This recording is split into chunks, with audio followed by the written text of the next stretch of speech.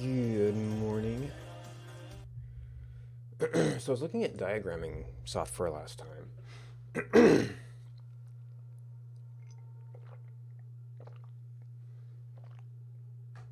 And I couldn't really find things that had the kind of alignment I wanted. So I got to wondering if CAD would do it. And in it, well, I thought a video for one thing that looked like it might be able to do that kind of alignment. And then the question of like export formats and how we can tag objects and things.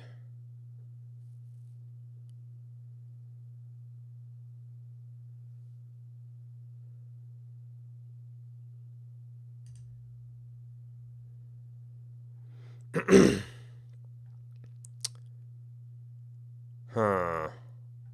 Well, it's been a release candidate for a while, not an actual release.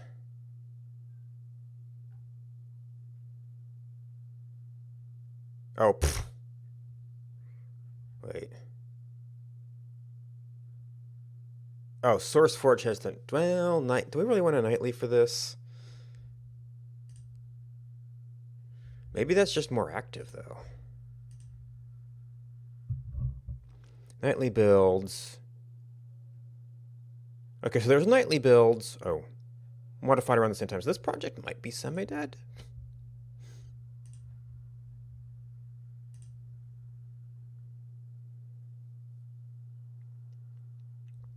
XP installer.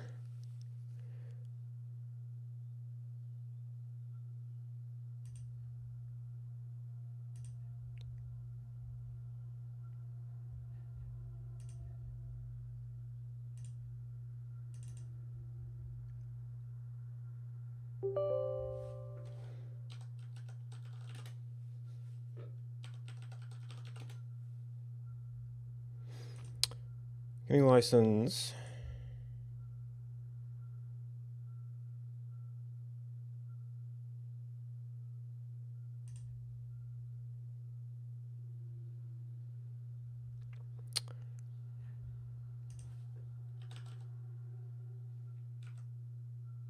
And that's the installer.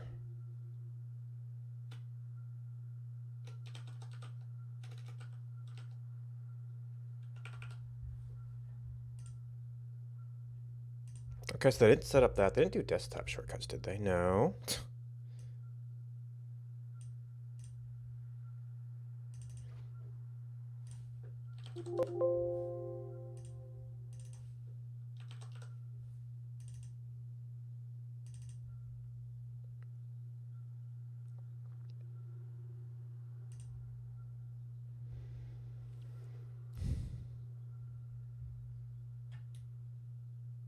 Great. I have to use the...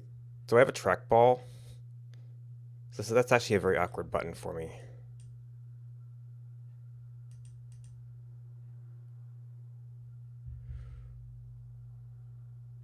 New from template.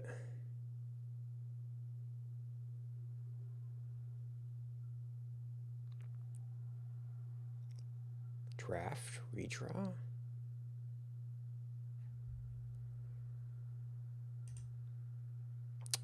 Two-point angle.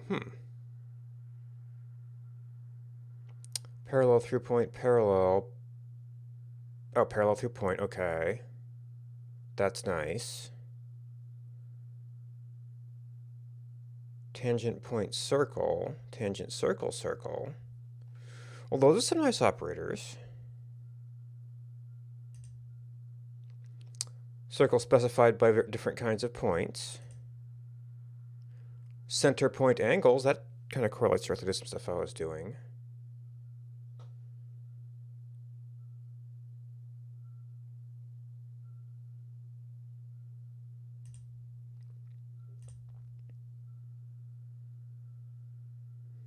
So that polyline.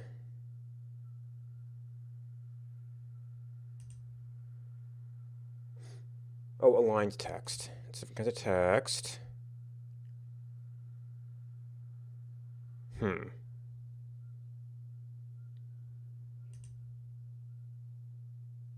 Measurement.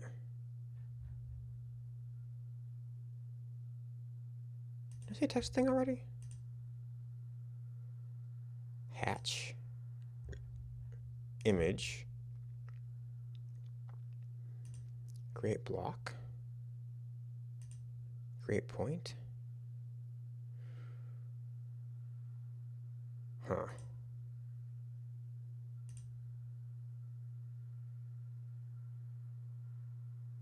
Well, we have blocks and we have images. Cam plane SVG. Ooh. What can you save as? Drawing exchange.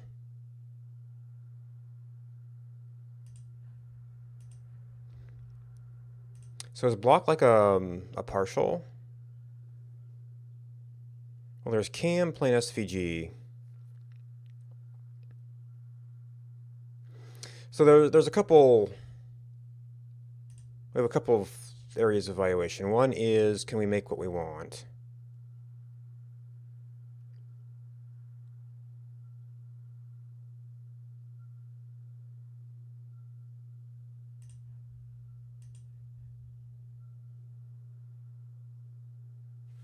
Let's see, is there...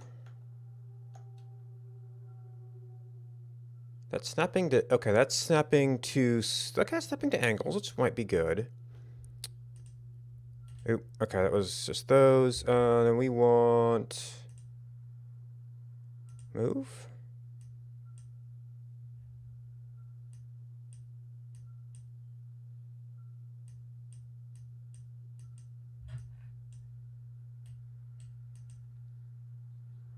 Okay, so I guess I had to select it, and then... There has to be some way to snap this.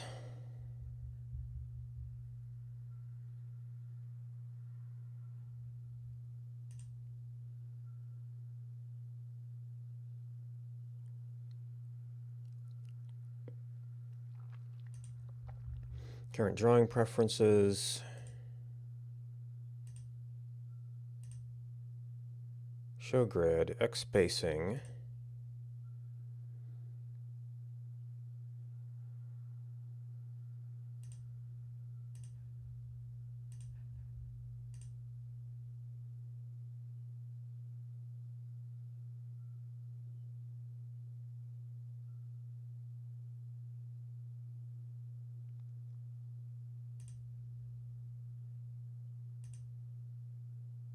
Read ASCII points.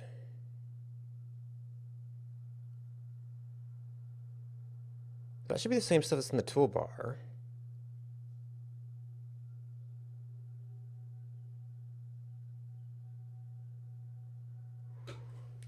Or...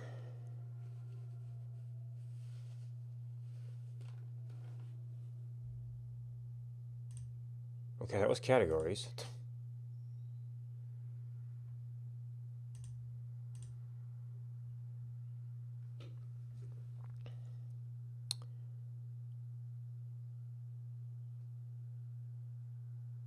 Block list.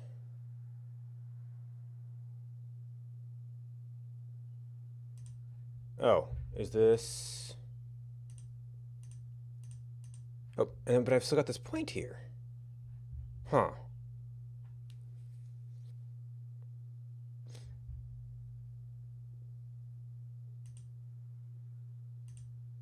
No.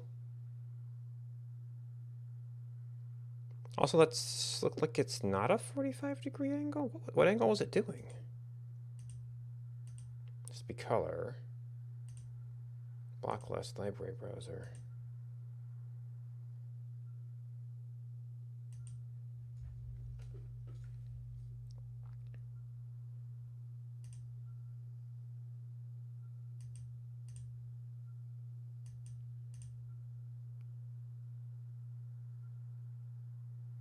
Hmm.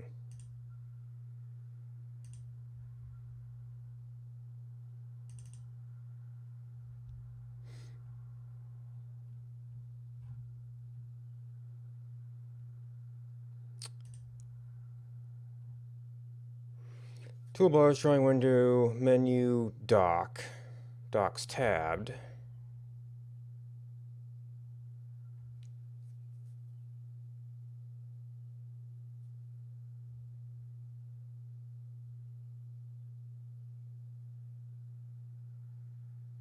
Oh, next action required after current command. Okay. Wait. Wait. You made this open the browser. Oh my. Nope, okay, it's the links. That it's behind the window.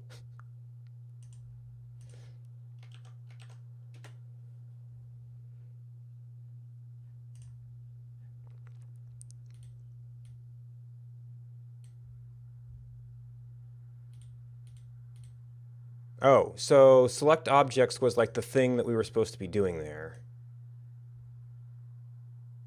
I feel like I have a different cursor sometimes. I mean, it's just the... Oh.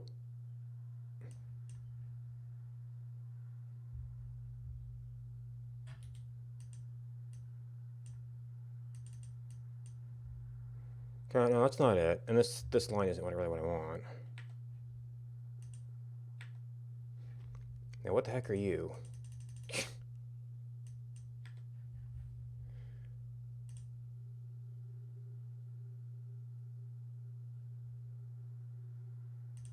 That's if you select it. Select to move.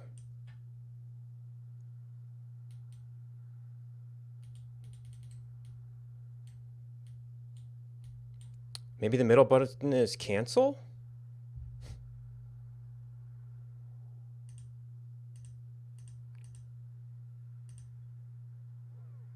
Oh. Okay. Nothing there, nothing there, nothing there. Menu creator, toolbar creator.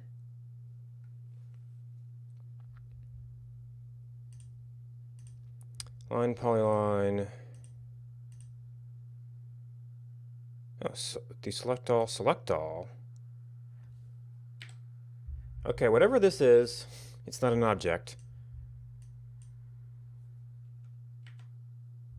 I don't know what that is.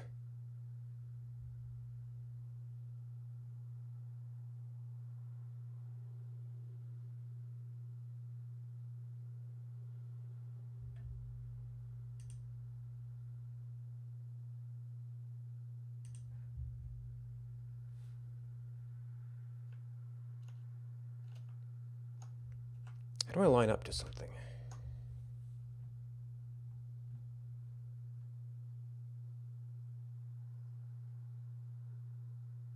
Left icon. Oh, the right person's right. Okay, so this is zoom pan. Specify next point. Cancel.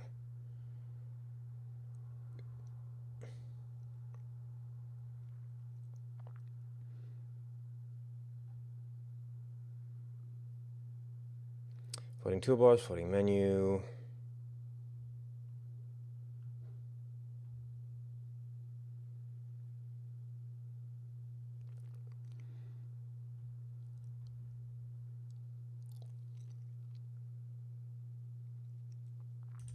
Wait, this is the stuff we were just looking at? Yeah.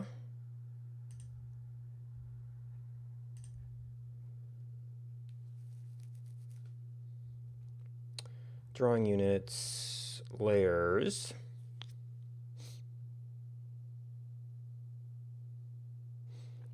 Assign pen attributes to the entities on the layer. Okay. Layer 0, is that layer 0? Create at least an additional layer before the drawing.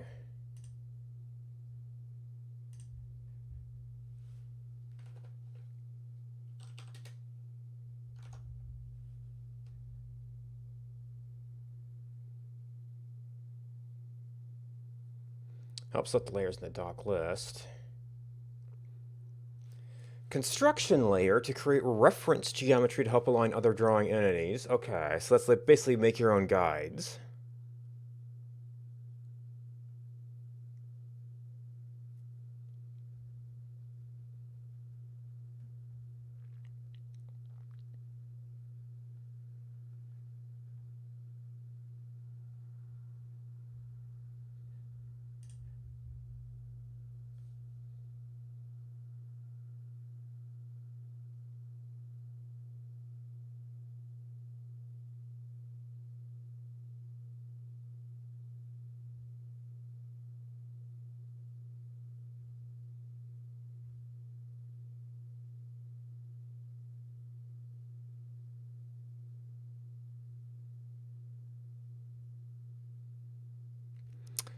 Okay, enable snap to grid as an icon somewhere. Aha. Exclusive snap mode, free snap, snap to grid, snap on endpoints, snap on entity, snap to center, snap to middle, snap to distance, snap to intersections, restrict horizontal. All right, so if we want to do a line on a nice basis,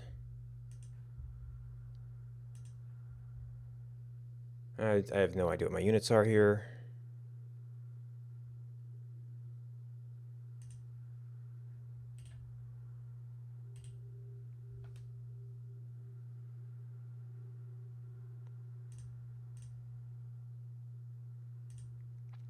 Oh,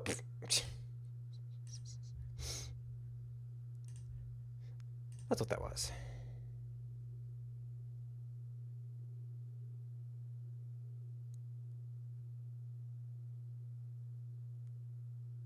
Vertical?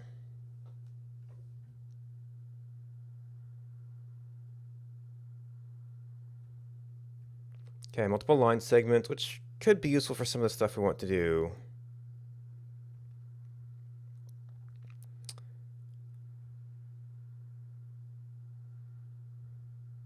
Okay, so we trim over long lines.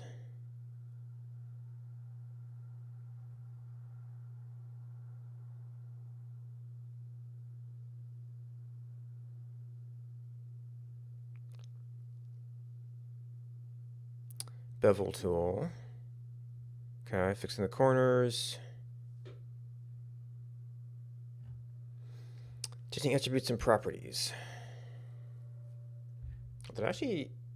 What's my active? I guess the bold one is the active layer. Now this might actually be... Should have been a construction layer thing.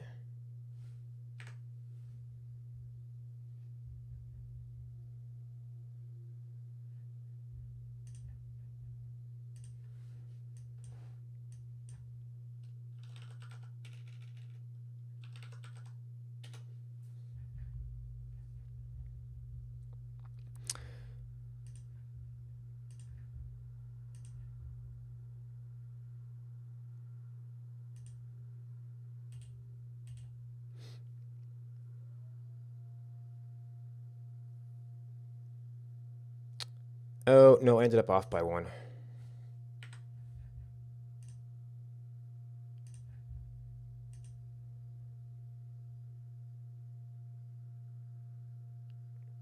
I'm not actually sure if I want 45, come to think of it. That might actually depend. Let's see, do I even have any of those available? Well, this is more of a... Partly a drawing test and partly an import-export test. So we would need some way to mark an object or a point of interest.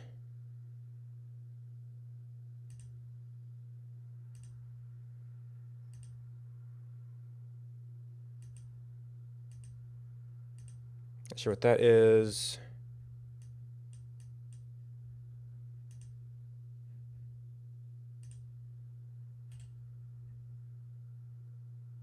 Would it just be a point? You don't really have objects in the same way.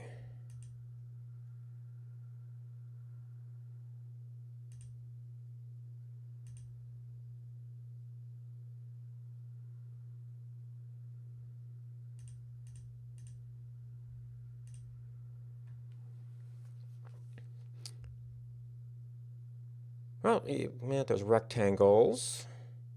This would be a rotated rectangle.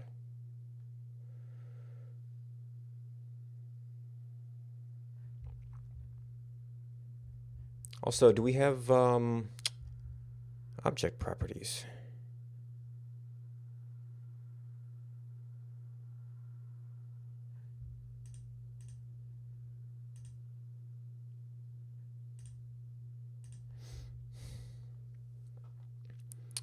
Pen or layers, one or more entities of a single entity modified.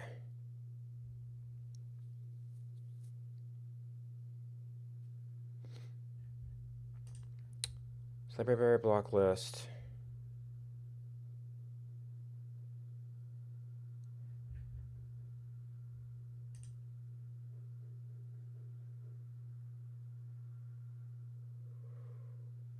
Full screen status bar grid. Whatever draft and redry is.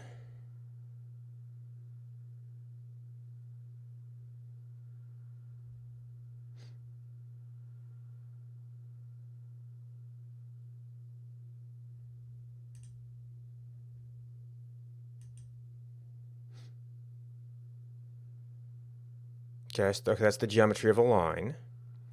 Color, width, line type. Okay, so this is not... You're going to attach an... So how would you identify a thing?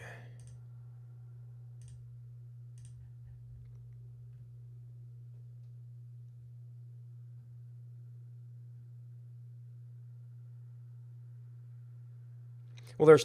we could just do a text object, have words in it. What's text and mtext? Text font, text area, spacing. Oh, wait. Text height, angle, width factor, height, angle, line spacing.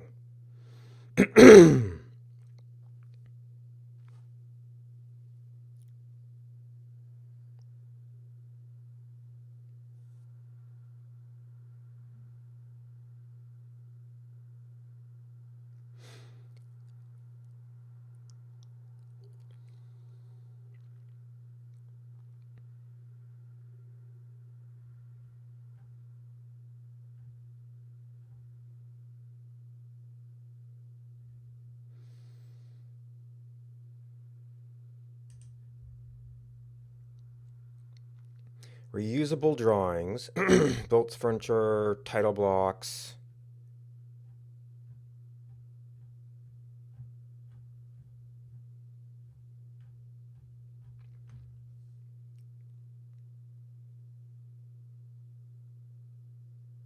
I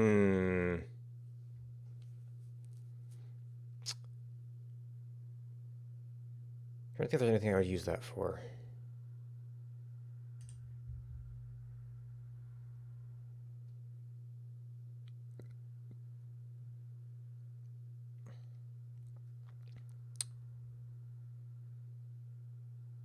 Okay, so these are annotations for drawings.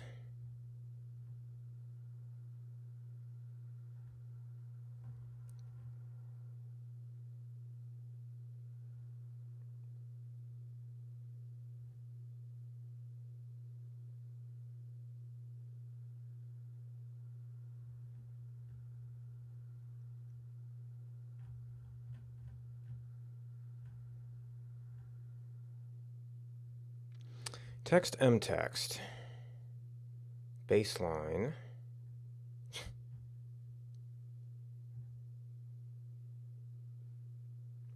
Oh, text, multi-line text. Okay.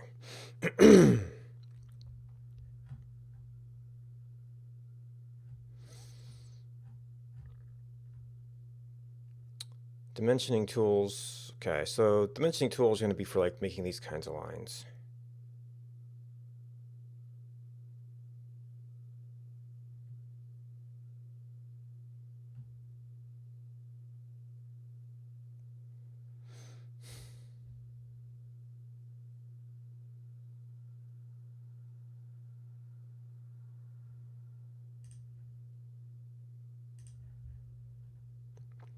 Coordinate system. Angles.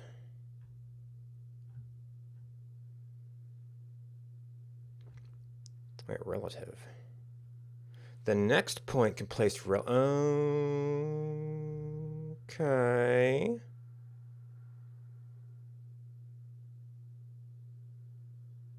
Maybe that's what that little circle is. Yep, relative 0. Okay.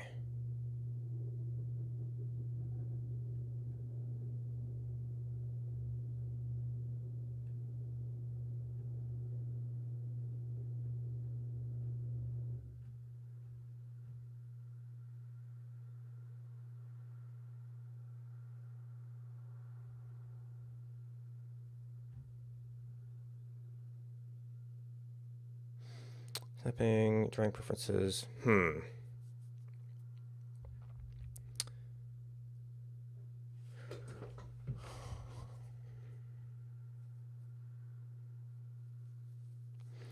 The questions we have are, how do we identify, that's an M text. Oh, maybe, no, these are dimensioning lines?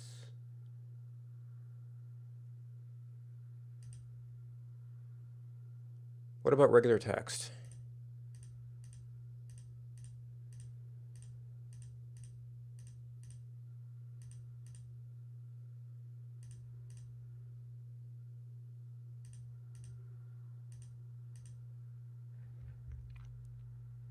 That's an M text.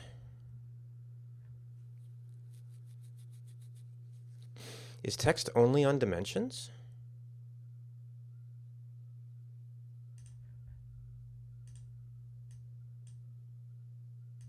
Okay, yes, that is definitely a dimension. Oop.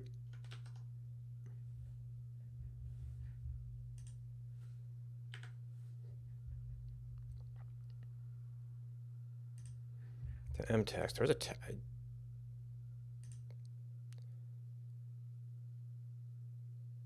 angle between two lines. Let's measure.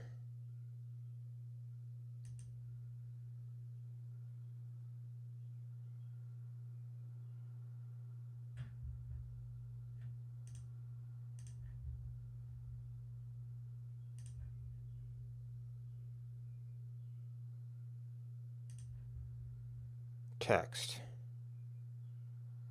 Same icon.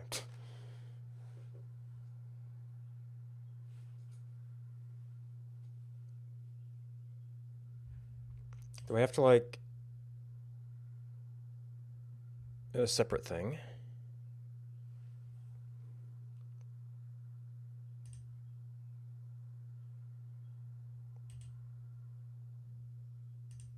Okay, that's adding stuff down here.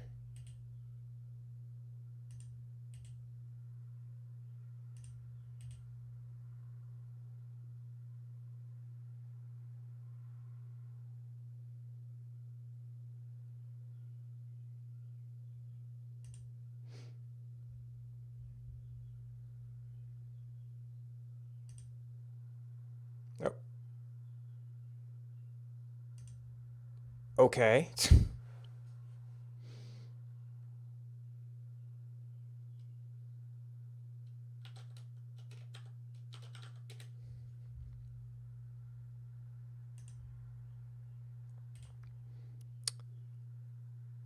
Okay, so that was its particular placement. So we get U, we get, so we just have lines, we don't really have connections. And this could be identified by its text. I don't know if there's any way to identify a line.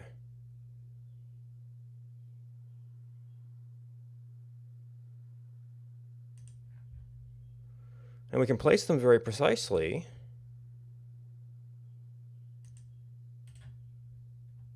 Oh, also, is this? Oh.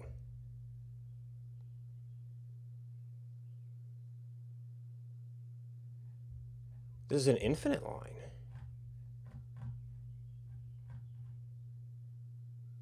Okay, I was operating in the guides layer.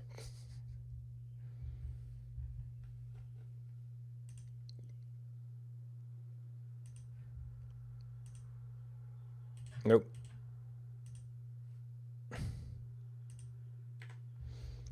So technically we should go back to there. Does that make it a non-infinite line? It does.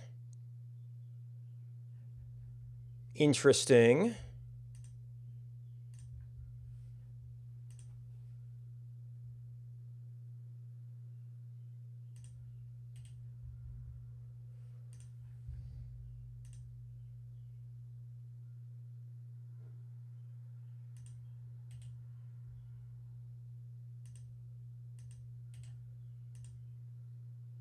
So I guess it, I think about that, didn't I? These are like all completely independent segments.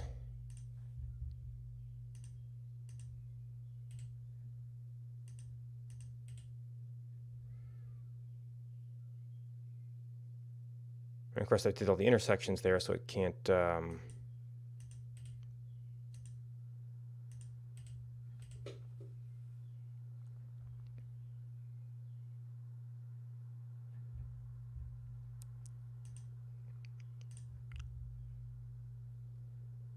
All right, so what do you save as?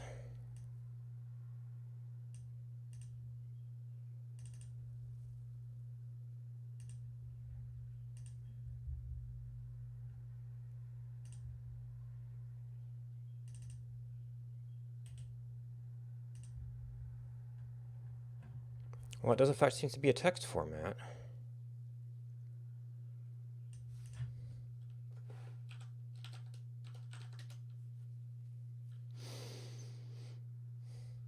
A CDB text. Or they're probably like number codes for attributes. So to a certain extent, you'd have to interpret these, but I don't think we're going to get connections between lines.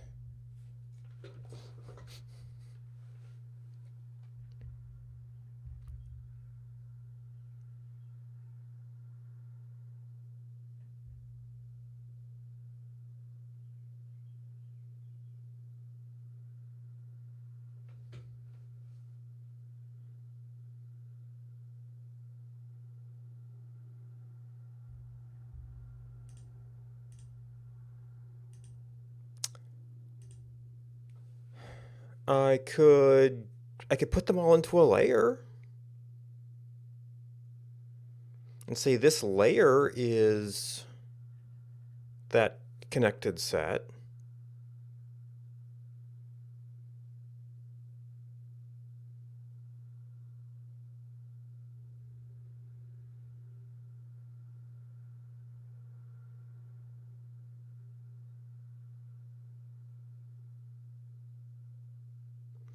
And then how would I identify that on the other end?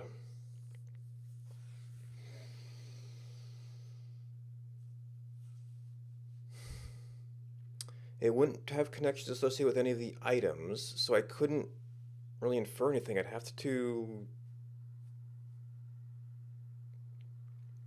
And I guess if I drew something into the constructed drawing, I could just assign it some value and then copy that over into the drawing.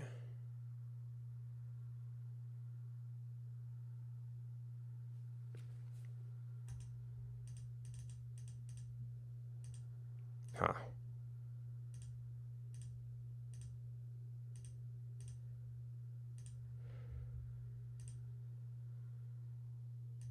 Okay, so that's the pen. Which maybe the pen could be another way to identify things, but it sounds like we should actually be. Okay, this is a general tools thing.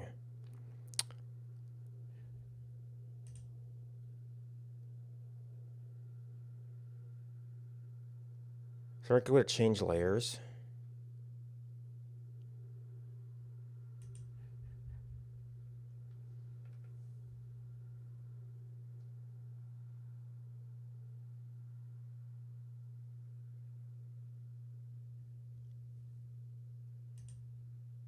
Oh, guides layer, okay. So that's the construction flag, I guess. Make lines infinite.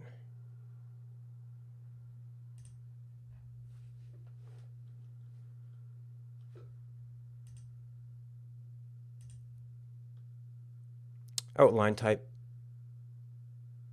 Okay, that's line type.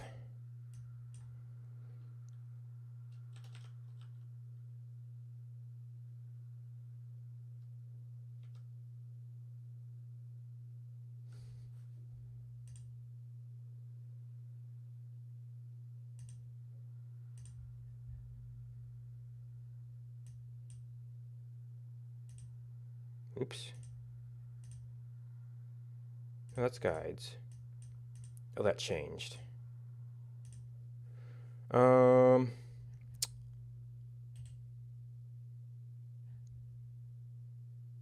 oh, is this recently used things?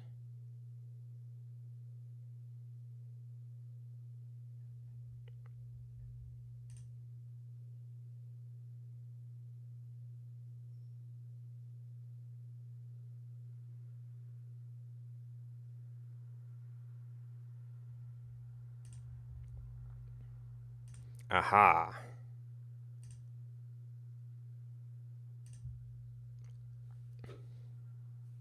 Okay, so we could identify connected series by putting them to a layer.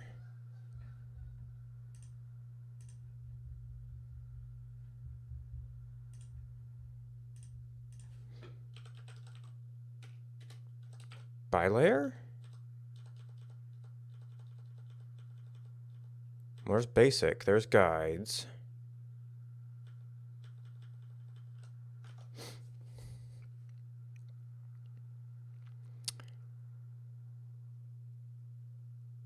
I could tell you it was part of a set. And as long as that thing was all on at once, that'd be fine.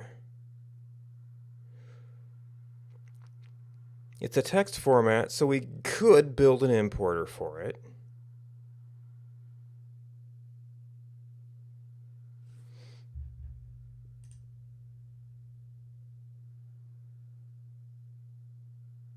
Is CAM the same as plain SVG?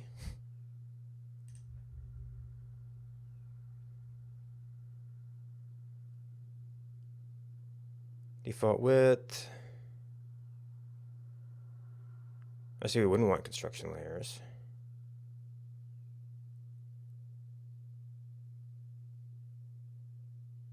That's blocks, okay.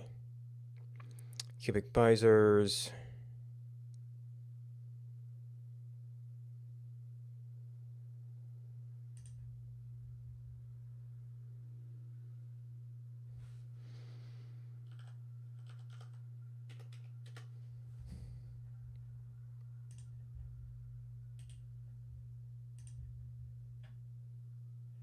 Okay, it's just a bunch of lines. It gets the layers, but that's not gonna have any connection information. If I wanted to do just this path out, like to say to separate that from this one is lighting up this thing that does those prerequisites rather than this thing is also being lit up, doesn't give me that. I don't know if any CAD's gonna give me that.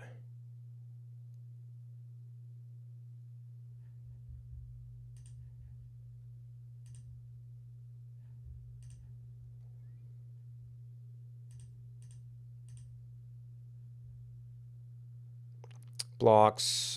Block is a group, I guess?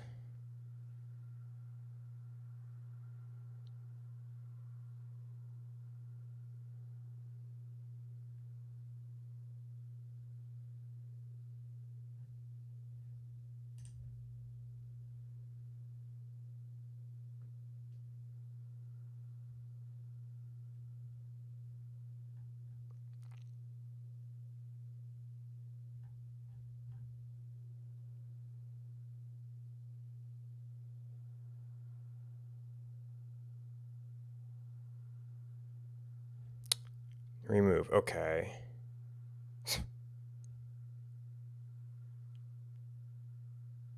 So open source, they're trying to sell something.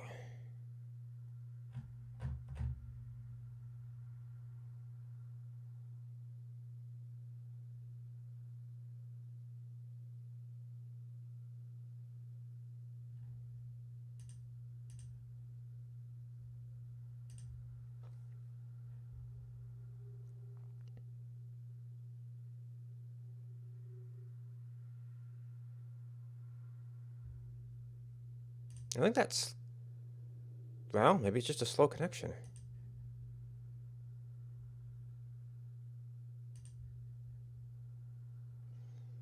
So that's full on. This is more 3D focused, though they say they've got some 2D too. I'm also interested about the parametric part of this.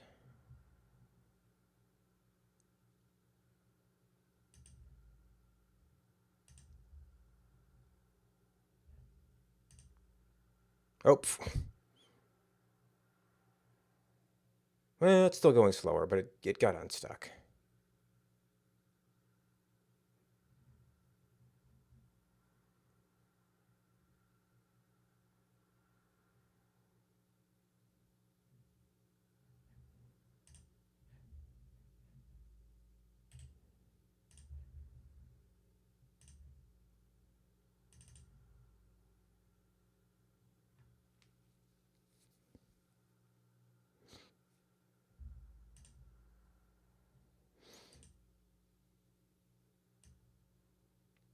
I wonder if the third party is, oh, and there's GNU.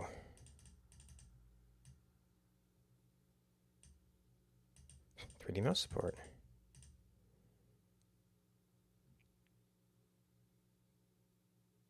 App data. Well, I mean, we're just trying these things, so sure. Definitely not. I'm going to be installing a bunch of things I don't know about file associations.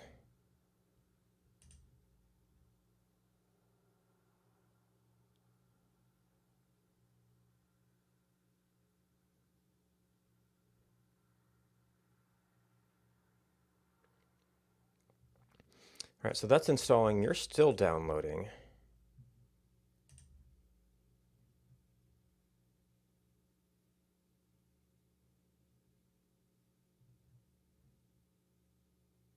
I'm assuming this will still run on 10.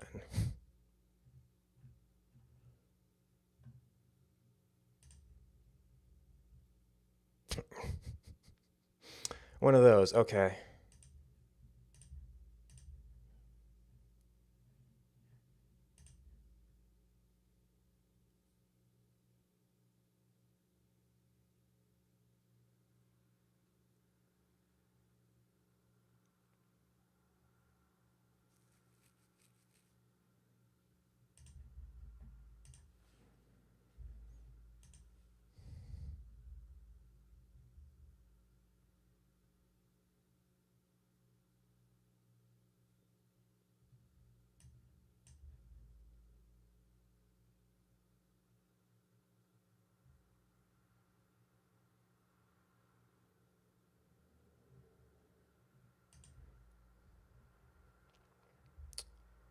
Oh, so we're already in 3D.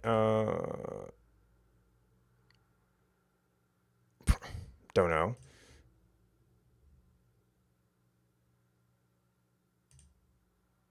Okay, isometric view. Okay, sure.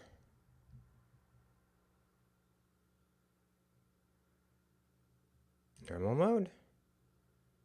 Ah.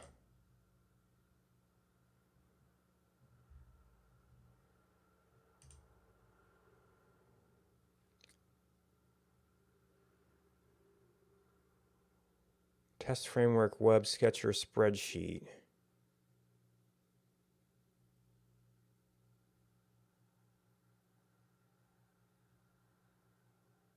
I mean, drawing might be the...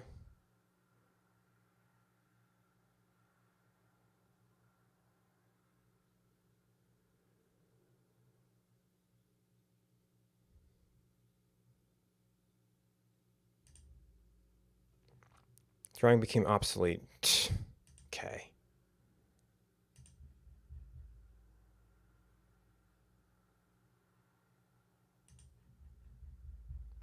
Oh? Is that an artifact? We get a line.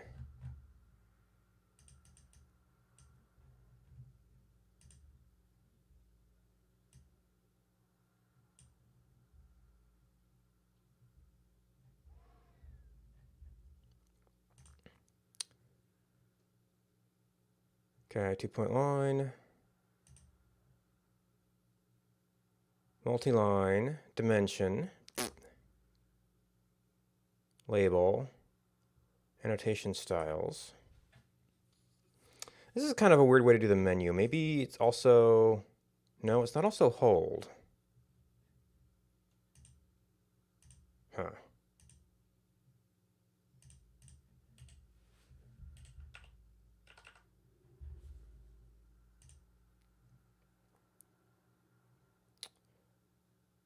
Rotate, scale, mirror, offset. trim, stretch, clone.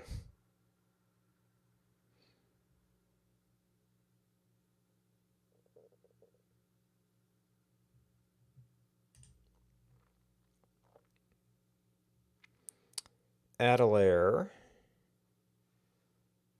Proxy object from current working plane.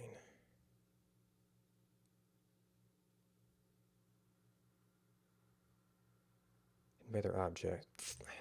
I don't like the menus.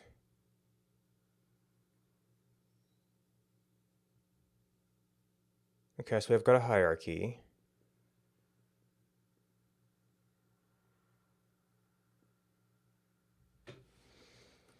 The construction group must be the same thing. You've got like one layer for guidelines.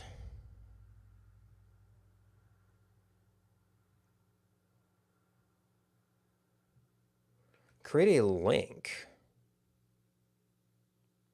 Sub-element.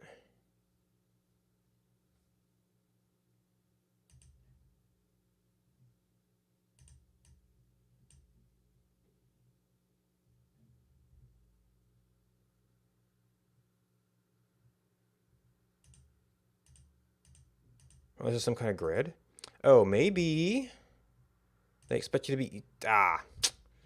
They built it for top-down. Okay.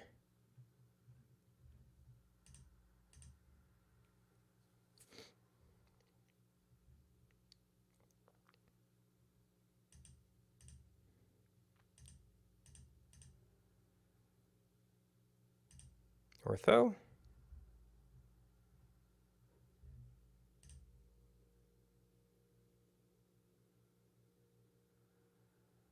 Constrained to working plane.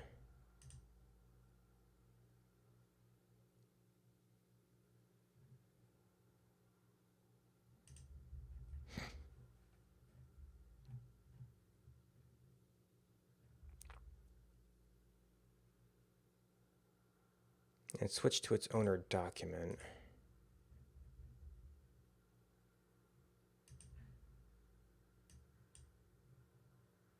Okay, we've got dimension lines.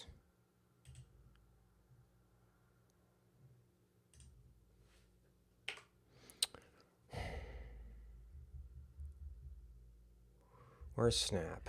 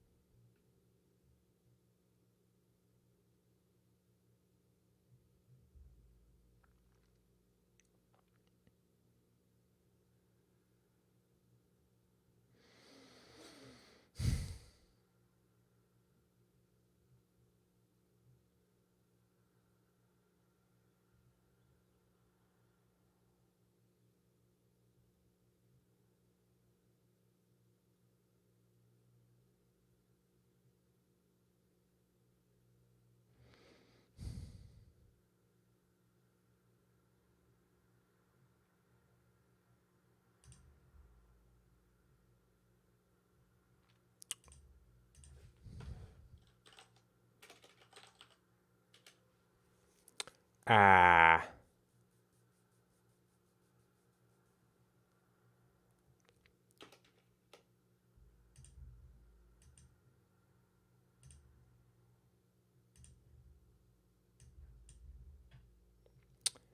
Okay, so maybe just something else with parametric modeling.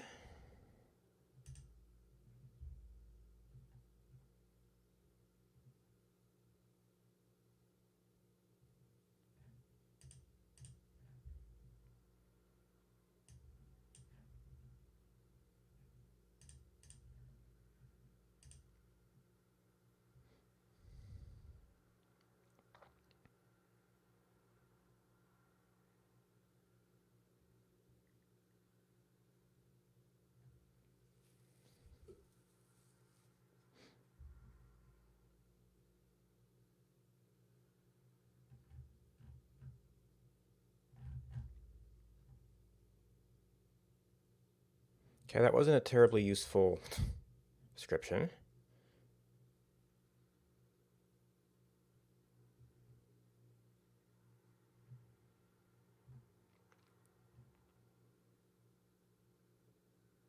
3D view, tree view, property editor, Python console.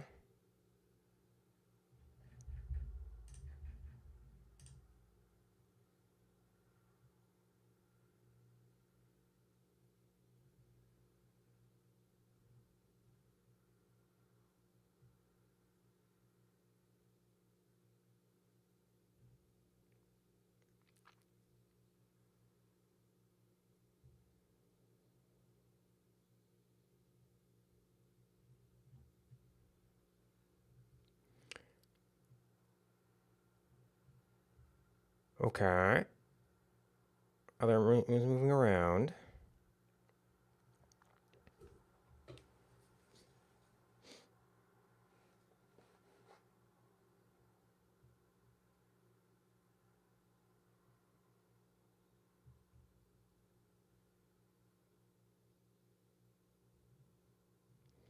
Oh, so maybe Sketcher's better?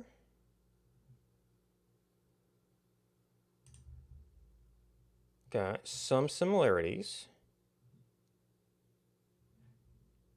Oh, we got some. Okay, we got some different tools. Interesting.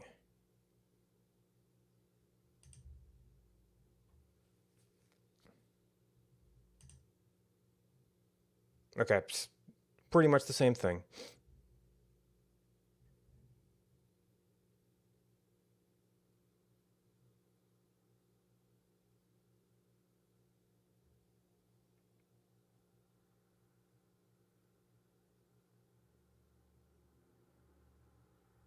Coordinate planes, missing coincidences.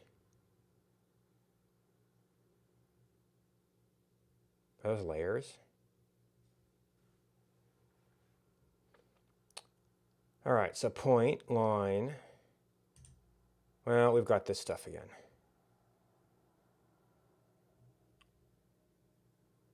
Conic. Okay, different kind of centers. Coincident constraint.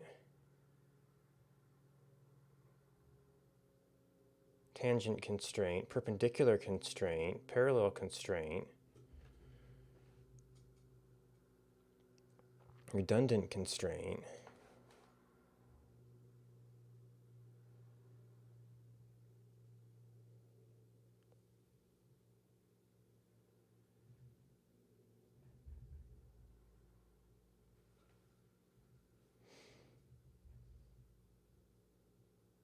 Geometrical elements.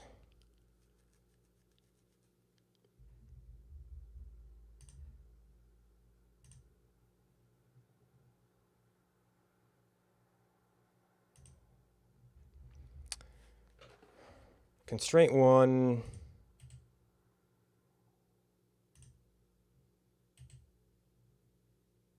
Can't really say what kind of constraint it is.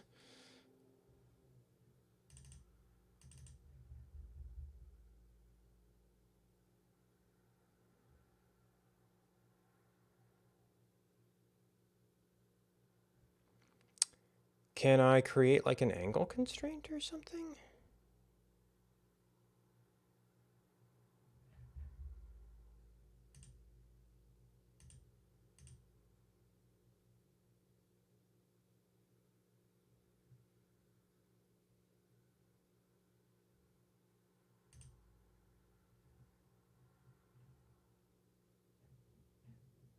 I did that.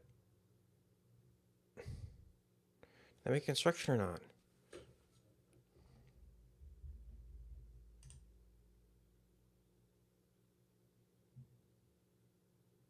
Okay, geometries. Okay, so we have very similar things for constraint parallel, constraint tangent.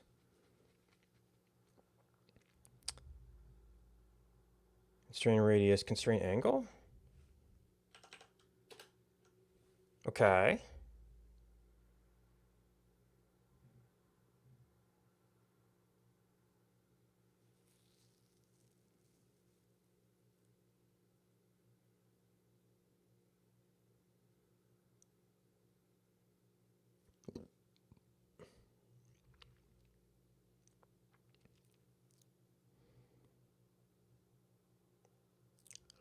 So what would we do as a marker? That'd be like a text?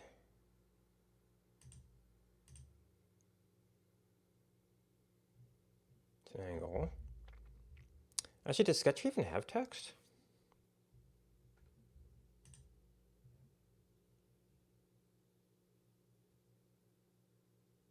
Create slot.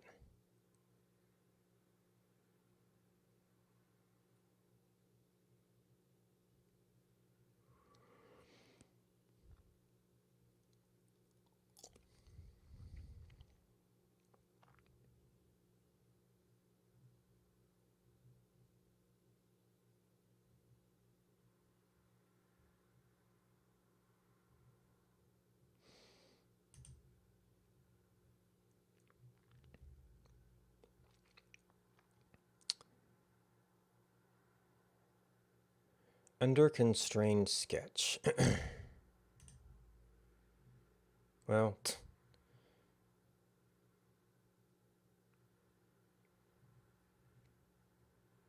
I guess it doesn't tell us anything about like where this line is, just what angle it is.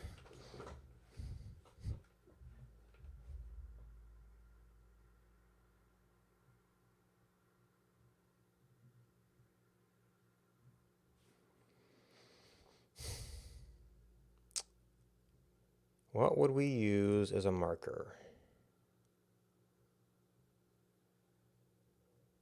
A rectangle?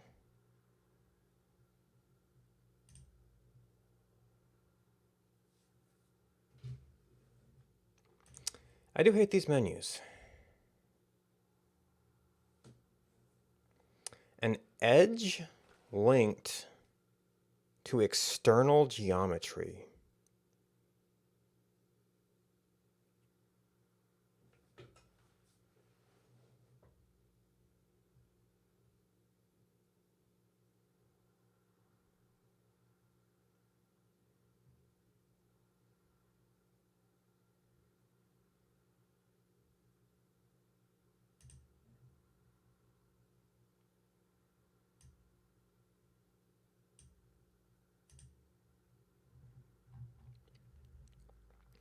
Oh, we've got lots of,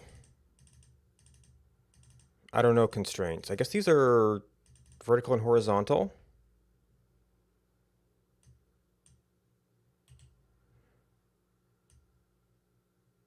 Okay, how can I create a...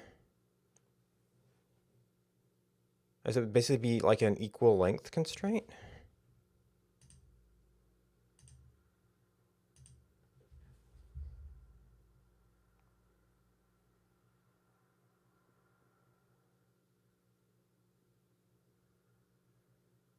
Oh, select elements where it does.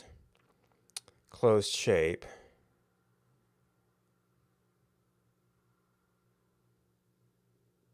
Select the constraints.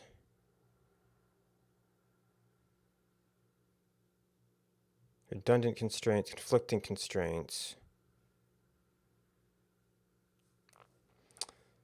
Symmetric.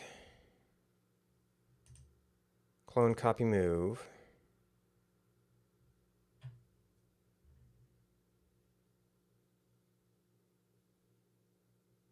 Their virtual space.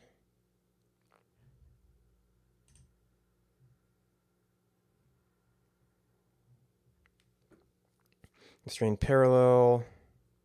Constraint equal.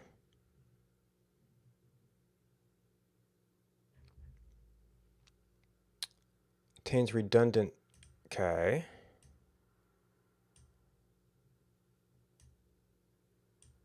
Oh, okay.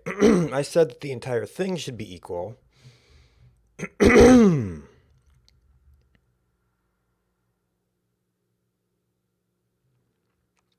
said that the... So I think I actually want to remove these. It just says each side should be... I guess I could have done a constraint just between any two of these, and then it would have paralleled over to there.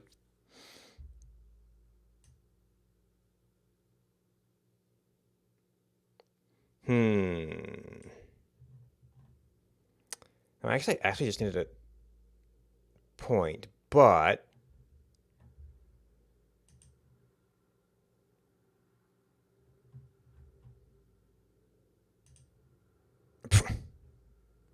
not what I thought. Okay.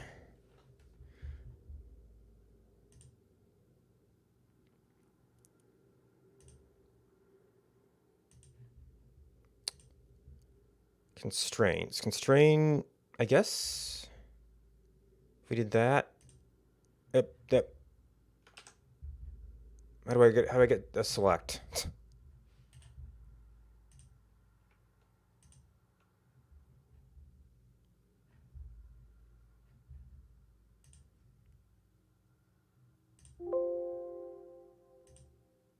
Oh, that has to be vertexes. Okay.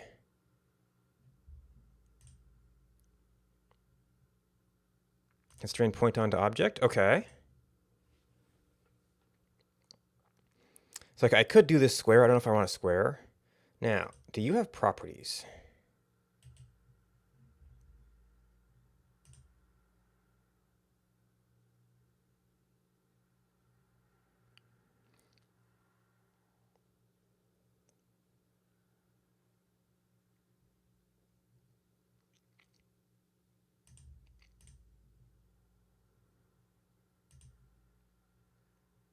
Okay, so we just have this is the entire sketch is part of our tree view.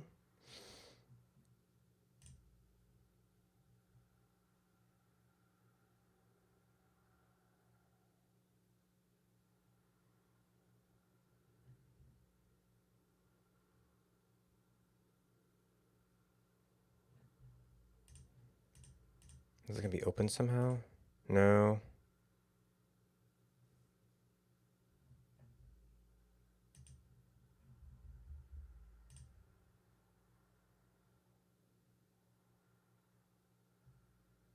Scene inspector.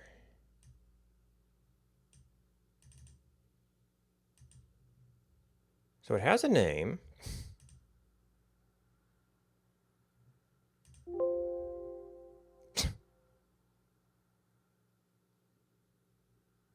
Oh, graph is.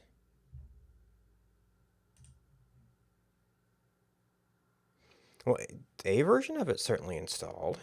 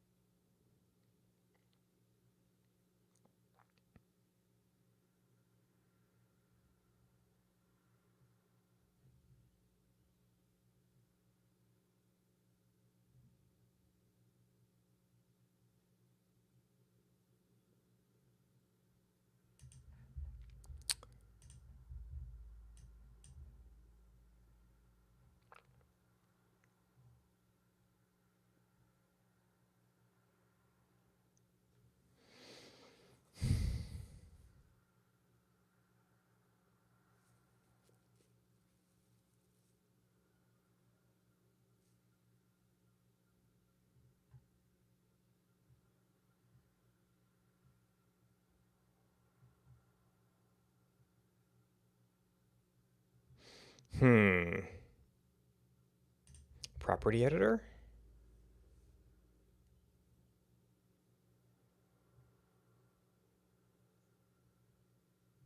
Oh, this stuff.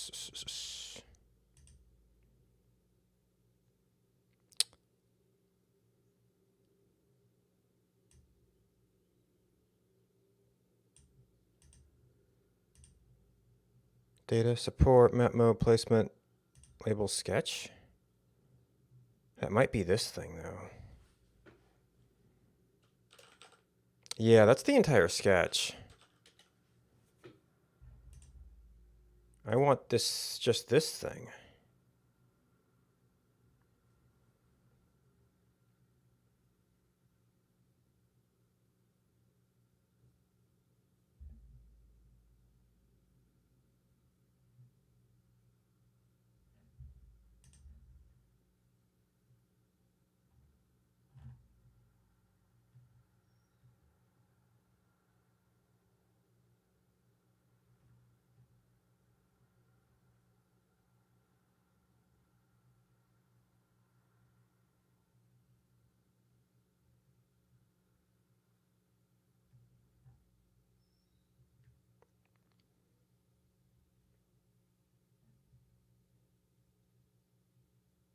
Hmm. So sketch is not a element of the, well, a sketch is not a mode. It is a editor of particular types of objects in the drawing.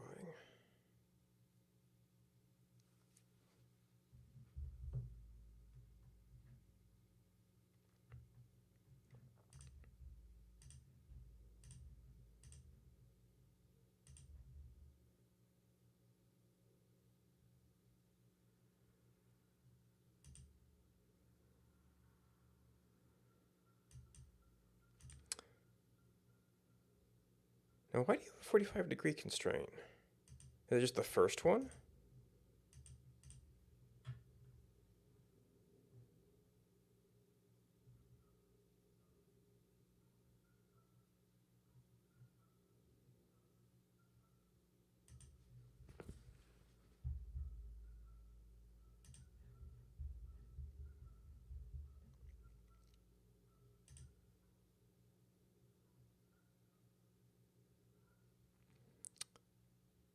Well, so what do you save as? Free CAD document.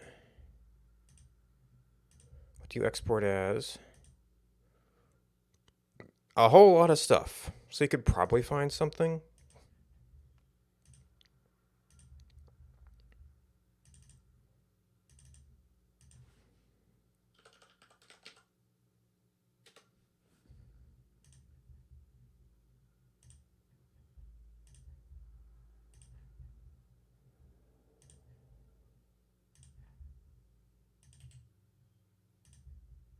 Okay, and free CAD is a binary format.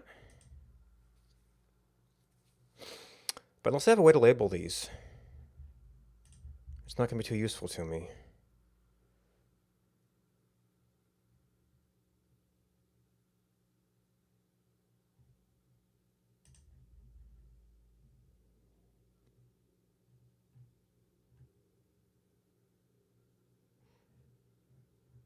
Blueprint. Modeling parts. Drafting and sketching.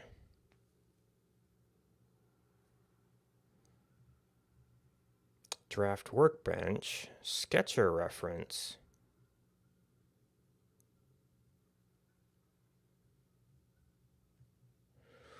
Technical drawings. Find an event model? Something?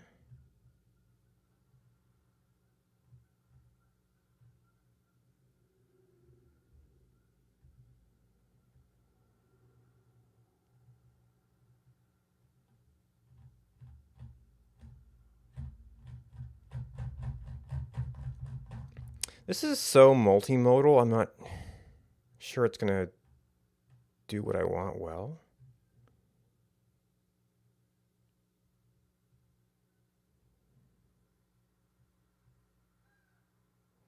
I think the other programs we were looking at were kind of drafting.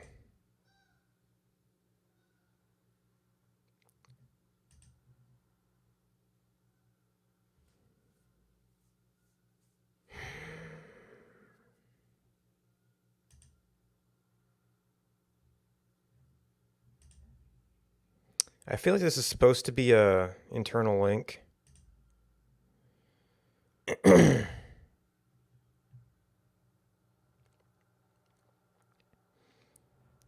Wasn't this the one they said that? Yeah, this is the one they said Tech Draw is better, but the tutorial is not written for that.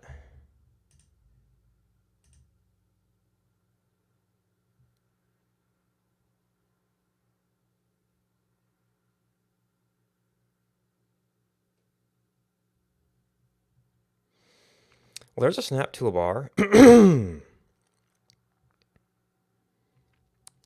Despite the fact that snap was not in the index.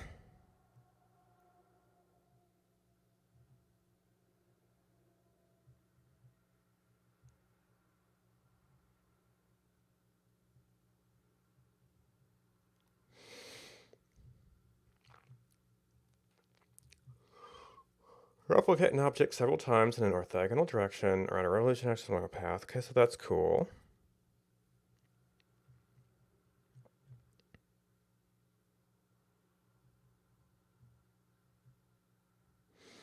We could use text to annotate things.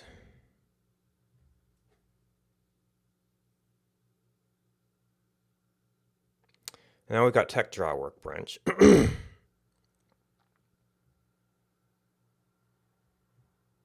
Oh, so then this is like all the framing stuff? Okay. But maybe they said they'd kind of taken over.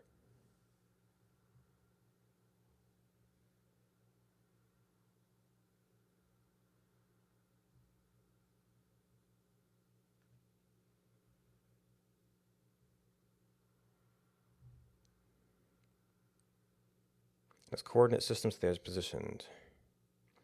For the position in the global coordinate system, using snapping. Sketch object defines a local coordinate system which serves the reference point algebra grid. Constraints, yeah, but I can't like do text and things. Or edit properties. So they have to be like in here?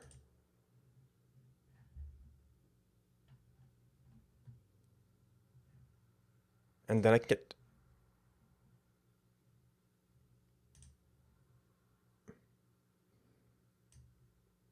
Or is that the entire sketch again? No, that's the entire sketch again.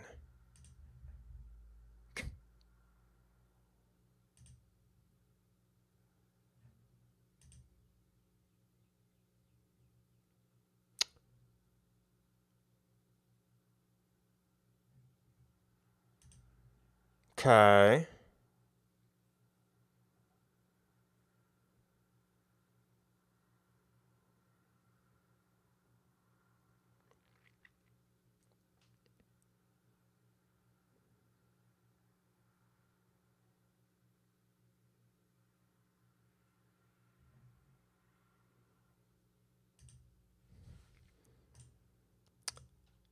Okay, so like all of this stuff, I don't think we need.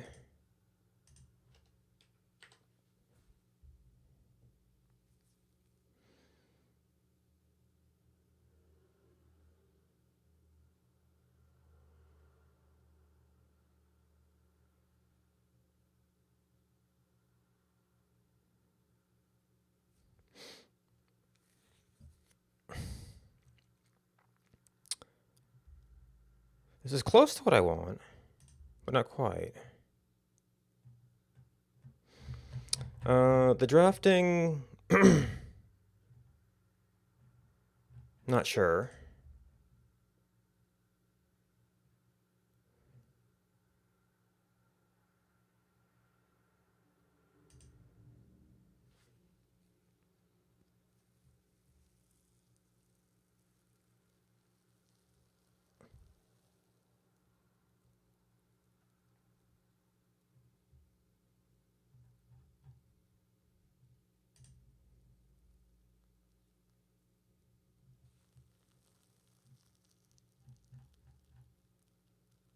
So they say,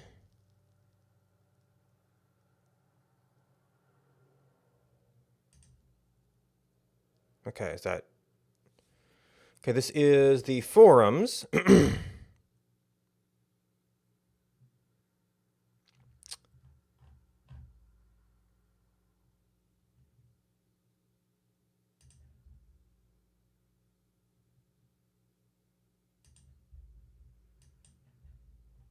A sketch your lecture indeed.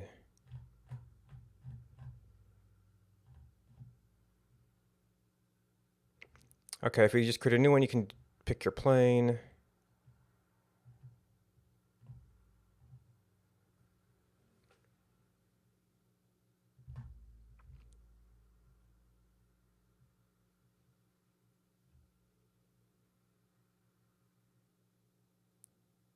Now, I wonder if I got off on a weird thing, so I was like in another document.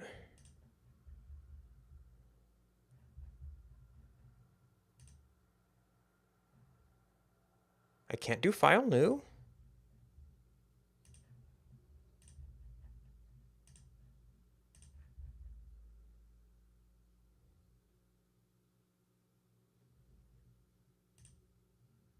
Okay, that was the context for this.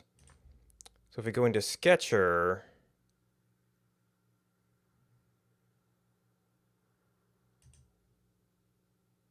we're in Sketcher Workbench. I guess the grid came from the other mode I was playing with. And new empty document. Okay, so we can have multiple documents. Fabulous.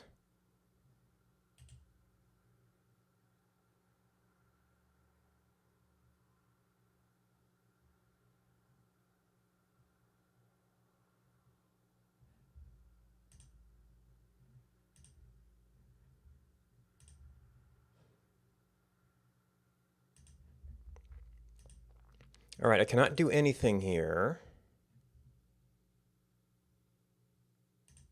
We have to create a new sketch.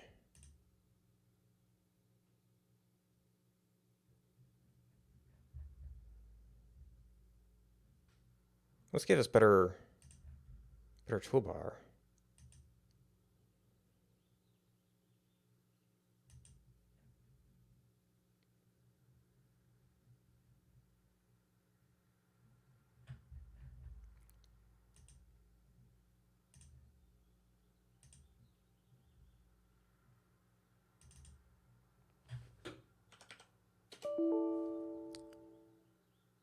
Inflicting constraints. We didn't have this before.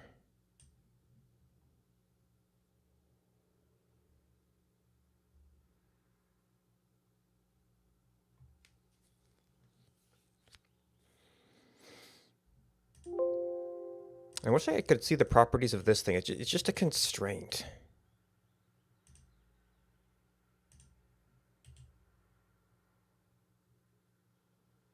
Doesn't say, okay, so what does that mean? That is coincident. So this is the points coincident on the line. Is that what that is?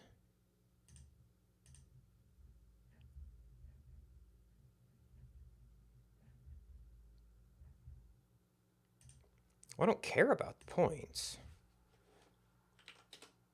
Oh, okay. I selected something else with there. Okay.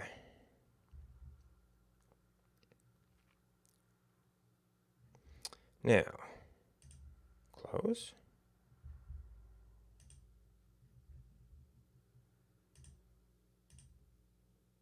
Label sketch.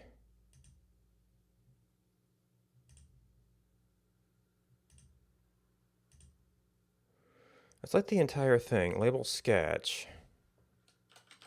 Yeah, that's still the entire thing. Get the lines separately. Oops. No.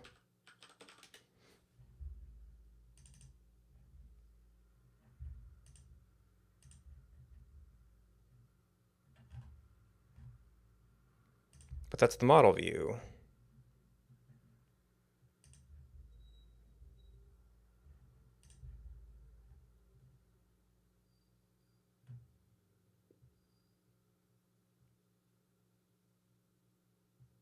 Okay, so we don't have the like inside body thing. Or it might be the same thing. Geometric elements, constraints, solver messages, edit controls. Whatever that means. List of constraints, list of elements. That just got scrolled off the bottom. Okay, so a one-dimensional line. Extended naming.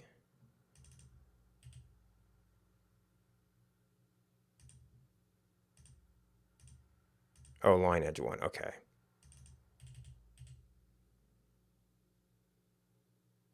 How can is this like add constraints to it?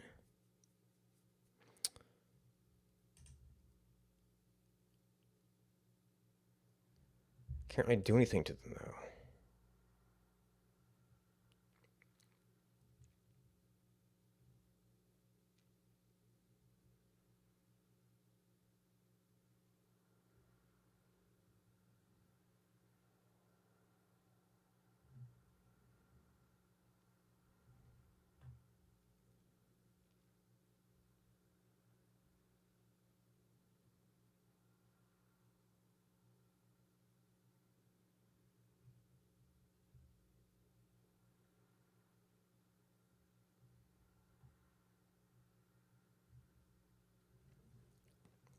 4 degrees of freedom.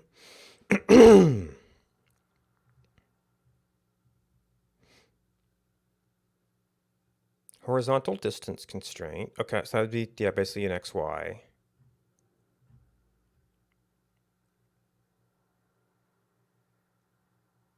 Oh, coincidence between the right and the origin. And I presume we added that, yeah, that constraint somewhere.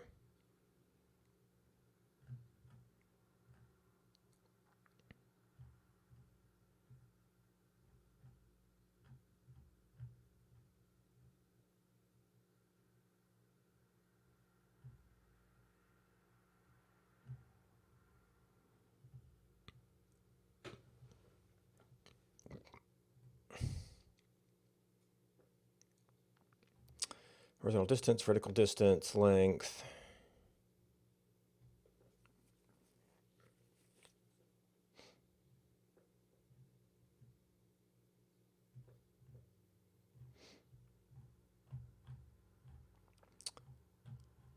Point on object. Create holes.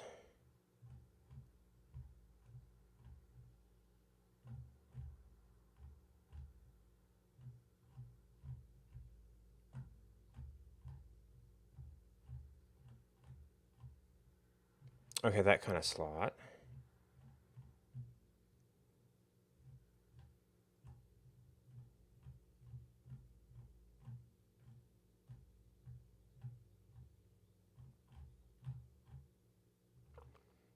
Construction geometry. Only to construct the sketch itself. Blue color. Toggle construction mode. Okay, so that's used to create the gaps.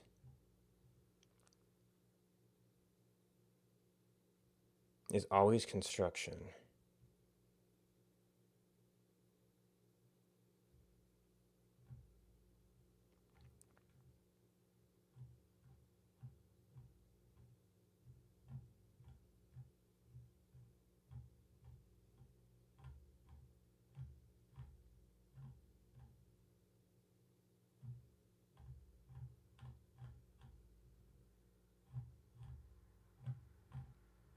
Yeah, so if I was able to work with this, it'd be great. Or this would be a good reference. I mean, just some of the kinds of things I want, but I can't use this right now. I have no way to like take this data and apply it to other things I have.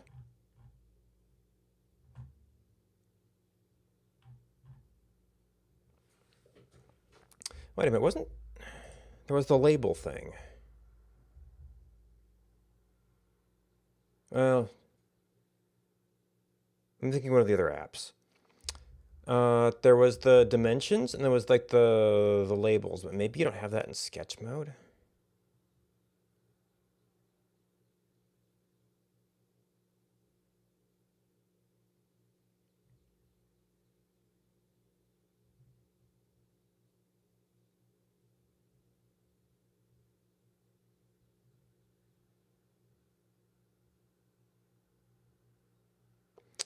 And it says all the toolbars are on. Wait, selection view.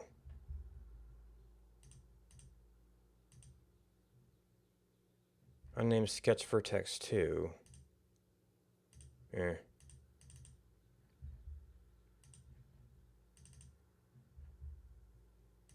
Well, that's not terribly useful.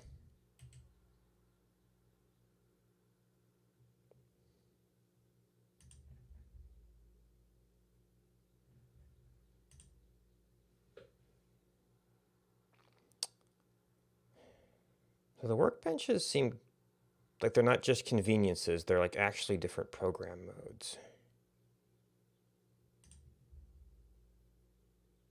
Okay, so this is application preferences.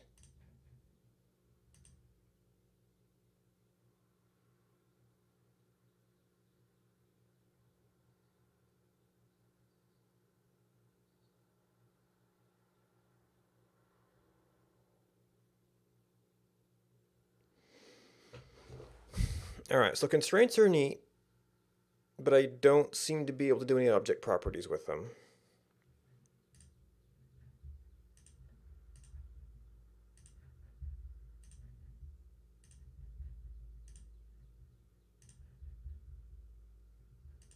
Unless there's something else in here.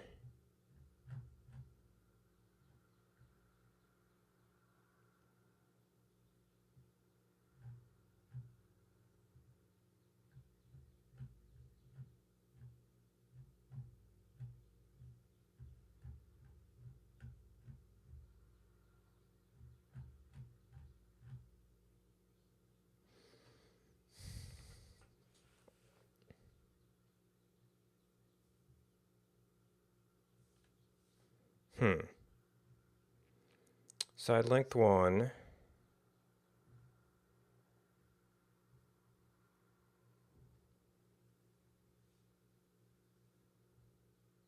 We're going to create a length dimension. Now you see, lengths can have names.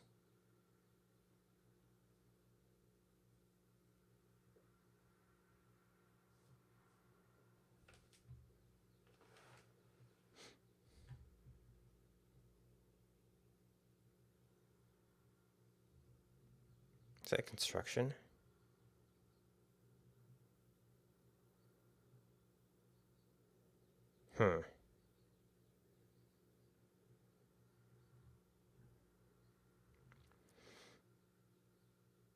Elsewhere, adding no degree of freedom to a sketch.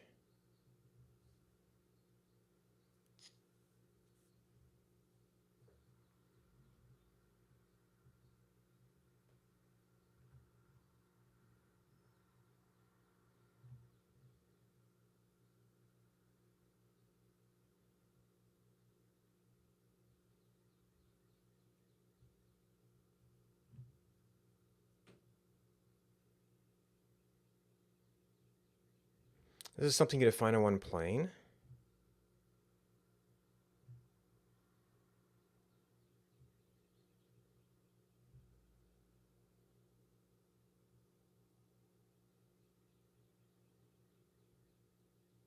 For more than I have to remove.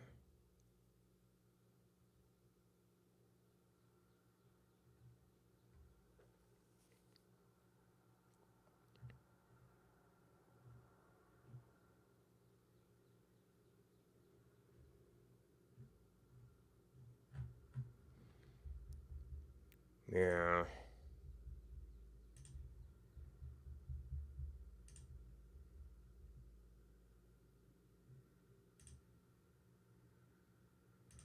I talked about draft, but something said, don't use this.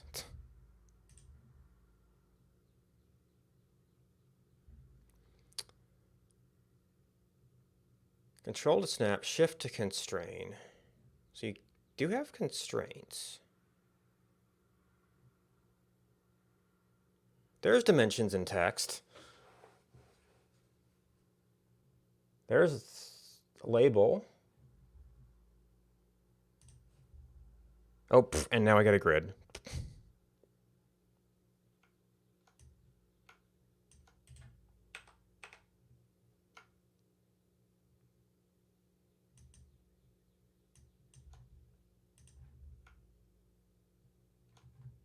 And I can't see what I'm snapping to. That didn't snap to anything.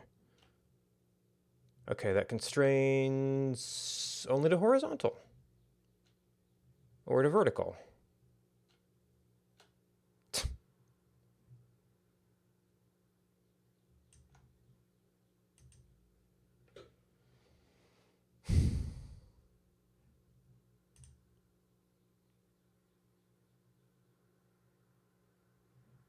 Set slope, so we can do that. Okay, we have to... Where was that?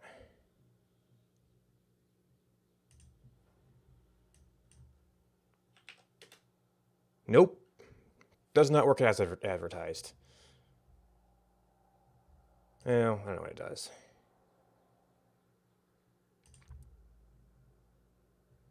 Do we already have this open? I guess not.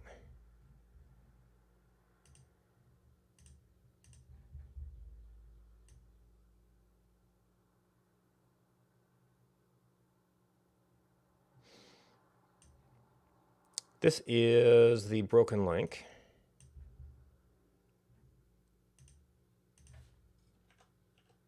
Yep, that's not in there either.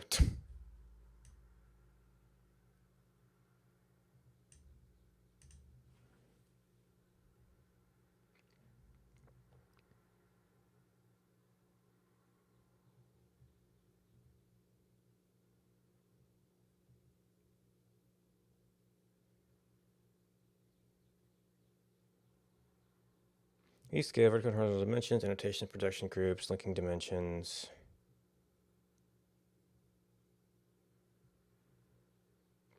Background templates might be useful.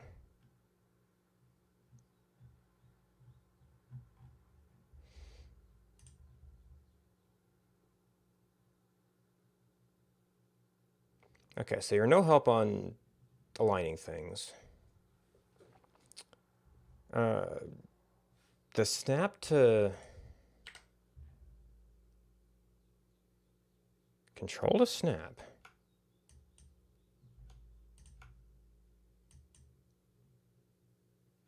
I get it snapped to other elements.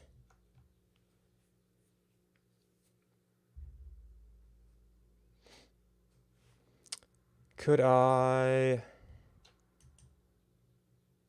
do a constrained line and a constrained line?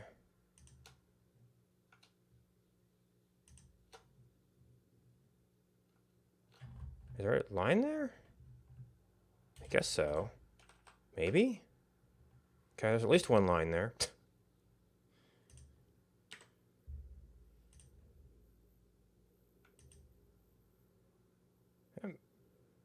But I need to do another set of horizontal and vertical lines to get that lined up. No, okay, so these aren't actually constrained to that. They're just close to it. Horizontal and vertical are not on the origin.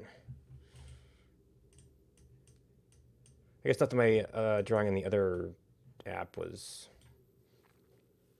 Yeah, no, that's sort of a... That had some angle snapping.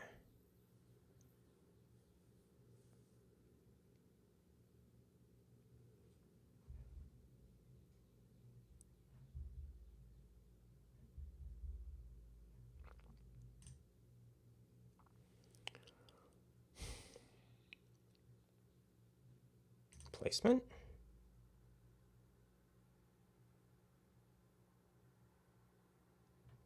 Okay, so we could exactly place certain things.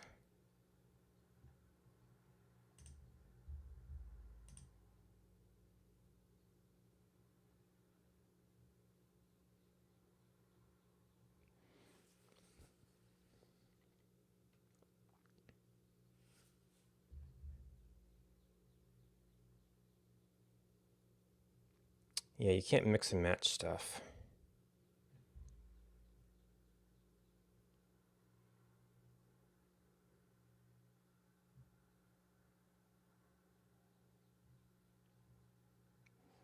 We might be able to use labels to mark out points.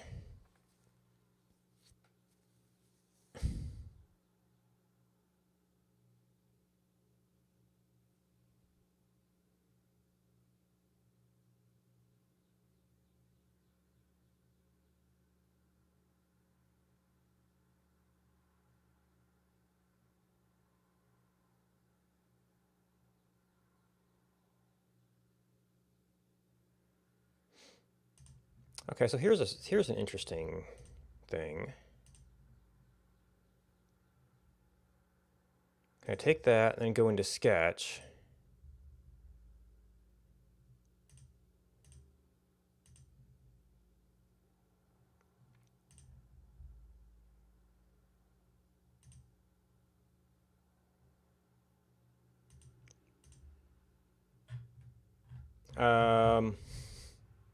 Did I select a point?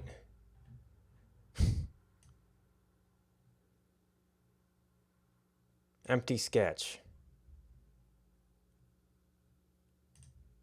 Oh, okay, we just got a weird angle. And what the heck are you?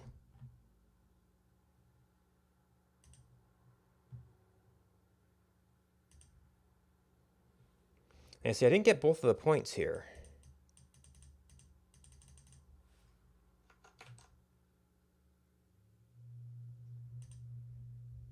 I wanted the line. Normal to edge. Deactivated.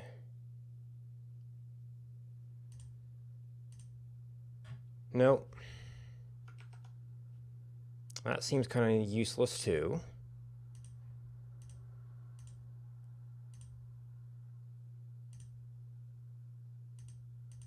Okay, nope.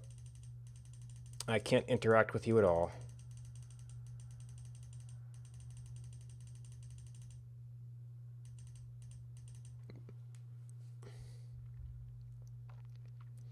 I mean, unless tools can interact with it.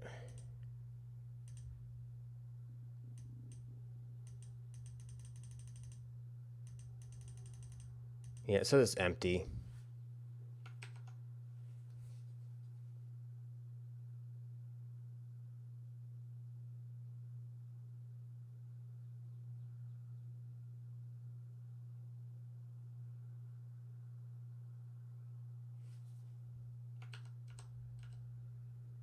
Huh, we're still in sketch mode, we can still step through stuff.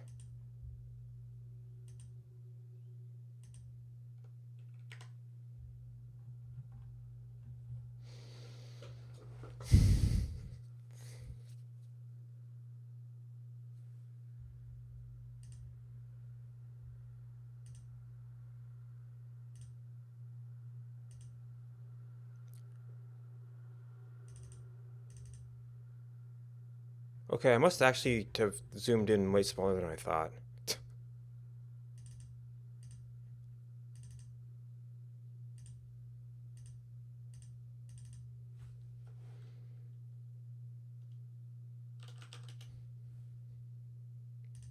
Uh, oh, you're actually a sphere?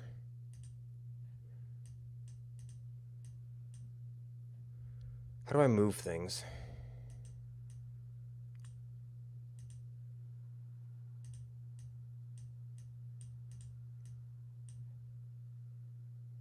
Okay, that... We have to reselect you?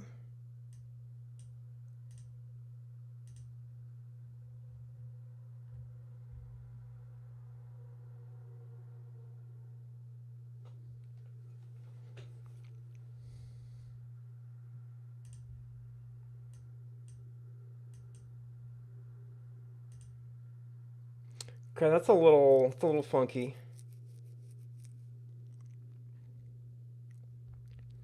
How do I set the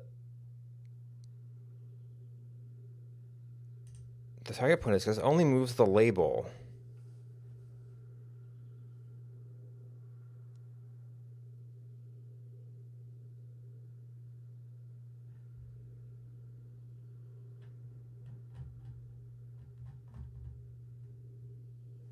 And I've got this giant circle here.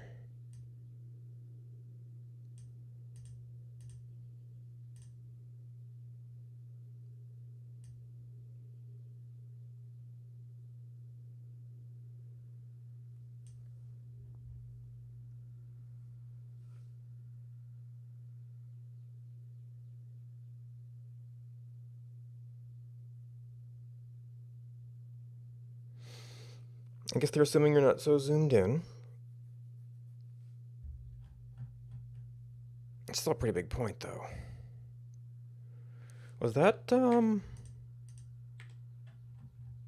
something I was able to control?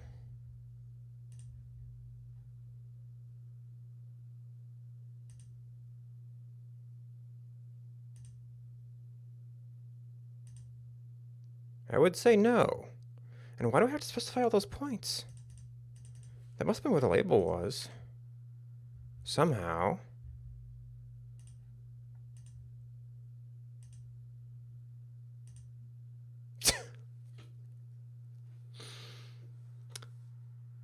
Okay. I see how that works.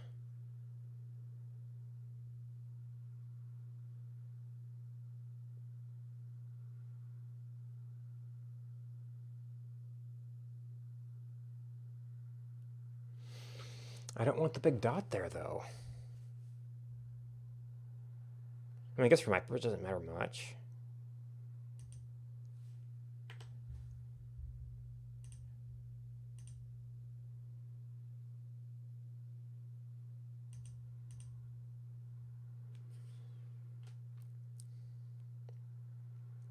So I make it bigger. I could put the point stone.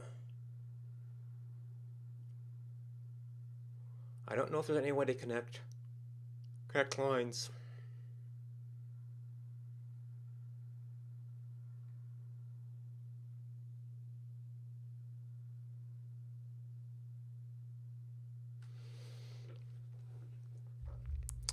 Unless it's to... Ooh. Okay, we don't just move things.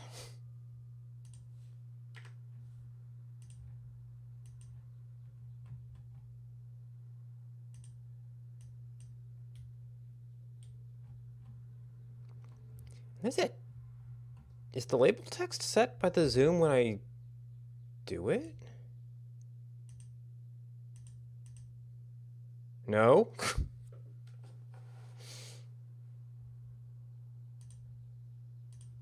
What if I just do text? Am I in like edit mode now? Oh, text.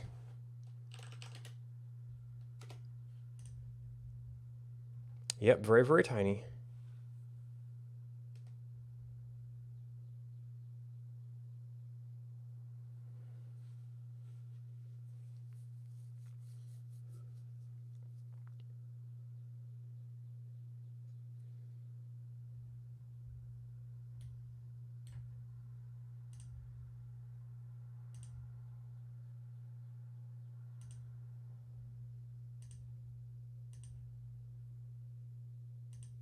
Not really lining things up right now. Just, oh, right, actually I wanted to... So we've got move, rotate.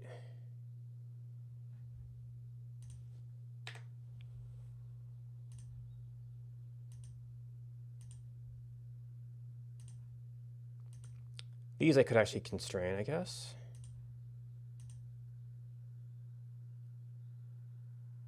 Huh. Does that just get too crowded, or?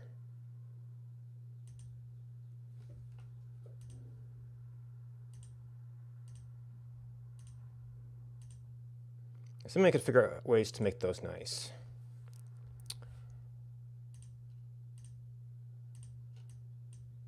Okay, how do we select multiples?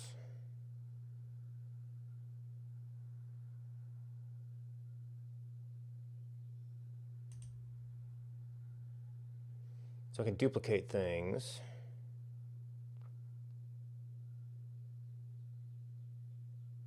Oh, draft objects and sketches.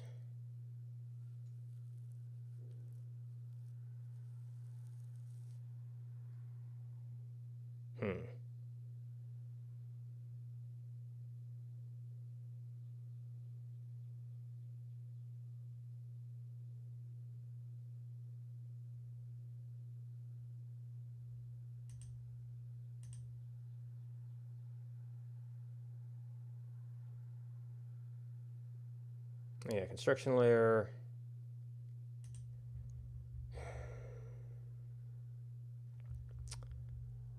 How do we select things? Can I select in here? Okay, I can select in here, which is an awkward way to do it. Because good luck finding the right lines.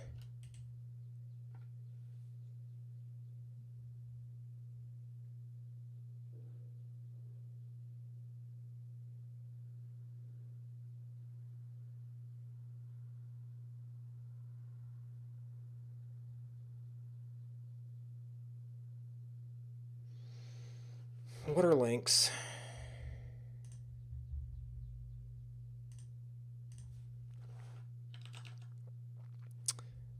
Well, index is trash. Has not found a single thing yet.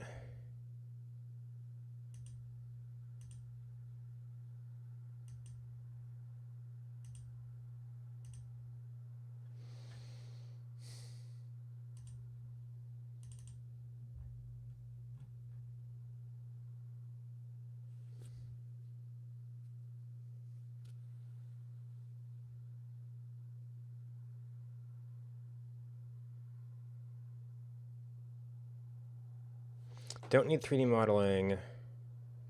Okay, well, yeah, it might just be the wrong tool.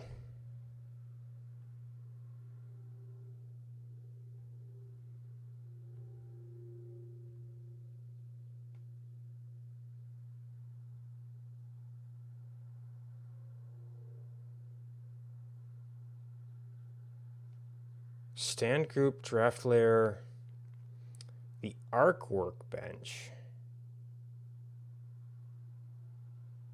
Okay, or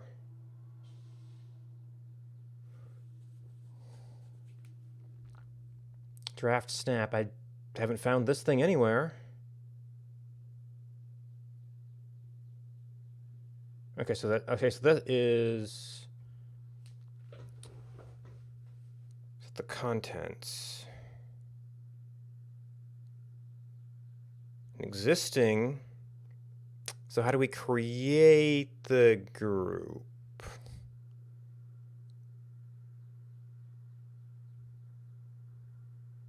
A viz group replaced by layer. Okay. Oh, layer visibility group. I could maybe see them switching that.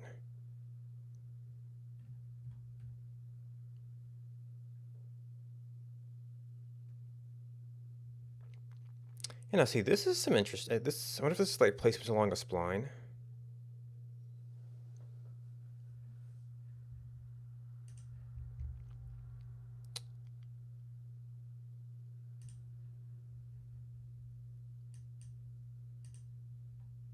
Okay.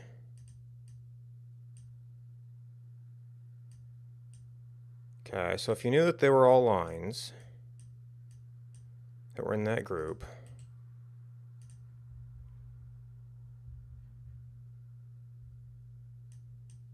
it doesn't actually help. All right, we're not using this thing.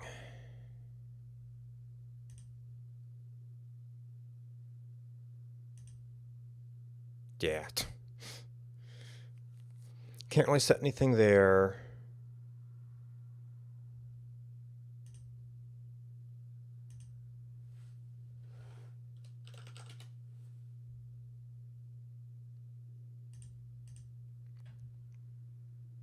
Wait.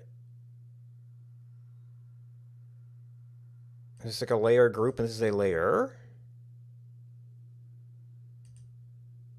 Group layer.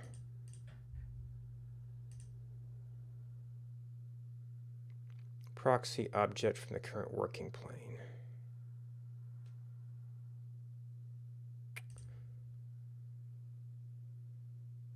To an existing group. Add to ungrouped or to test. Okay. There's no mention of layer. So I don't know what that's about. Wait, can I do... Okay, so I may have just accidentally created a layer here.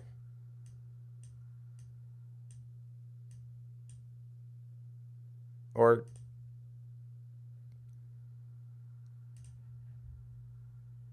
So I just create one of these. Okay, so this is actually like layers. And this would be a thing that I would be working with. And this would be, garbage.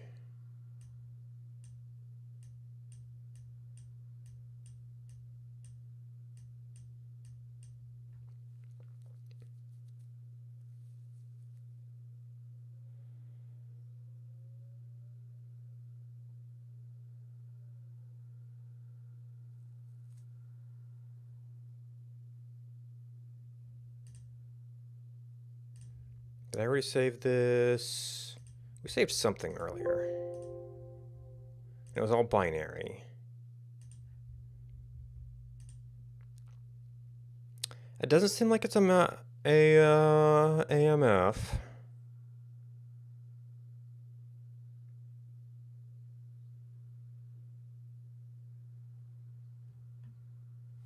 There's a JSON. Object format mesh. Point formats.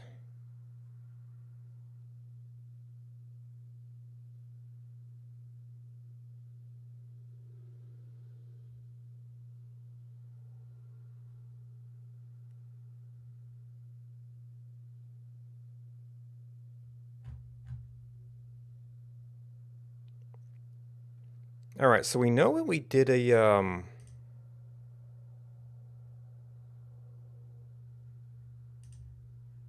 one of those before, and it was sort of readable, or at least it was text, so you could work with it. And I'm just assuming that we would have, we might have to.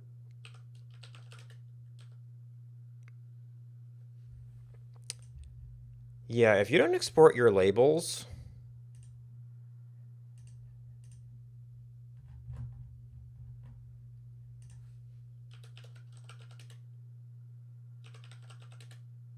then I don't know if we can use that. Now it did say line 03, so maybe I had something selected.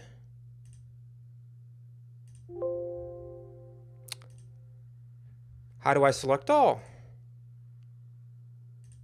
Oh, here we go.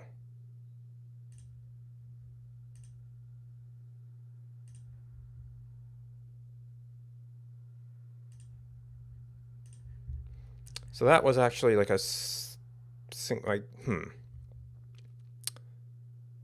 One crummy way to do it would be to do an individual file for every little group of things and just export that, and that's a thing.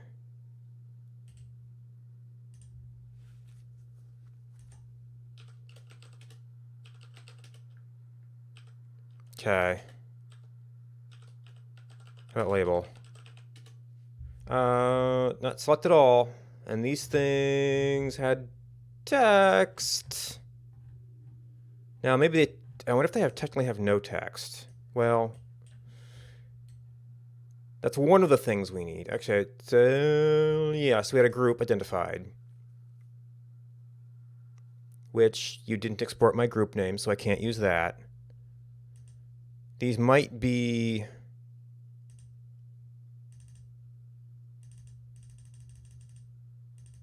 This is identifying it as not default text.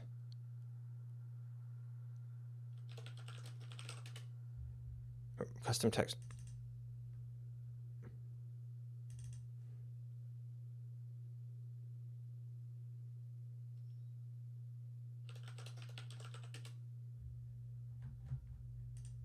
Okay, so that's an internal name of some sort.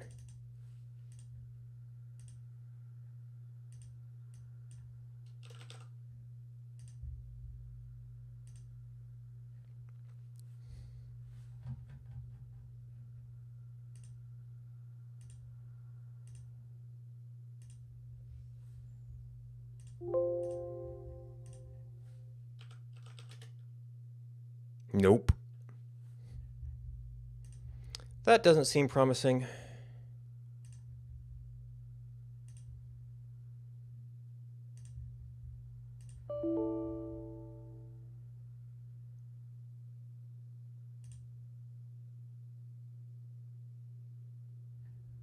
You just fail.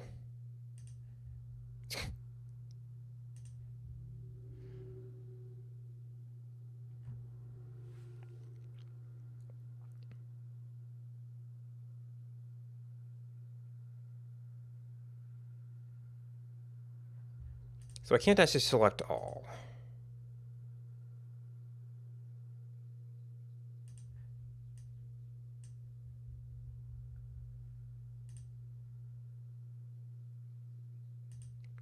That actually makes me wonder if we should retry DXF.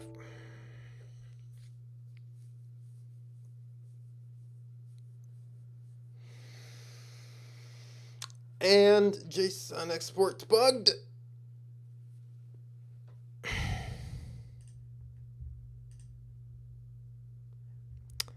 Now, maybe we have to add, well, I mean, where to find the shape color property? I mean, these are all lines. Can I export a line?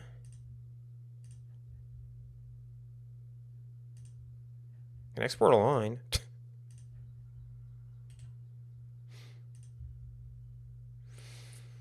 Version, description, objects, name, color, wires, vertices, normals.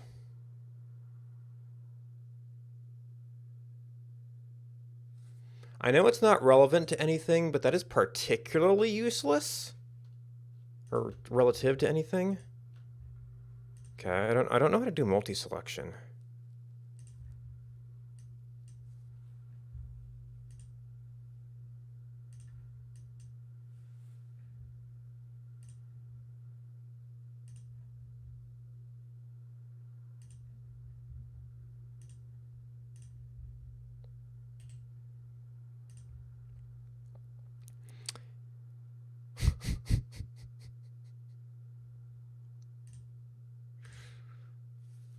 I wanted it to get coordinates. It can't export coordinates? Alright, so what if I pick something that I know has a label? Alright, we kind of know... Oh, it's up. Maybe those are the points that export. I know you've got a label, so...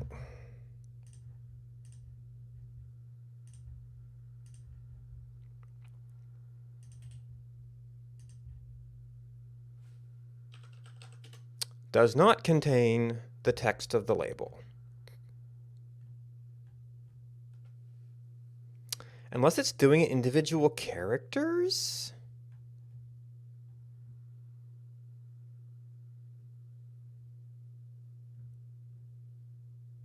Because this is a lot of stuff for a label.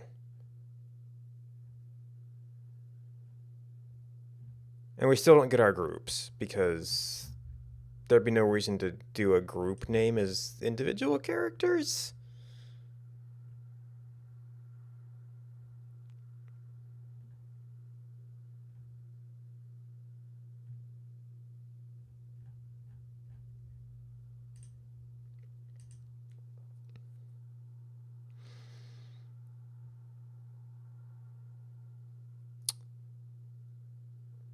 All right, so I can't find a way to do labels and constraints. I can't find a way to well, there's a lot of other export formats. But there's like a rather dizzying number of them.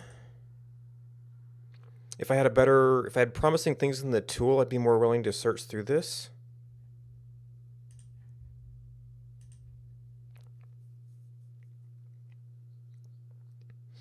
But so far I don't have good alignment tools. I don't really have good object labeling tools. I don't have ways to draw connections between things or to connect things. Well, layers, same as the other CAD thing. You basically make a group of the things that you want to be connected.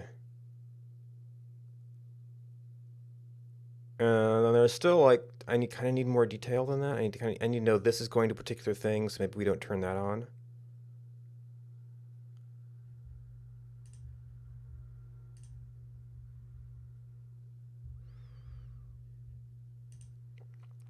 All right, we were downloading you.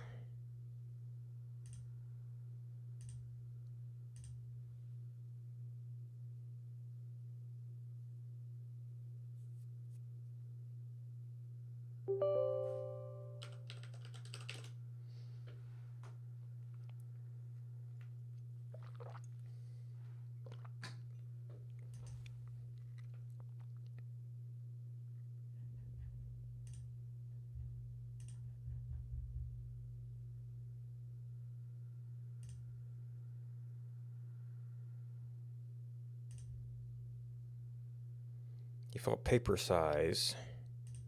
I don't know if it really matters.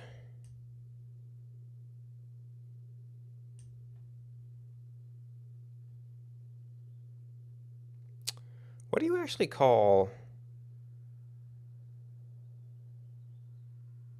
like the standard US paper size? I don't know. Maybe that fell under ANSI, just and that's not the same as the European thing.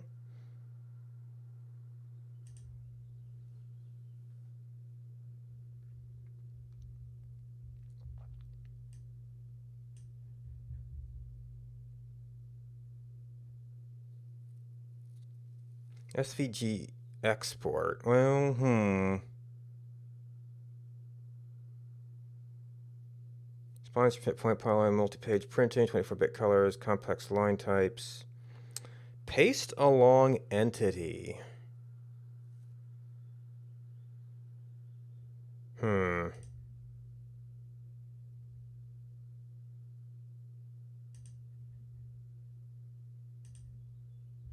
I just don't want to deal with it right now.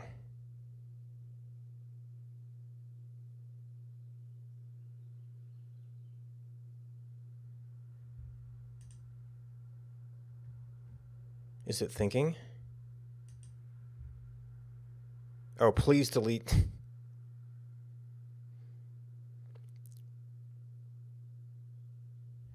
Okay.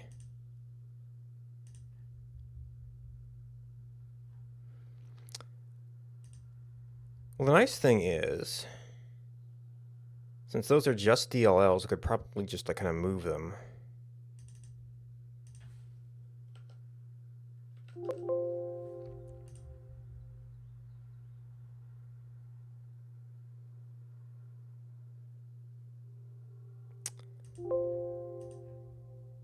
Or is this not like crazy expensive?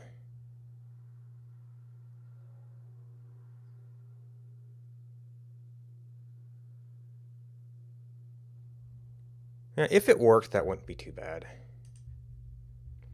I just don't know if I'm going to have good feedback about which version, which features are actually part of that. Nope. Single point, endpoints on a line. Okay, so actually points on a line is kind of actually what I wanted to use the line for. Although this can set an angle.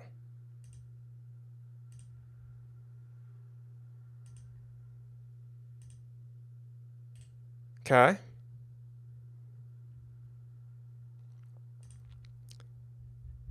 Selection point. Position. Okay, custom properties.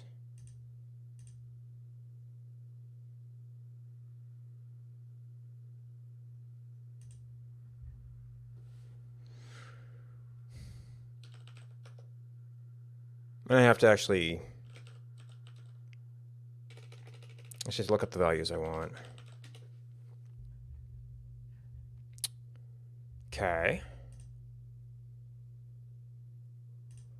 So these are dimension lines, which maybe you could use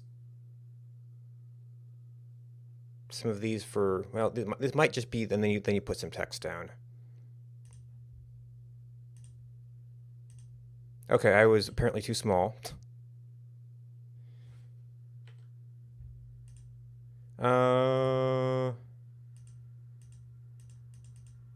As many lines as you want. So now there's no built-in text.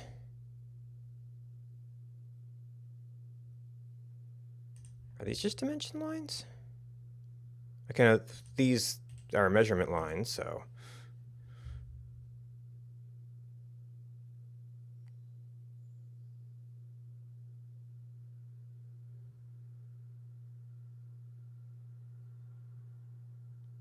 What menu is this?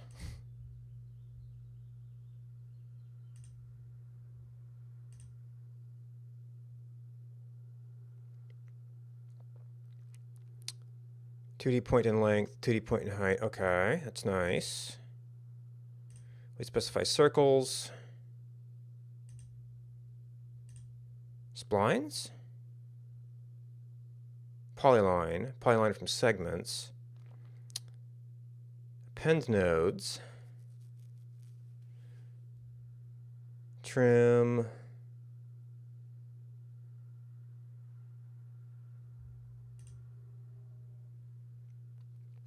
Spline tools, polyline, shape tools, hatch tools. Hatch from selection, hatch from segments. Text is just text. Ooh. And what menu do we get into here?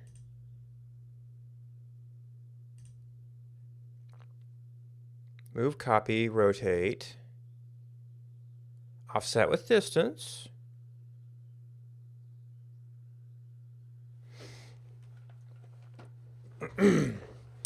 Yes, we have layer list. Now, I know one of the things said don't use base layer.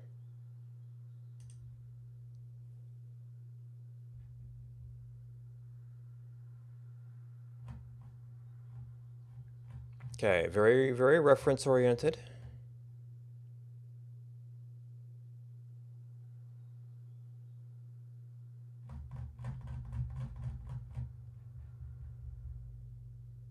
So is this a book, or is this a sold book? You can order the ebook from the online shop.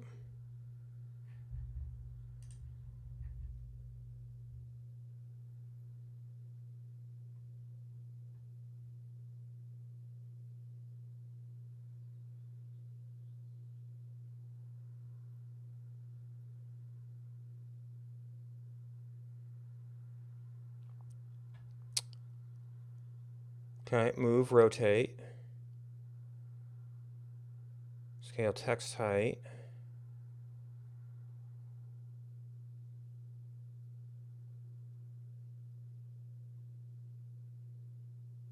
Screen-based line types. Wait, draft mode is like you can see through stuff. Direction order start point. I probably don't have enough stuff for this yet. Isometric grid. But I thought those were just 2D. Layer list, block list, view list.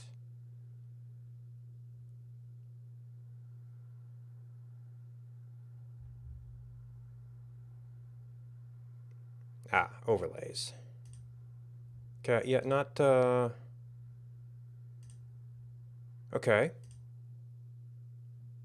I don't think that's going to be useful to me.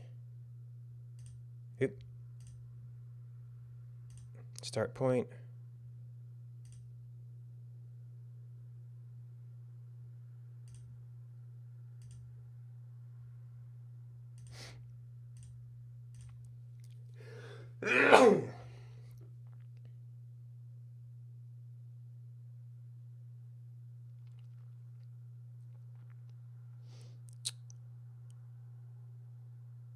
Okay, so here's all. I guess one thing that worries about this is that there's like a menu here, and I don't know how I get into this menu. If I just wanted to get into it.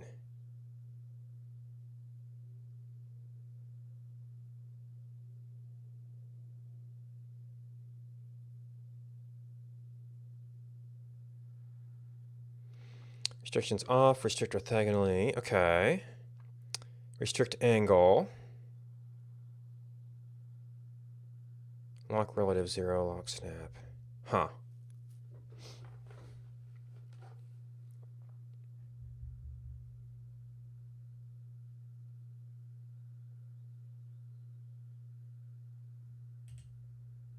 Let's think about context menu.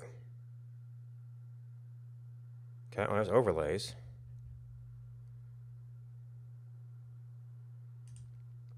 Selection tools.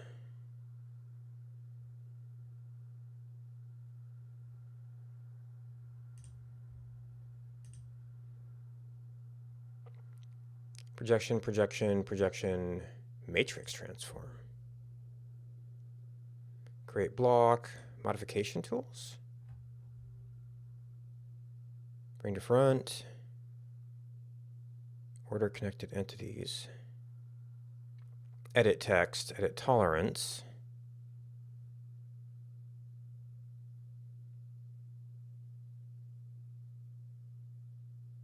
Huh.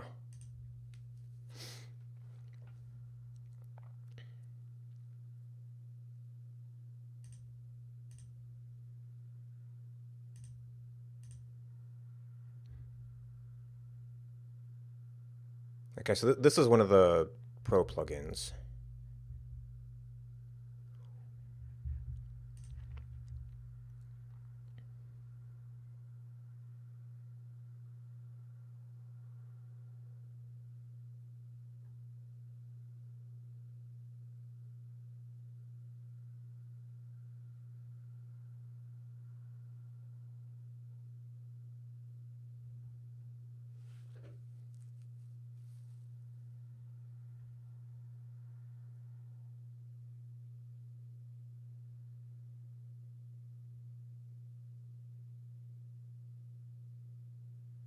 Relative angle. And we could work with that. Arc, circles, ellipse, spline, polyline.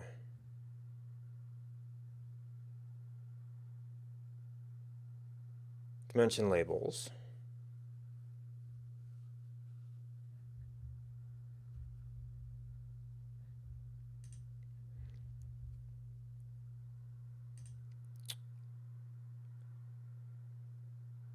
So this is basically setting it up to put a text.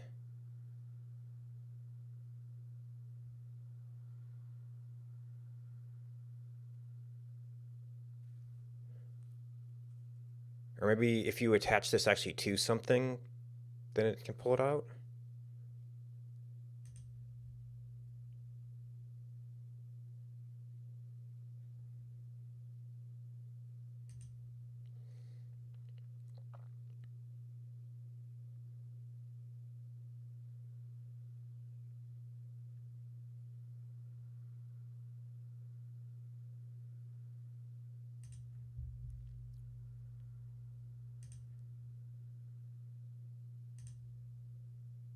Oh.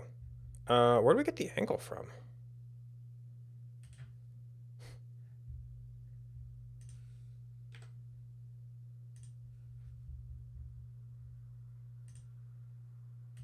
No.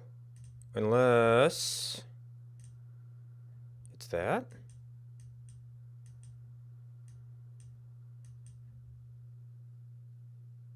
Let's pull our coordinates. Intersection, intersection.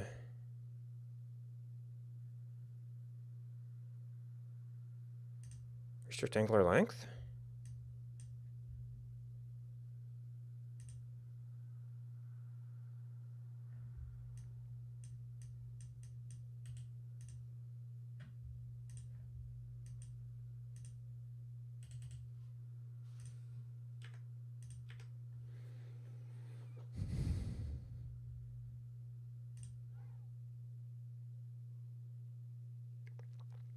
Is this like we have a labeled angle? Angle bisector.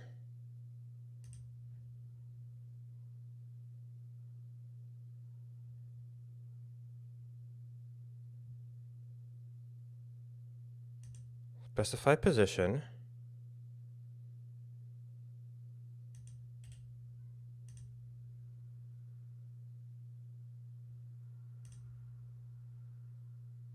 Select entity or region, move entity or reference.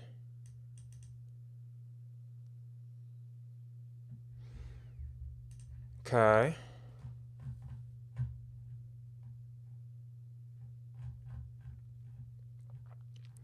Ellipse, spline, polyline. Is that a kind of polyline? No, it's a polyline. There are layers. What would that be? That would be some kind of draw? Point. Line from angle.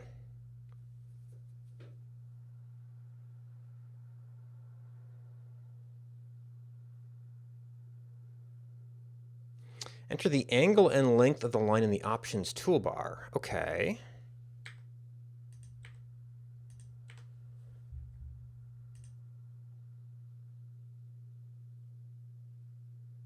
Ah.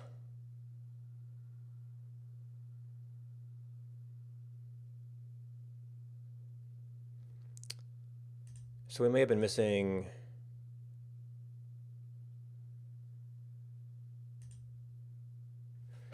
And then you can add restrictions to the basic line.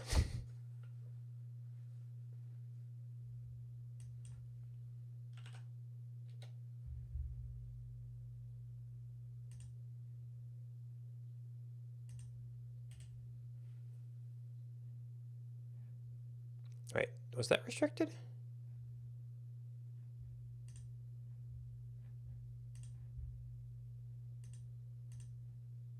Oh. I thought I was in selection mode.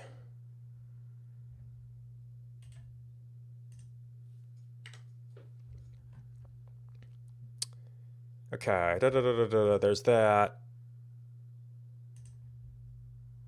In this case, oh, Line segment. Do I have to... Okay, they're just... Oh, length 100, reference point start. Okay. I don't know what my length is just now. I guess maybe that's something I should be figuring out? We could go...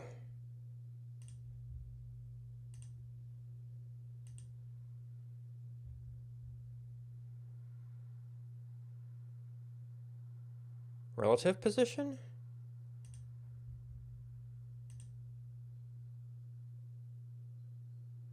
Seven?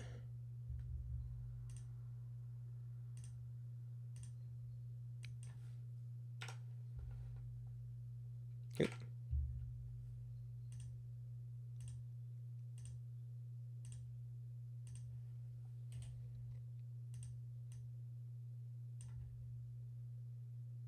Oop.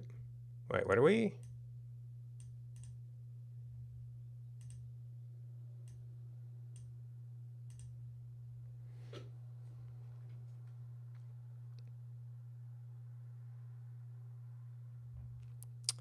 And I guess you probably want to do...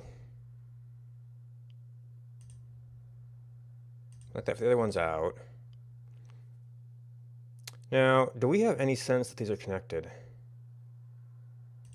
I could use I could use layer to...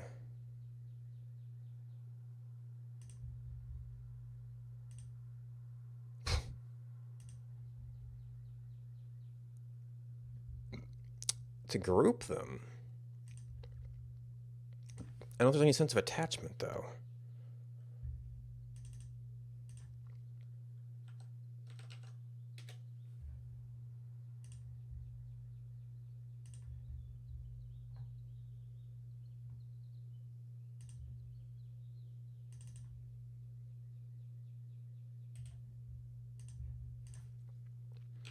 All right, okay. So there's our property. Now, I guess I'd have to get deeper into the structure of DXF to see if there's any relative stuff. Okay, so SVG export was the was one of the premium features.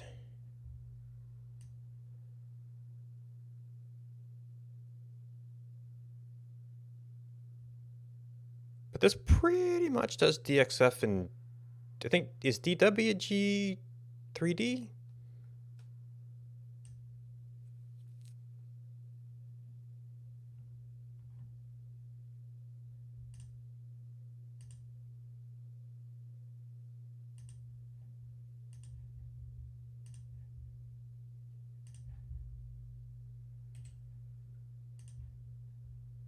Well, it's binary for one, so it's not going to be as suitable to our purposes. A lot smaller, though. Well, then we got the trial.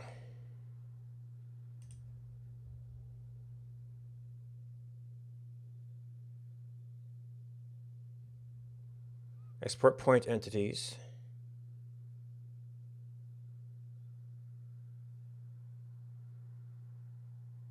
Additional tags for Inkscape. Preserve geometry.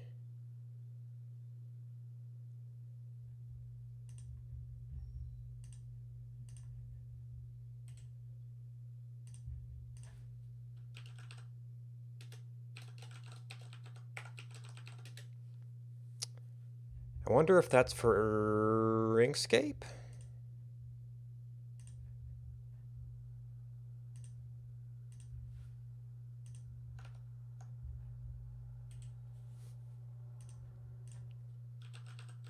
Nope.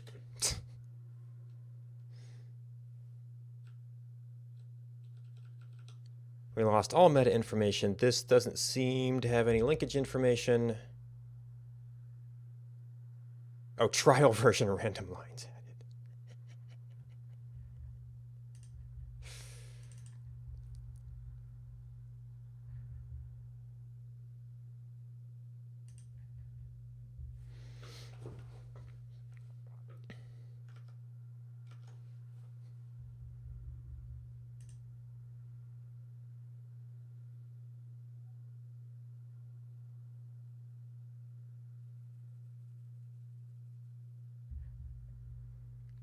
Are some of those actually mines? My lines? Oh, some of those were my lines, I think.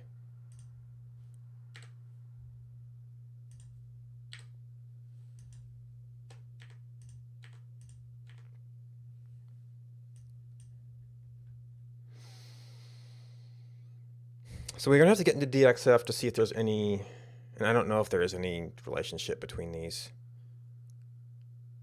Can these have properties?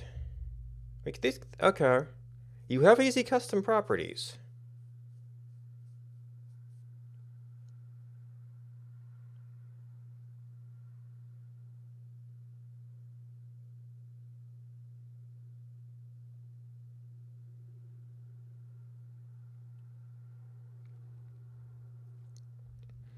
Is there a better description of what the differences are?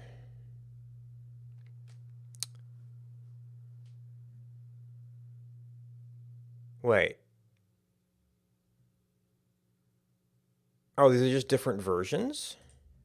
So what do you have if it's free only? Ah, so it's an older version, basically.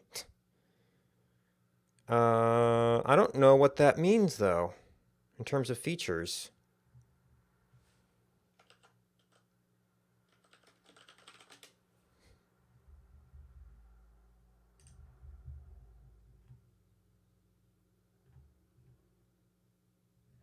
Okay, yeah, this is not.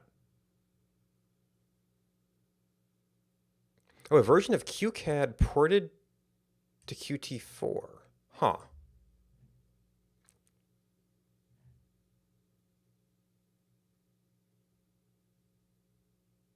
So far, I've been liking QCAD better, but maybe because it's the pro version.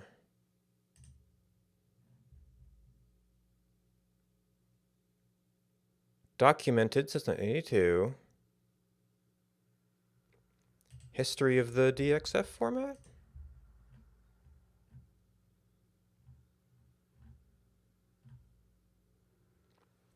Binary. Well, it's a different thing in itself. Surface information, don't care. Yeah, that wasn't as helpful as I thought. What version?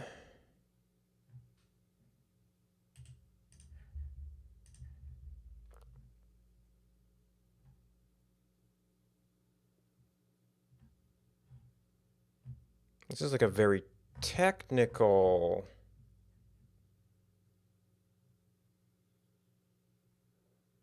Oh, suitability of digital formats planning for Library of Congress. Hmm.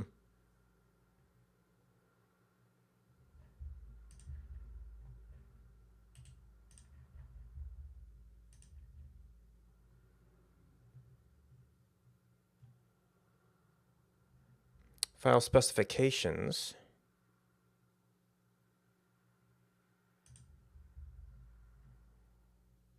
Okay. Revisions to the reference?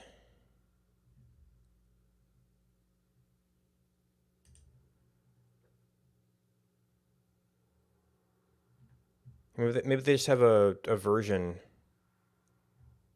attached to certain things.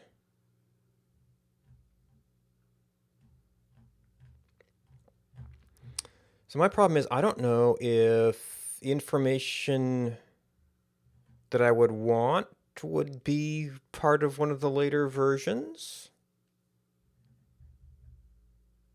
Well, I guess I'm gonna have to read this anyway to import it, huh?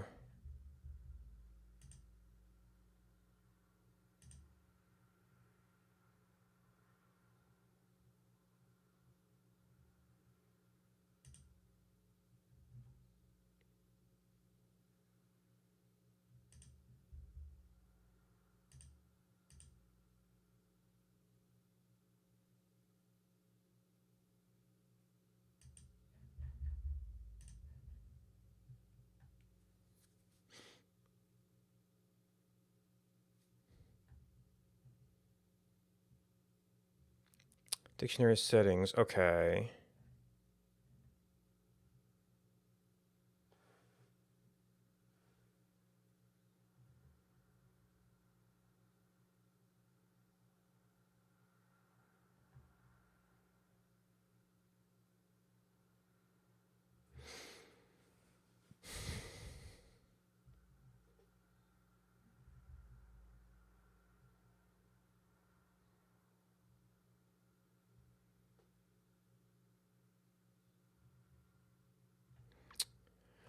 Chronology of software releases. AutoCAD 1.0. Support both ASCII and binary.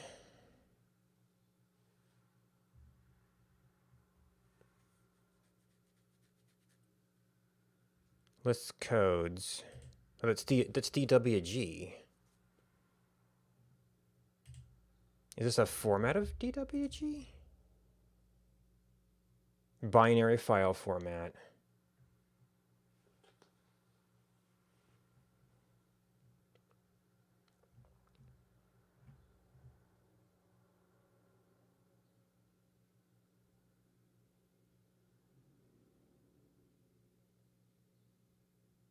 See also DXF.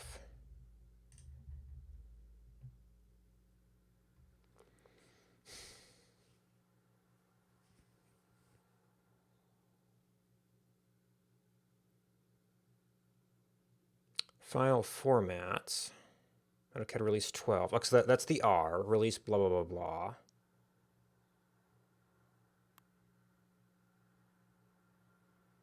AutoCAD release 10.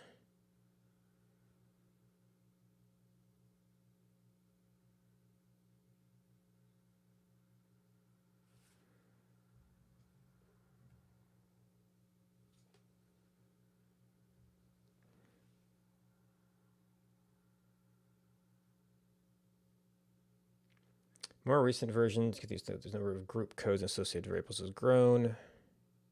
Early version.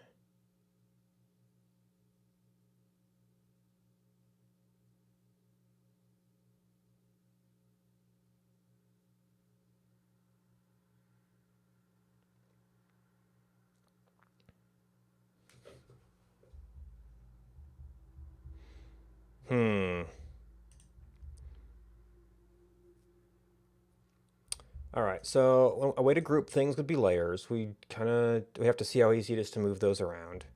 We need, I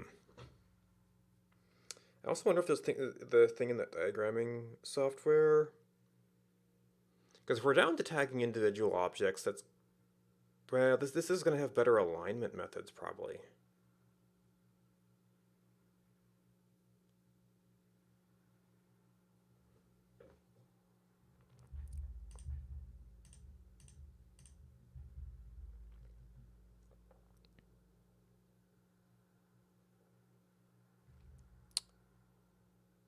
Okay, so you're R15, so just kind of in the middle.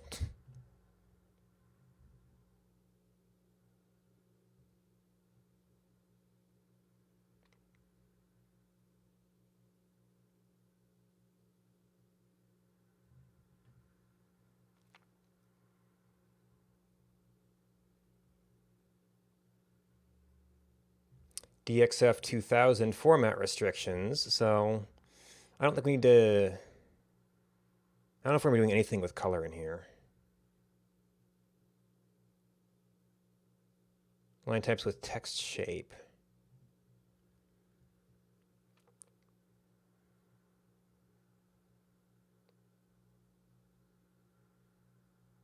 As I'm really just doing points, I don't think I need instances. Now you see, endpoints on a line is kind of useful. I don't know if there's is the trial time-based?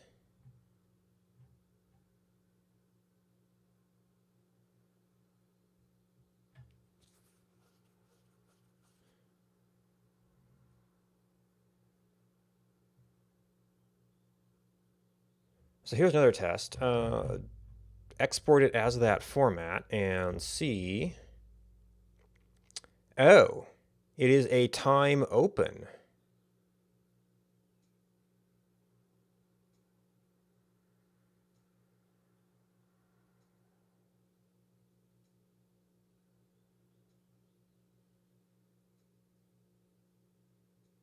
Okay.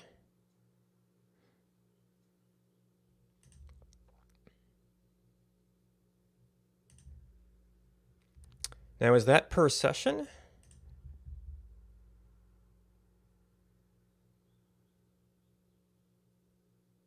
So now it might just be an ag screen.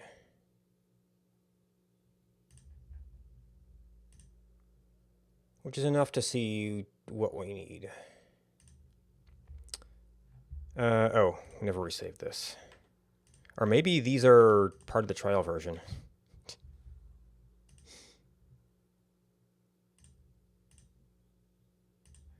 All right, so they said it was R15, that's DWG, DXF.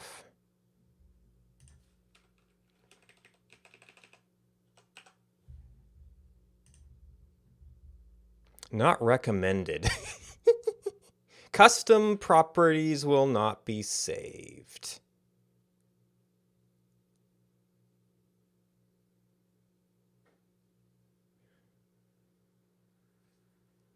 The custom properties was our out.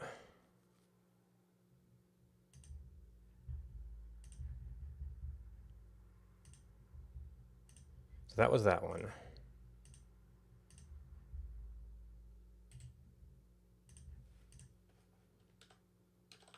Yep, custom properties will not be saved. So that's that might be the killer feature for us.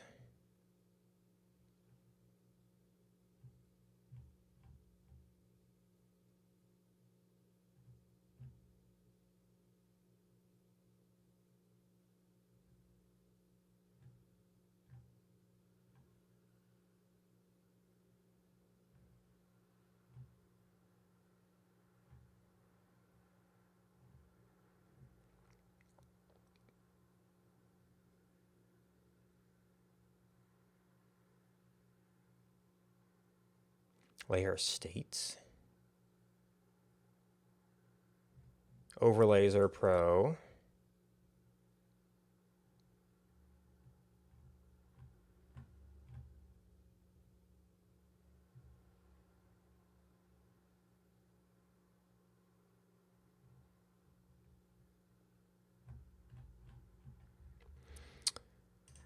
Supposedly Libre CAD was a fork?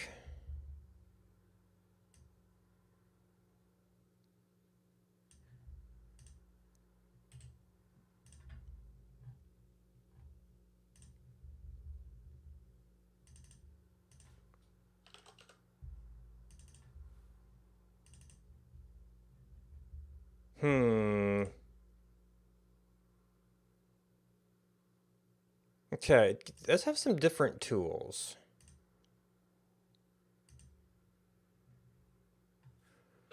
In a different organization. What's the, Save as. Okay, so you've got some of the newer ones. And you were just like Untitled DXF, weren't you?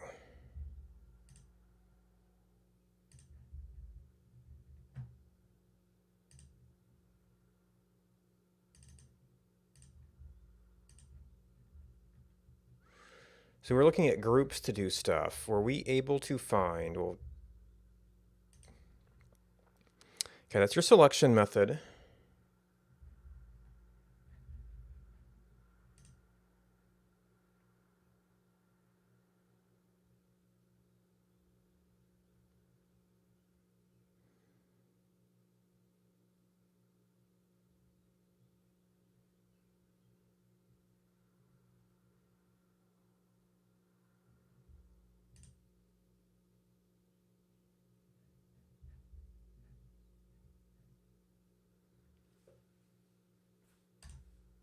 Ah, okay. So these are basic properties, not extended custom properties.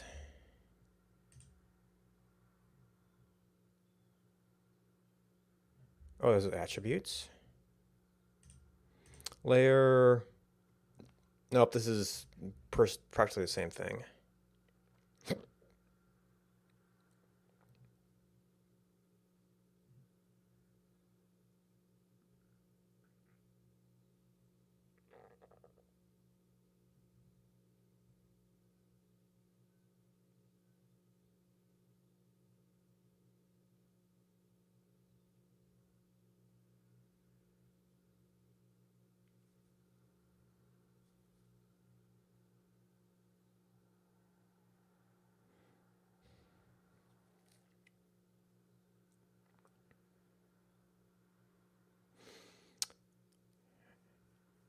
So I guess now we have to attempt to make a DXF importer, use our little trial periods of QCAD to see if it can produce things we need, or see if we can get a complete pipeline going.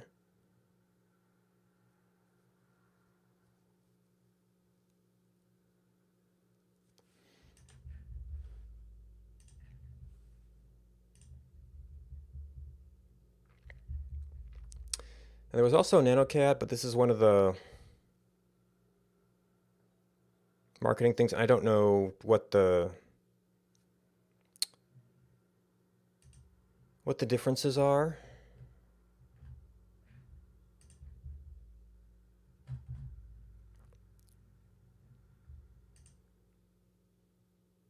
As products, so comparison.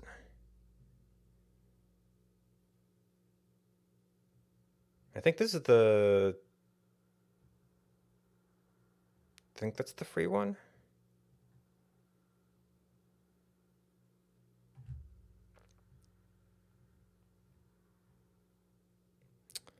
Dynamic input, whatever that means.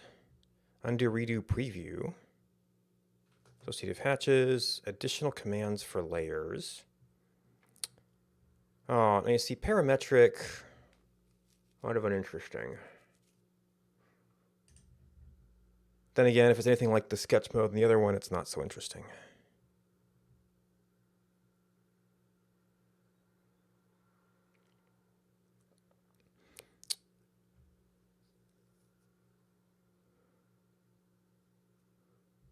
So what is your price tag anyway? External references. Of course, you get into 3D, so that is going a little bit outside of our interest area here.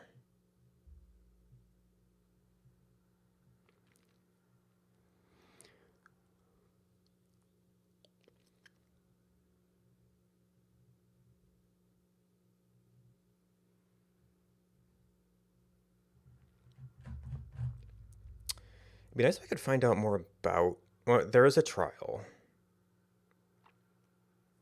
So we can get the basic version to get some sense of what we can do, and then see if the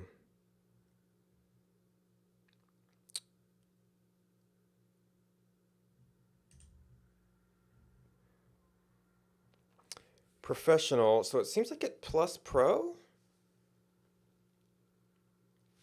More advanced. 3D solid modeling with 2D, oh, so that might actually be a pro.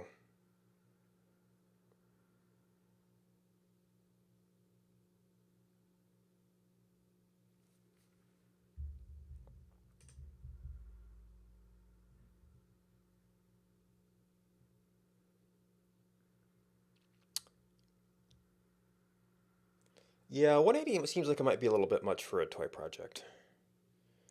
And we do have the free version without constraints.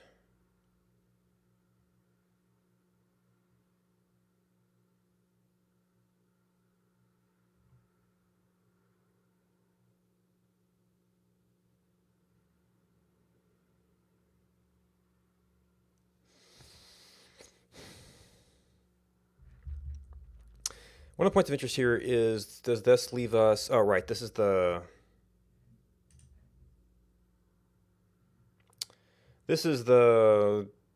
what you're going on our marketing list version.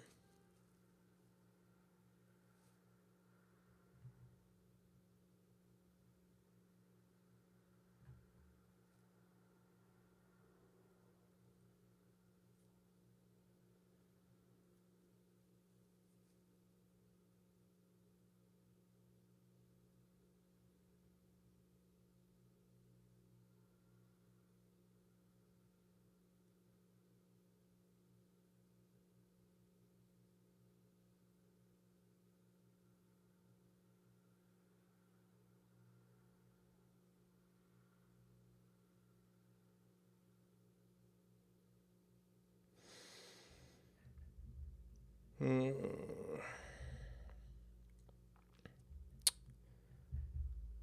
All right, well, it seems like DXF might be a thing regardless of what we do. So right now you don't seem to have property support, so I can't, let's see, I could do, was I playing with text for you? So I couldn't really tie the lines easily.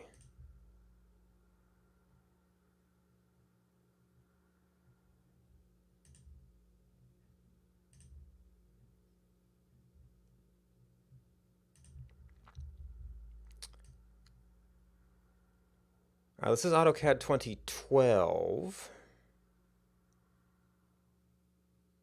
What are, did you say anything about which format this is? Oh, that was SVG.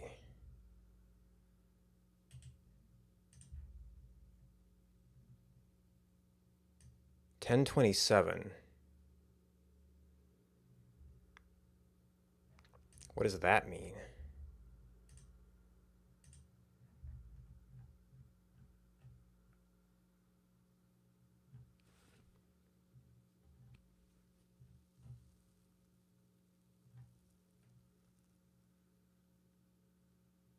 Double precision floating point value. No, that was, it was an AC.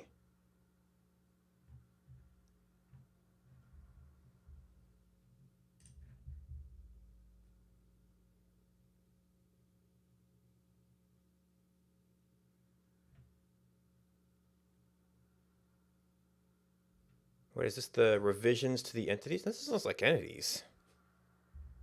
Or is that saying it's there? No.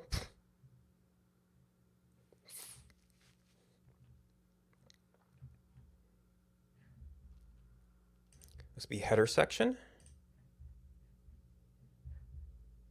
AutoCAD drawing base version numbers 1027.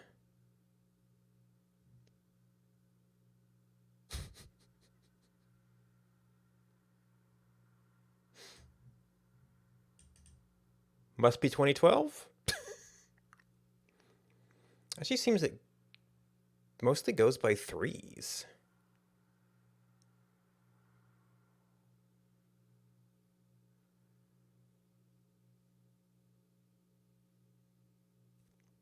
Yeah, it's by three. That's by 0 to 4, 4 to 7, 7 to 10. Huh.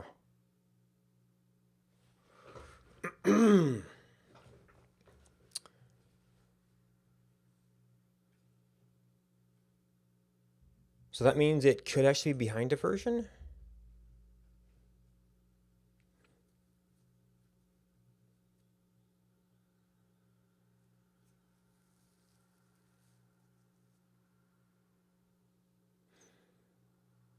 I guess we can see if the stuff we need is in here.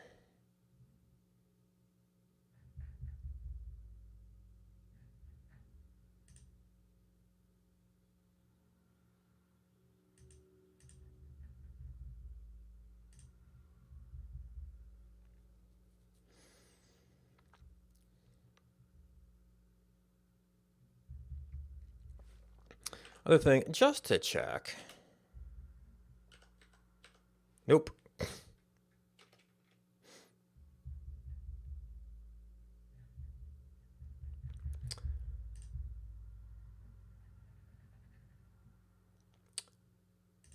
All right, so we should be back into some programming now. It's like we're going to use this in web programming, but it's not really web programming.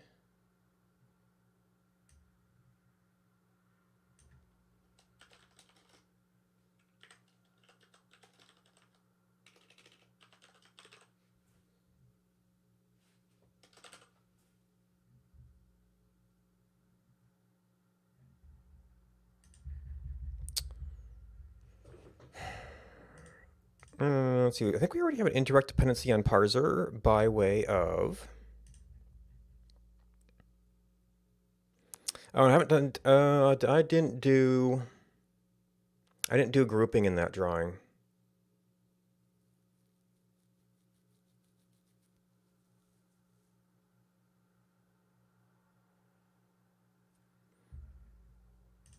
Can we get you up long enough to do that?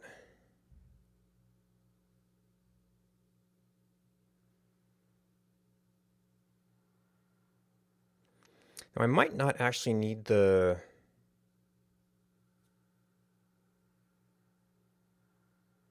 No, because I'm trying to export a thing with properties.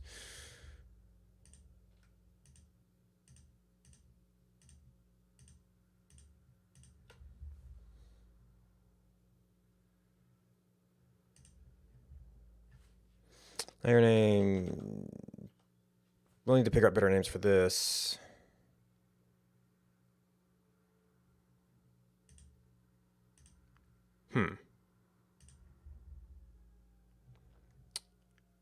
All right, now.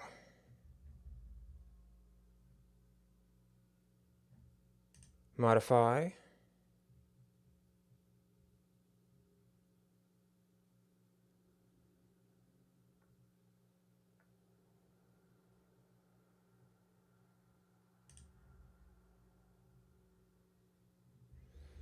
Layer.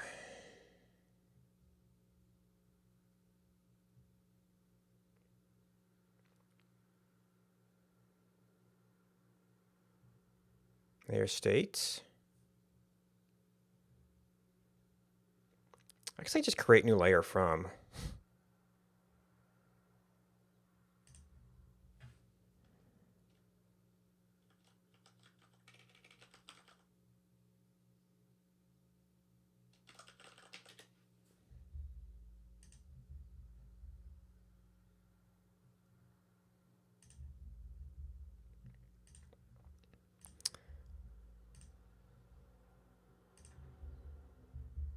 All right.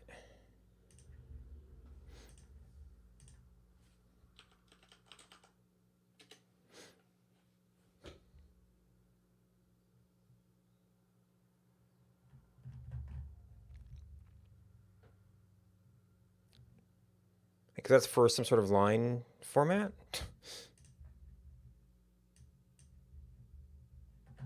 So, we can figure out certain things just from looking at it, but we probably need some reference too. So, also, why do they do this?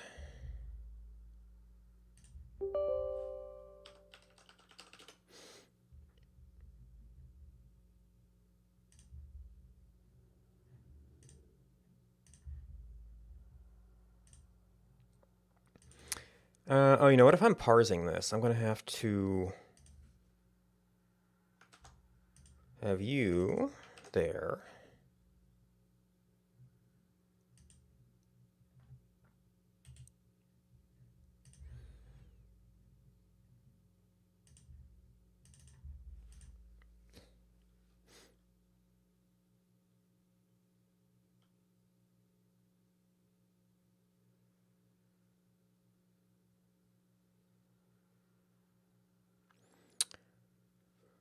Are we in a clean state?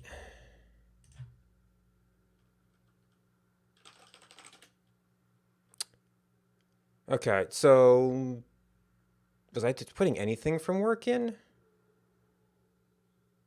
Well, no, I sometimes put reference things here.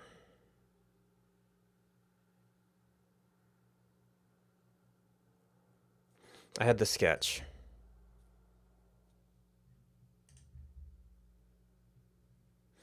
This is almost like a different directory.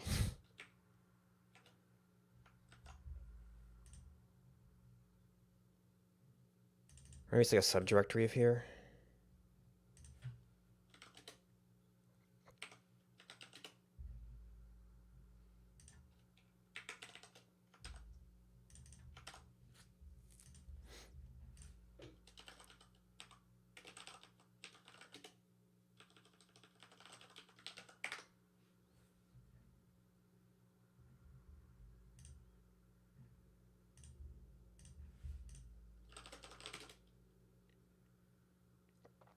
Okay, we were ignoring that. That's that file. So we kind of don't need to worry about it right now. We probably do want to do some test stuff for this. We're building up pieces. We've already got some tests for the layout decoder. This is going to be kind of a layout. This is why I was thinking layout is not a good name. Now we have two layouts, but I guess we have to do just a, well, do we want to do a DXF parser?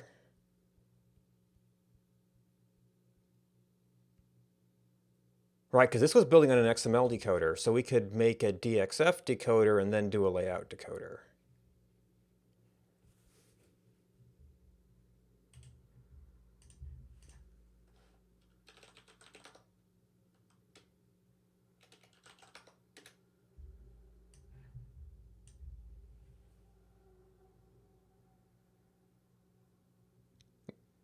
Now, I don't know how suitable this is. This is going to be to decoder style. Because decoder style is almost like you have to build up a document object model and then query stuff out of it.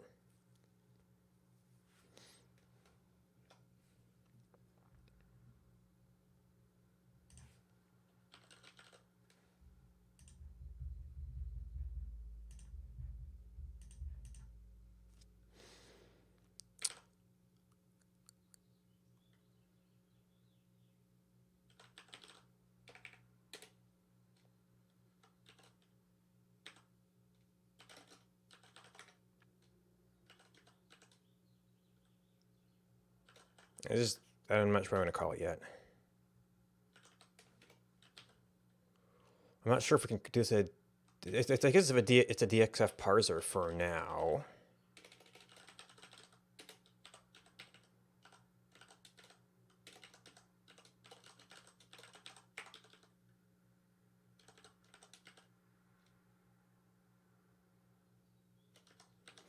We do something like that. Maybe if we have other structures for it.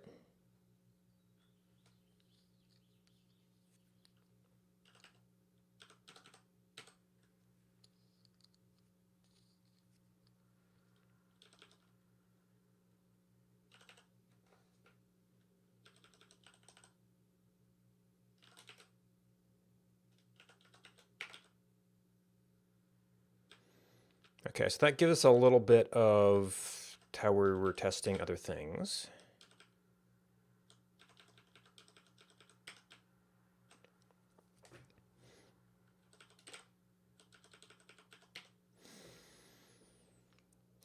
So what do we start with? I guess technically our document is in this buffer, or in this directory. So this is CAD.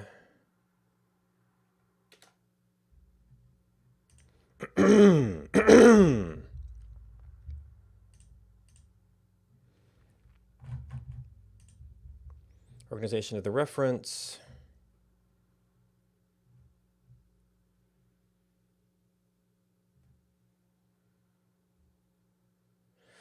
From entities, objects have no graphical representation. Entities do.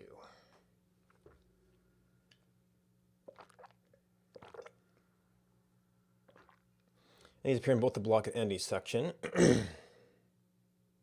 Those are optional. The order is not required. The end of an entity is ended by the next zero group. So this might be saying, okay, it's a start of a file, so reset anything you were doing.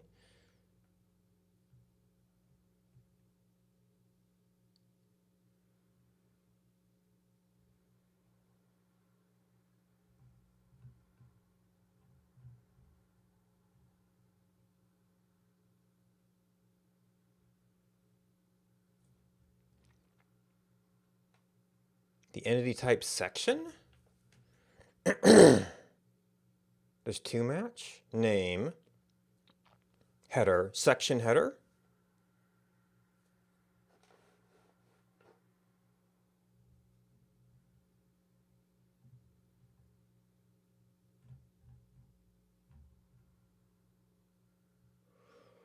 Also, I wonder if the white space is significant or if there's just like a formatting convention to make it easier to read.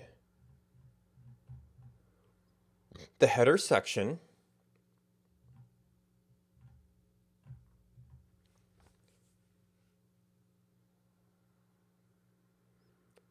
9 group code.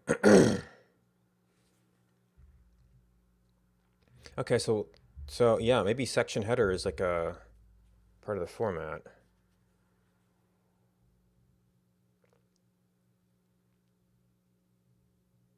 std ver group code. So it's variable group code and then the value, which I guess we're going to take this at 2012.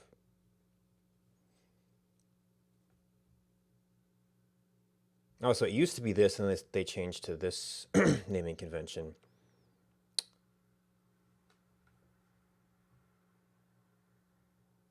R11 and R12.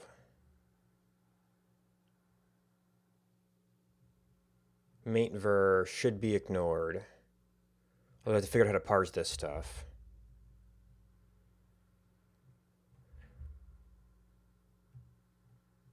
Okay.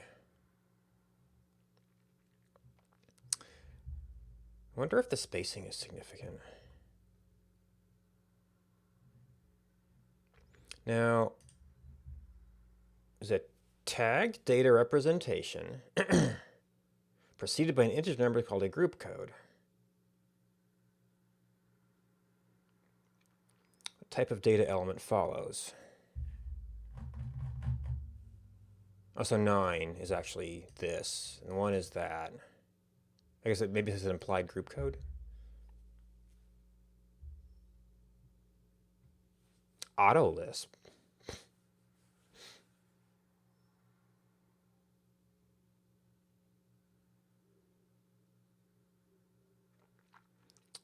And the formatting is the drawing interchange file formats on page 217. Pairs of code associated values. There's the string section, okay. Group code 2, the name of the section. 0 end sect.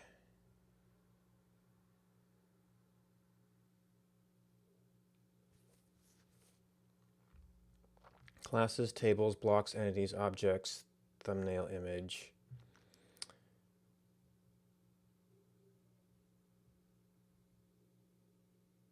Okay, so there's stuff about special codes. Repeats for each header variable, variable group code, value, end of header section. So this isn't indicating any indentation requirements. That might just be stylistic.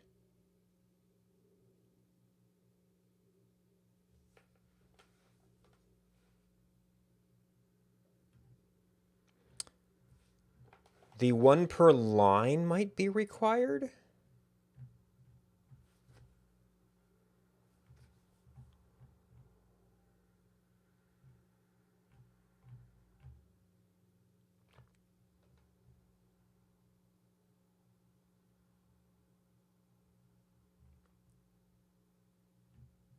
Well, there's a Visual Basic program.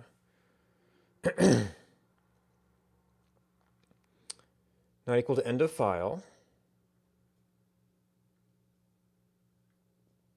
Get the first code value pair. So they're using a sub function.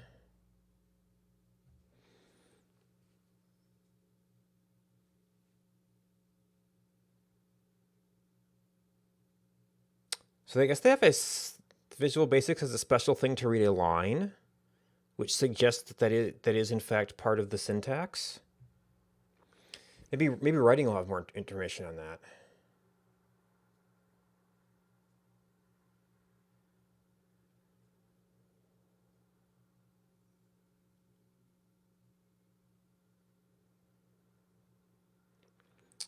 If you don't set header variables, if you don't need to make entities, the entire table section be dropped and nothing is required. Must appear for the layer table. The end of file item must be present at the end of the file. EOF, okay.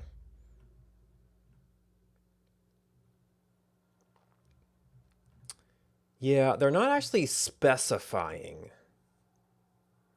line behavior. But I guess we'll just have to assume that it is one item per line, leading space ignored.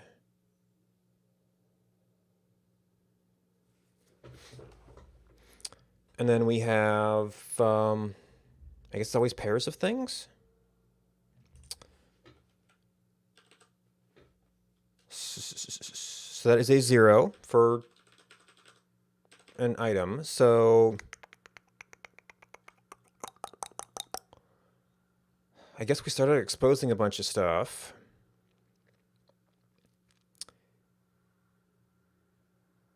And I guess I really wanted to, I could like do a DXF parser internals to better control that.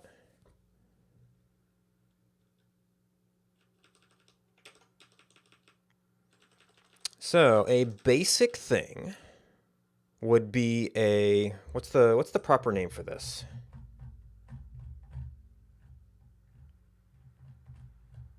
Group codes?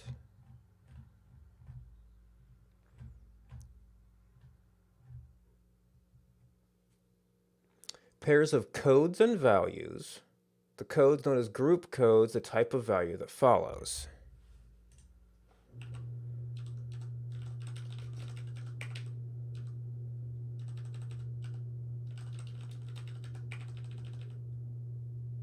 Right, these had embedded quotes. We won't typically have embedded quotes in these, so we don't need to be quite so fancy. So our actual file, we expect new lines.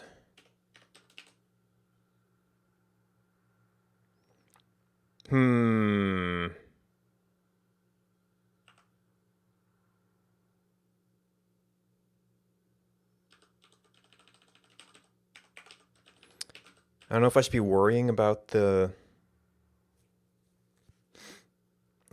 trailing stuff here. So now it's going to fail all over the place.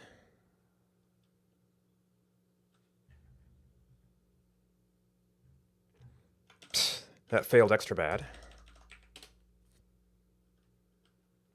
Yep, so that doesn't exist.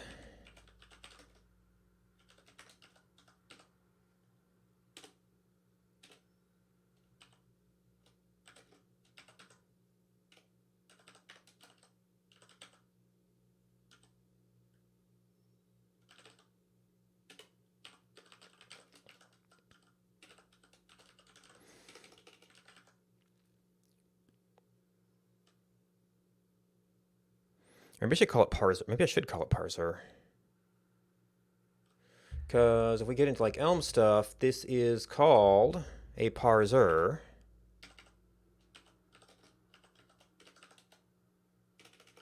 Oh, also, well, we're going to change the file name anyway. I forgot to put the directory in here.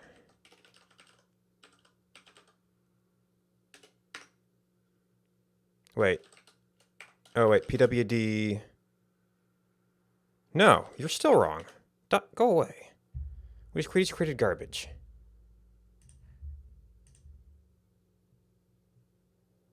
Or did we? Oh. Huh. Why wasn't it showing source?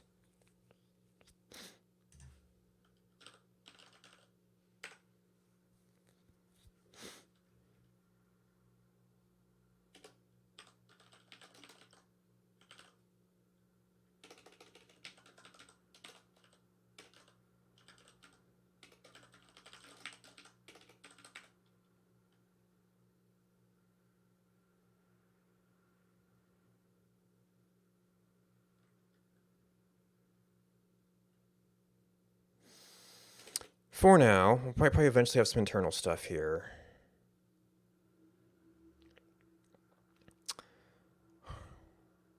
We're going to require... I just tend to default to advanced so I can actually provide context.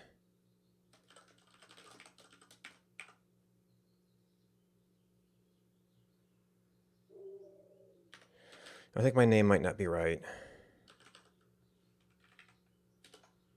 dxf.pars.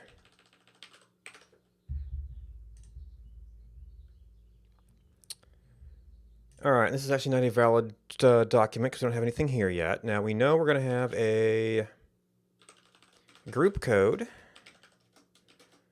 as a parser of, okay, other things we need.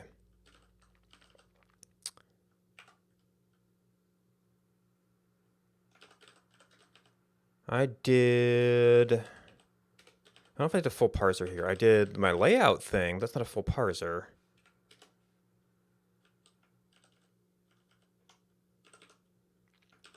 Because the parser,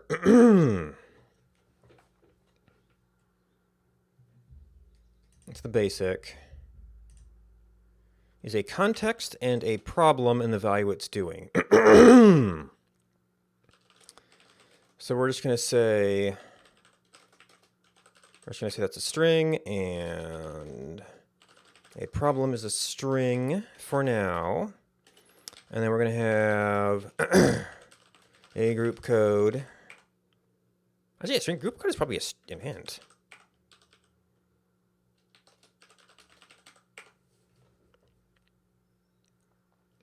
Oh, no. What we do, is this a type alias or a type?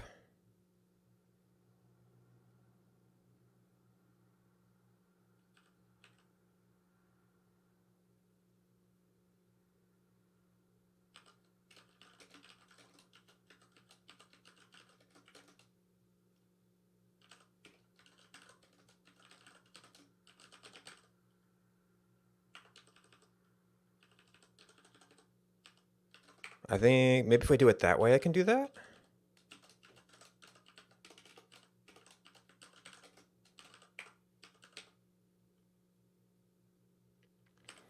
And to test syntax,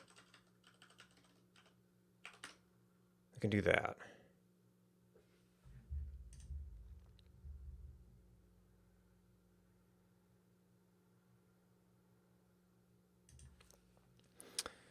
So that's not even saying that it's there, but not a direct dependency. Maybe because it was advanced. I think the P's before S.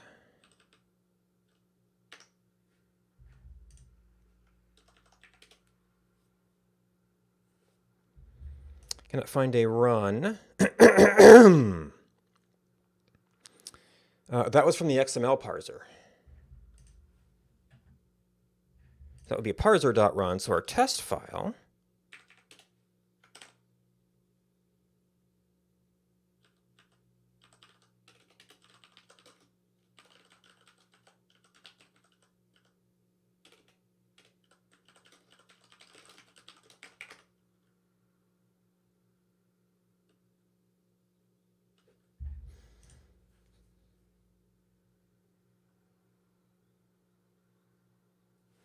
Oh, maybe it is. Oh, that's a praiser. Advanced praiser.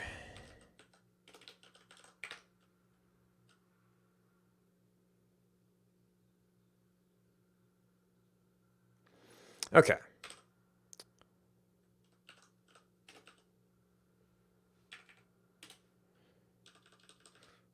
Now, we are actually trying to parse an input. Now, I've had problems with the default int parser. And I might actually want to specify the end line here.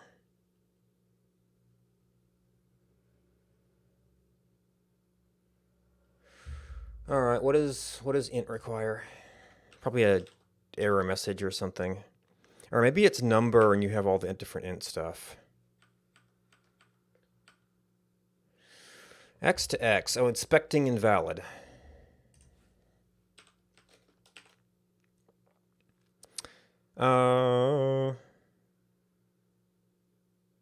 So this is...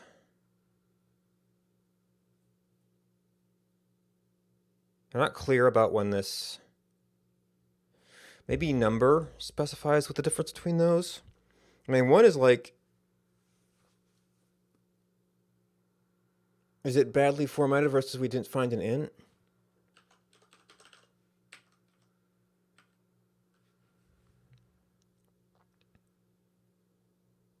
Yeah, this is all the potential problems, so...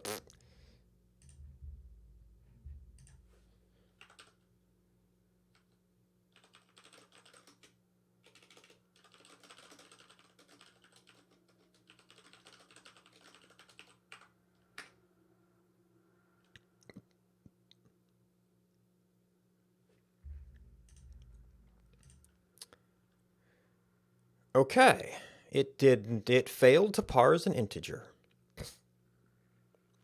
I probably have to allow for the leading space.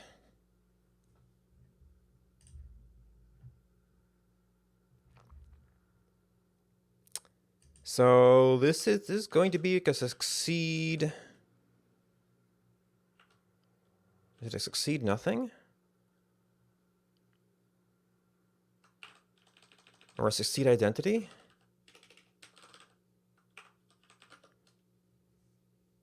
So we can do drop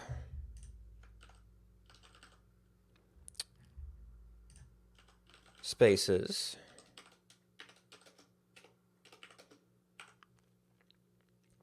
Get the int, and we might eventually want to do the new line on here too. They should all have new lines. So we're going to require that there is... Do you have a special thing for new line? No, it's just going to be a... let's see. What's a token? Symbol token...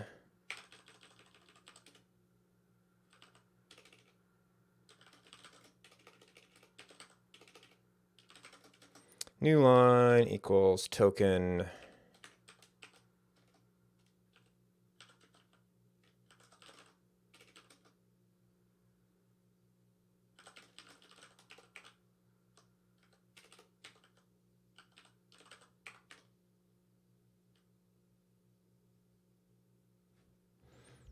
Okay, so that works.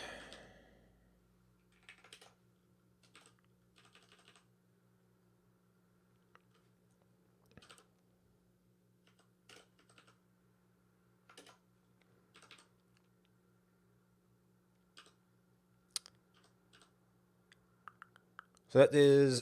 oh, and then... We're probably going to want a higher level parser that takes these two things, but first we need to get this. So this is going to be... Well, it is a string. And this gets down to the type codes, actually. Or group codes. Do you care about that in the example program, or just kind of read values? You just kind of read values. But you're dynamically typed, so it's codestir and valstir.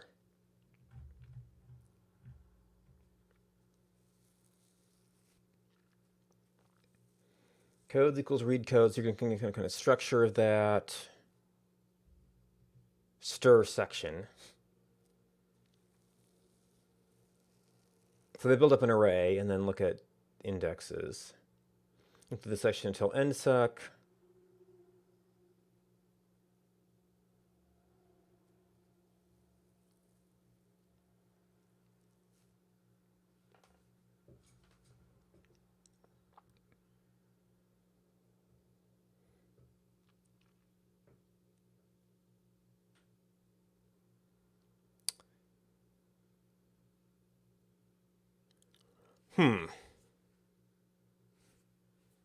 So I guess for now, we just call it like a...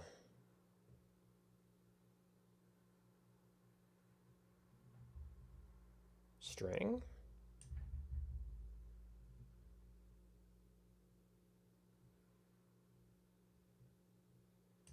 Go to value types. String.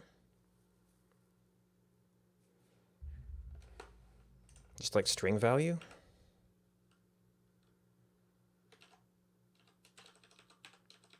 Right, that is an actual space, okay.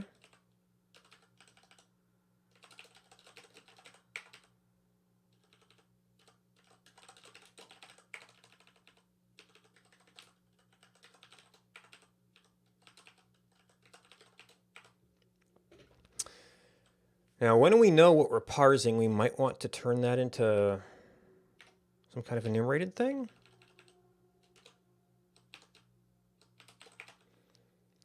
So I don't. So we've had some things like this that are indented. Actually, no, this is there's another type code. It's just like indented more. No, you're a value. This is it's whatever a 70 is.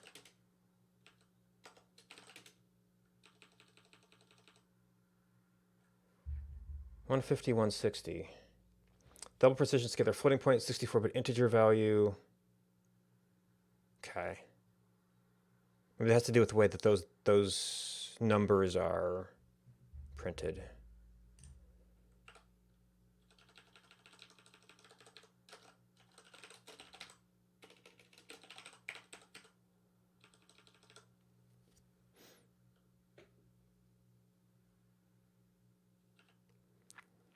So a string value, it looks like normally does not have leading spaces. Do you even have, because I might have to specify like allowed characters and things.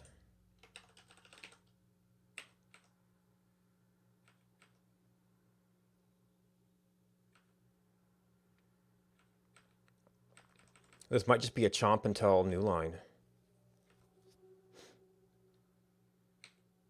Yeah, okay, this is just chomp till new line. Which I have to remember how that works. Now, what was I doing with parsers recently?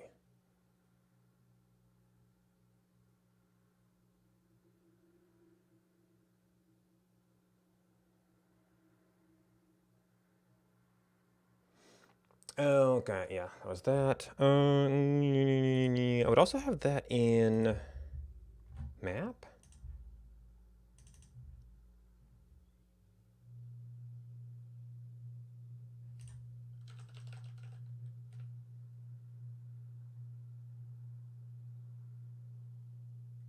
A whole data parse.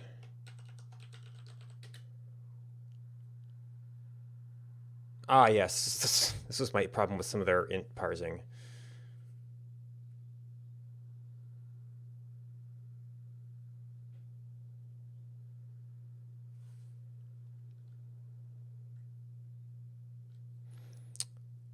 So chomp while almost anything.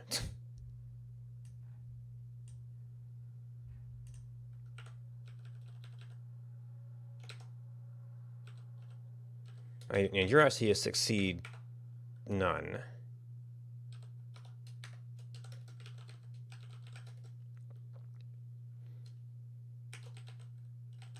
Well, no, this is going to be not new line. And you're just char, not like token.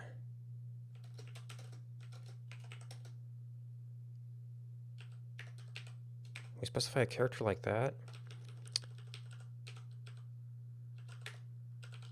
I forget which way that goes.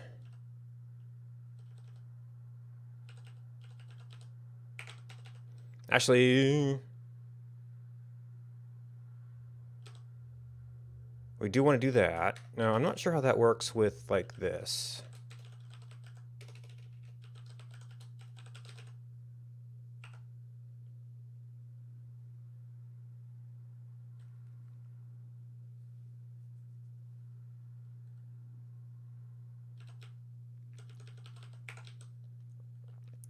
And is this where we can do this? Well, let's see if that works first.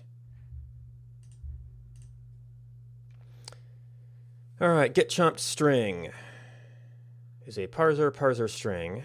Oh, so first problem.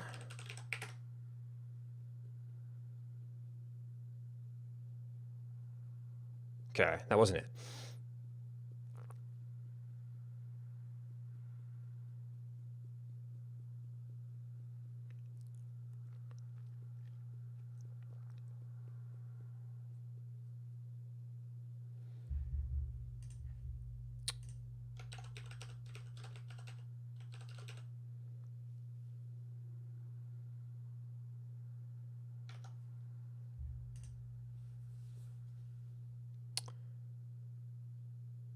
Is a parser to parser string.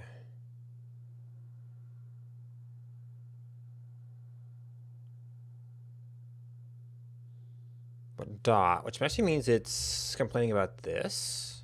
Oh, no, it's probably complaining about this.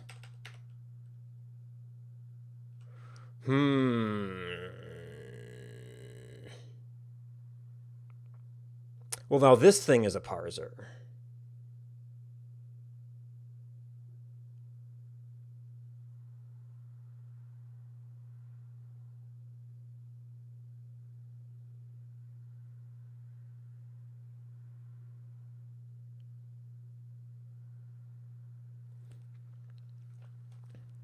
So we should be able to, I guess we could also do it that way. No, because you're going into... It succeeds still. Oh. Okay.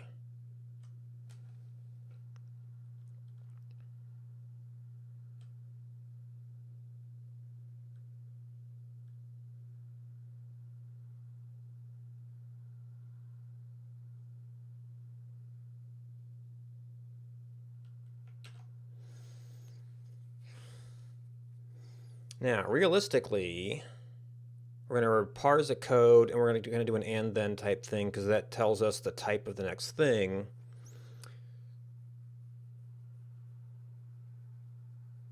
Which means that this might actually be... Well, would that even be a one-of parser? Because we're not going to try everything. We know what it is. It might be...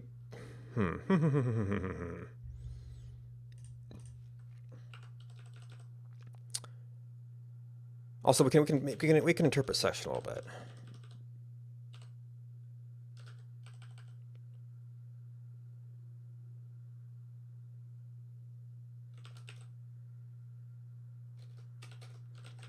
A tagged value, maybe?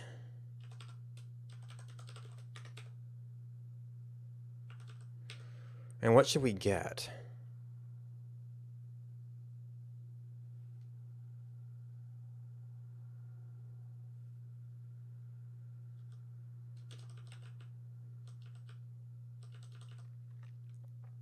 We might want to interpret section too. That's a whole other thing.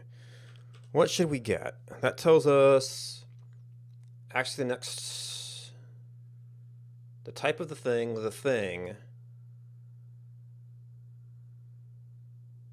Is this going to be a value?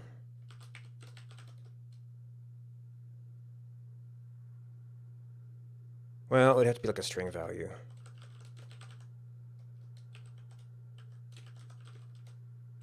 And there might be some room for more interpretation there later. It's not going to be group code. Now we've got string value overloading.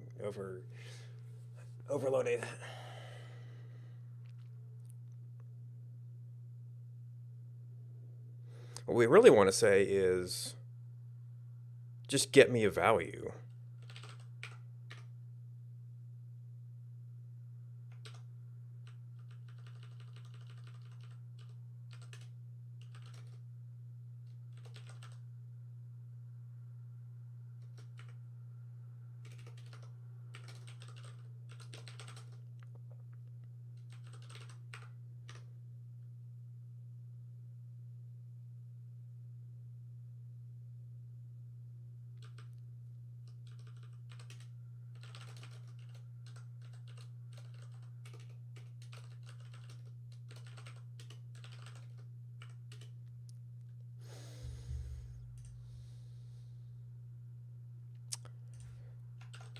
Is it and then?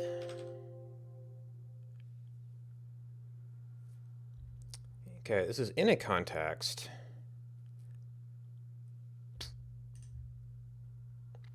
Parse one thing and then parse another thing. Oh, now you see, this is a much nicer construction for those simple things. Now, first now I've got a broken test, so.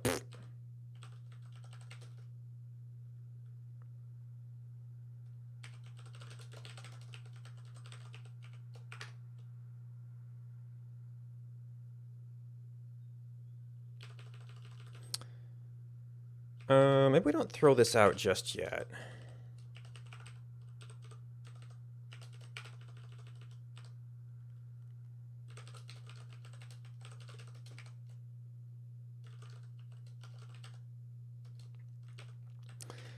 I almost ought to spend some time figuring out all these flicks and signatures mean sometime.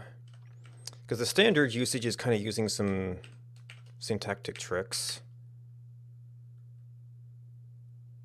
which obscures what's actually going on.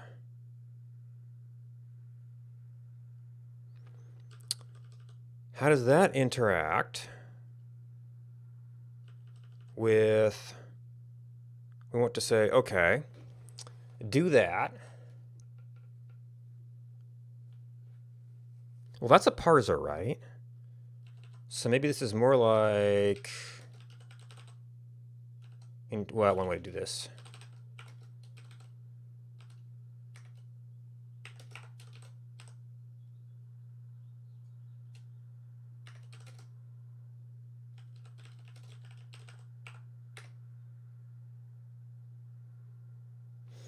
Okay, so that works. Now, we actually did this outside the context of a succeed before?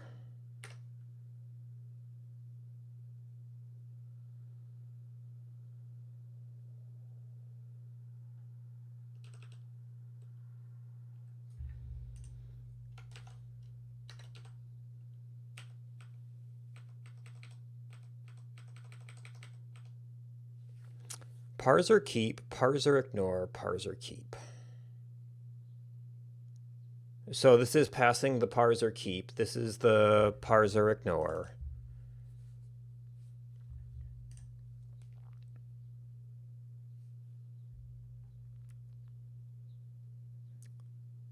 Parser with the function. Those are different. Or they feel different anyway.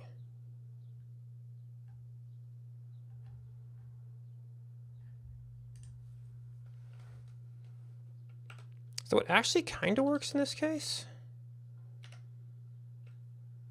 Get that and then throw this away.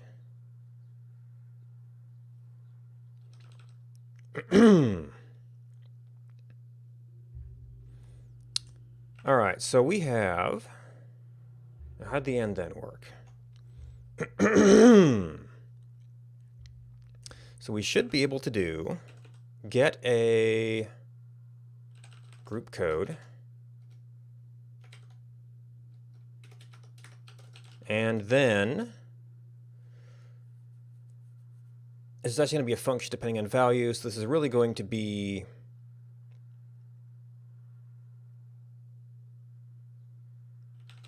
an internal function.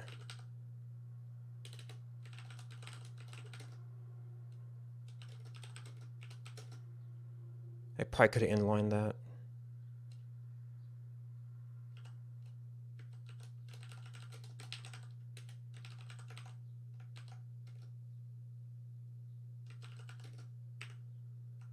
Technically we did define this.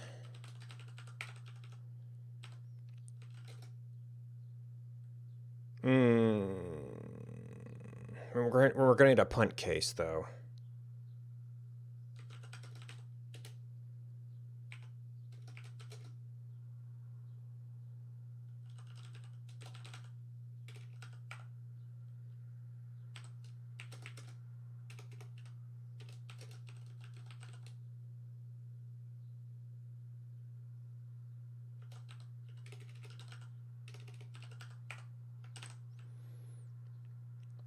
Now, I guess I could do an enum for the, well, there is multiple ints per type.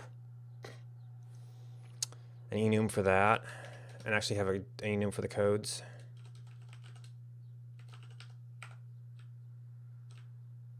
That's not necessarily a bad one to have up front.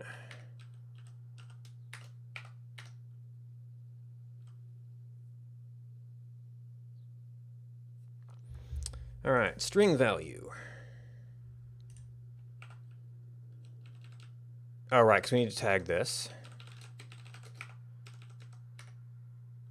Oh no, I have to map you.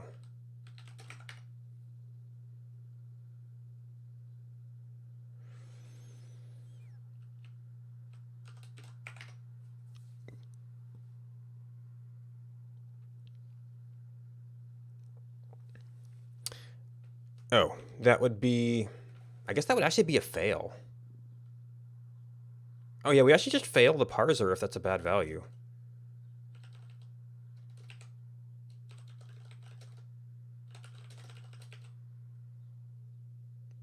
Or do we fail the parser if we just haven't implemented it? We're going to have a lot of things we haven't implemented. I said it was designed to ignore things you don't understand.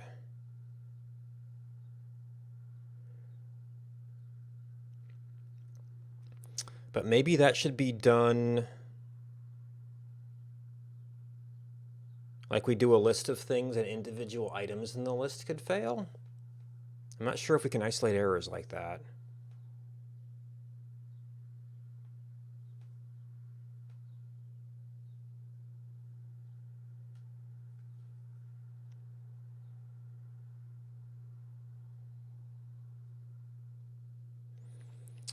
So is 0 strictly used for system things?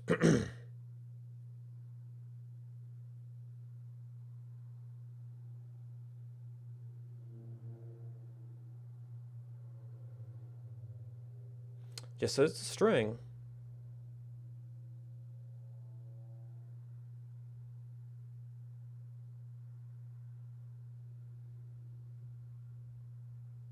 So this is the types.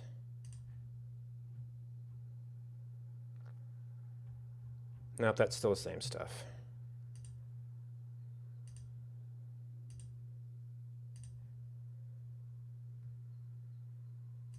Indicating the entity type. Primary text value for an entity.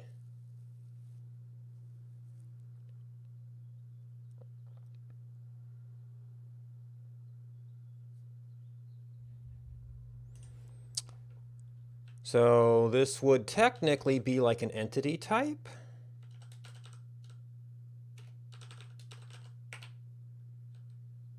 Which that could itself be enumerated.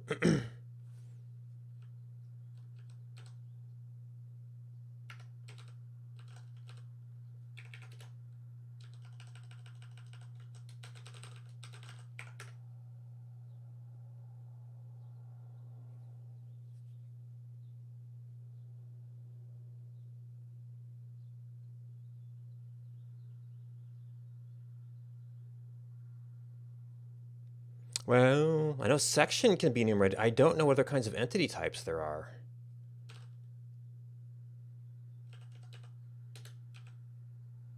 Problem is you have to find all these zeros. What are you? Space, space, 0. Beginning of line, space, space, 0. NSEC section, class. NSEC section, vport. NTab table, L type. I guess if I did do standard ones, I would also have to have like a unknown entity type thing. These look like pretty well defined.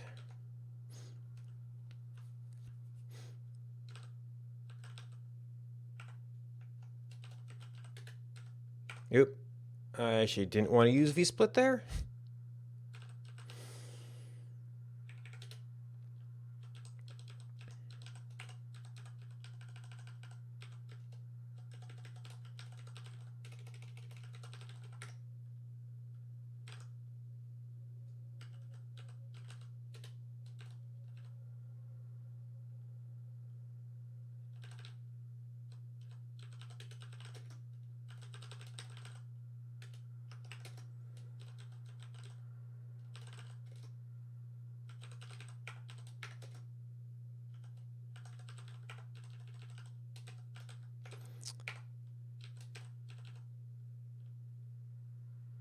All right, so you're more than a string value.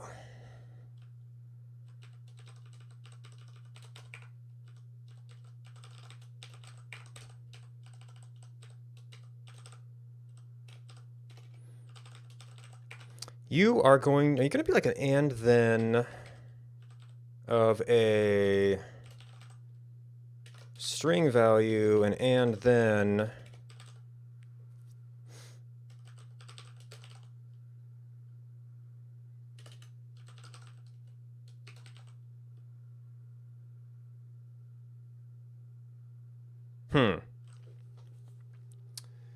This is often the kind of thing I do with a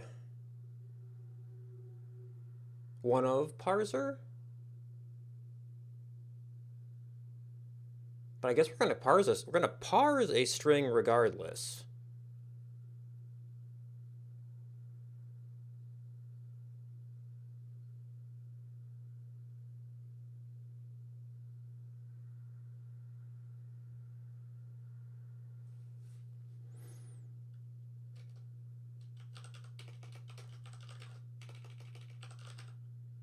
Is this an and then, or is this some kind of some mapping operation?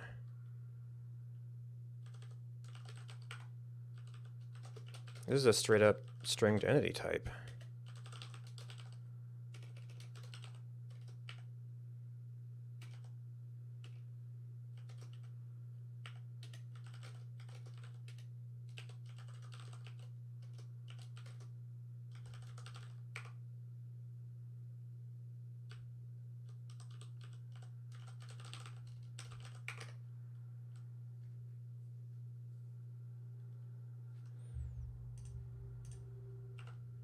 Ah, yes. And then everything else.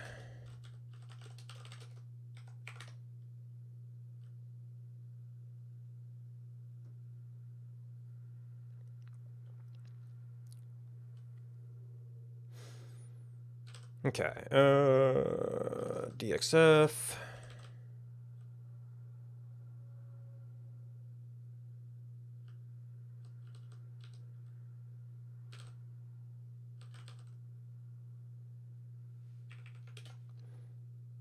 Yep. The XF is there, that's there. Now you're actually a different code though. Name. So section is a 0. Header is a name.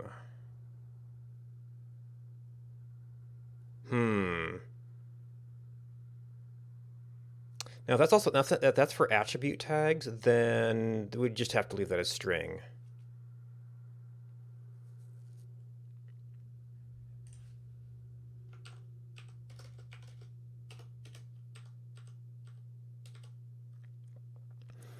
Dim style standard. See, this is a bunch of blank strings. CML style, fingerprint, yeah. So you're gonna have standard values here.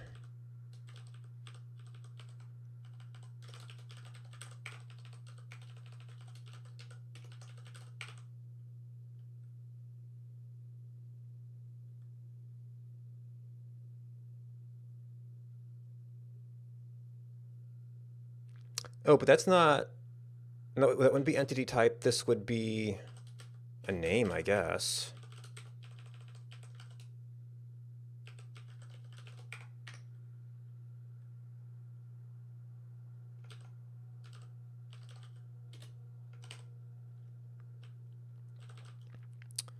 Okay, value for code, value.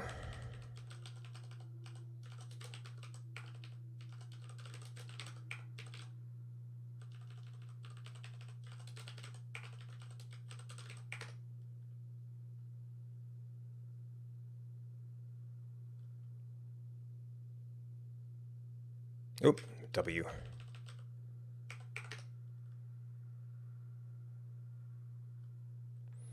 Okay.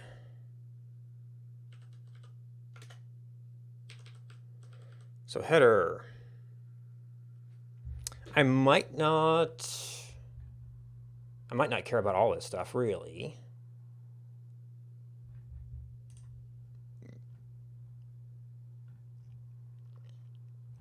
Oh, that's a 9, though. variable name identifier.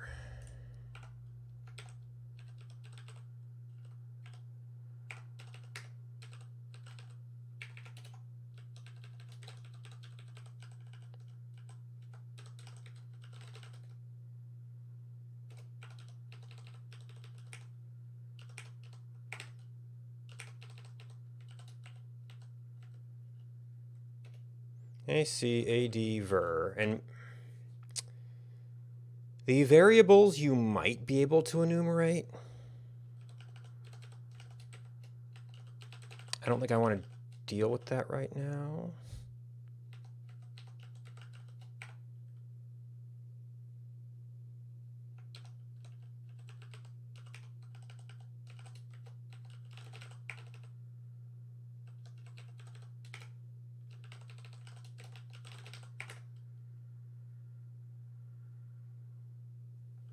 Never saved you.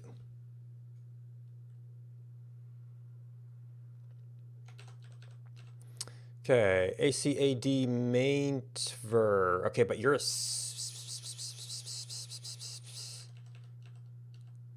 boop boop. Okay, so these are name value pairs.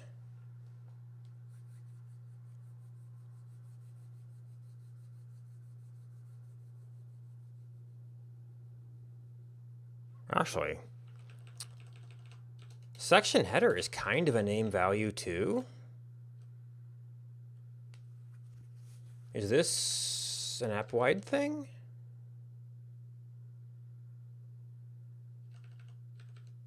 Required versions, blah, in space. I mean, that's okay. It depends on the variable.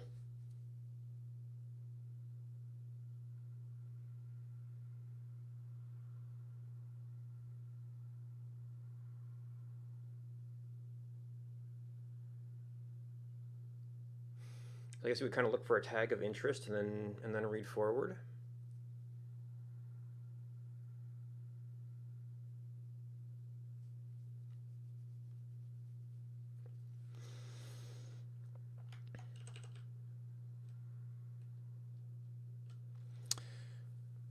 And one of the annoying things here is hard doing a case statement, but some of these are ranges.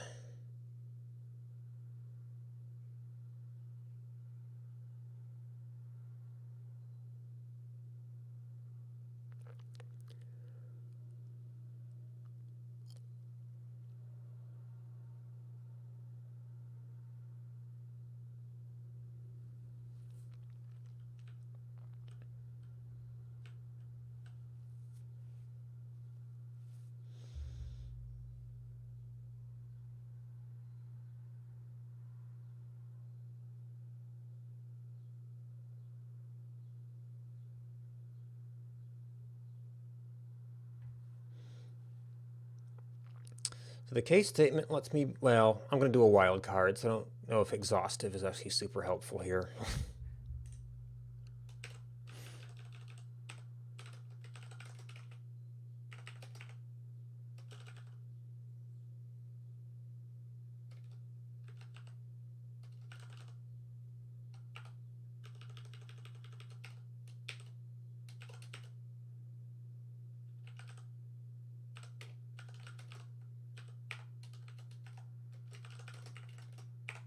Would you stop? Of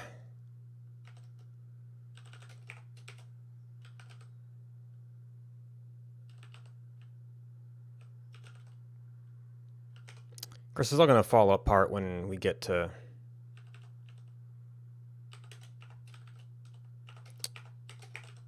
the ranges anyway, formatting wise.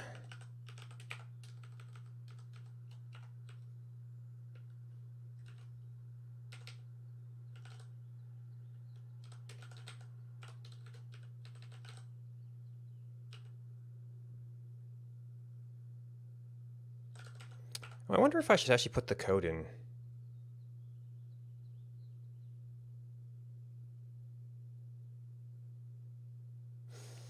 I could, oh, and actually I could put the code and the string value in.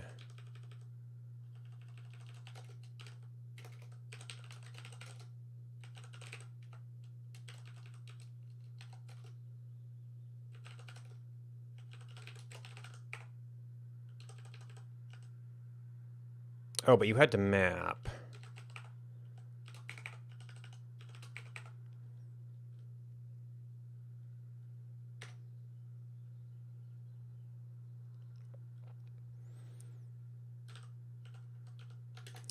All right.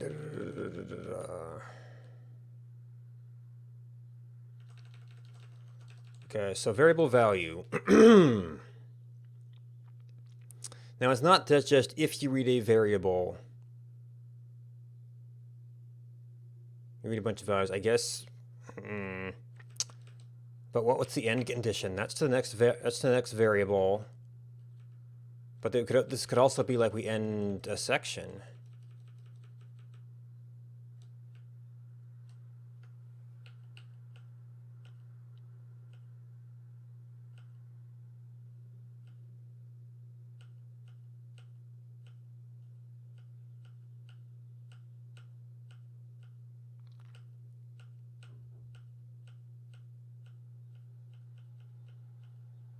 A lot of header stuff.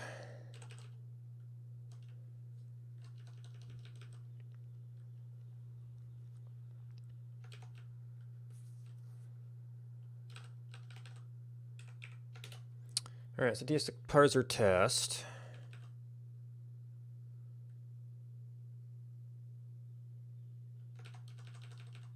That's what's a 1? Primary text value for an entry. Other text or name values.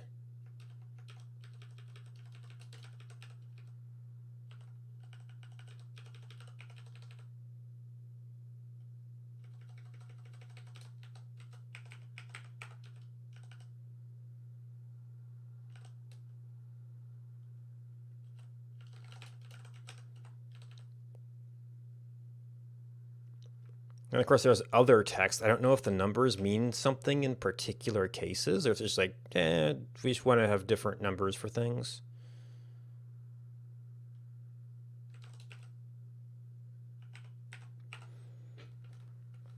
So the data type on there says, and that's a 1. This is the AC 1020, right, that's coming back again. So we parse it and then we put it in there.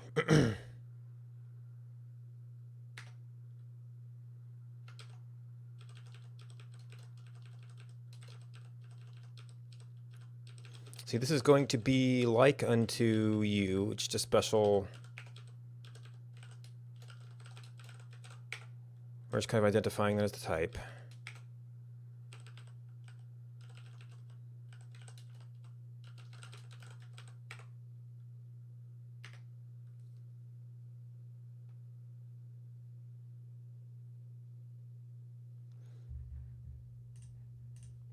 Oops.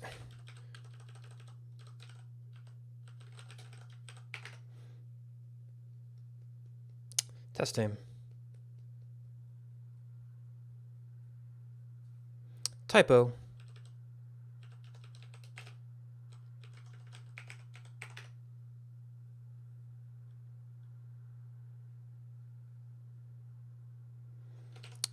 All right, so you're not anything terribly new, or rather, you're not something terribly new. You are something a little bit new.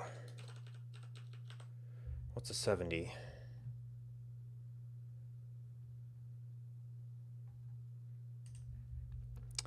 Of course, I'm only doing things that appear in this file. To be thorough about it, you'd have to do all of this stuff.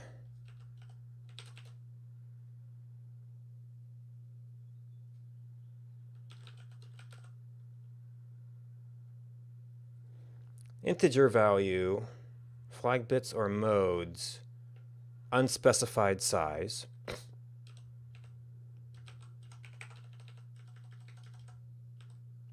And the actual thing here, which we have to allow for, we probably have to allow for other things as well, is that. I guess it's just a generic integer.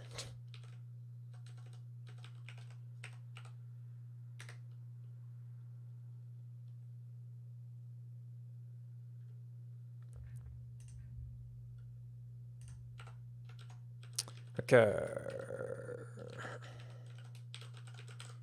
integer int.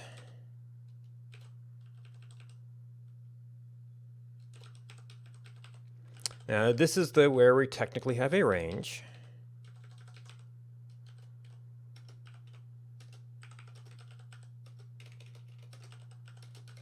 I don't know if anybody's going to care about which of those it is.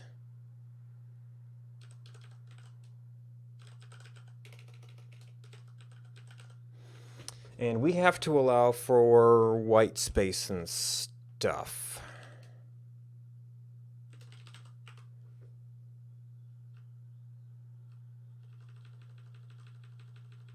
This is going to be just like this.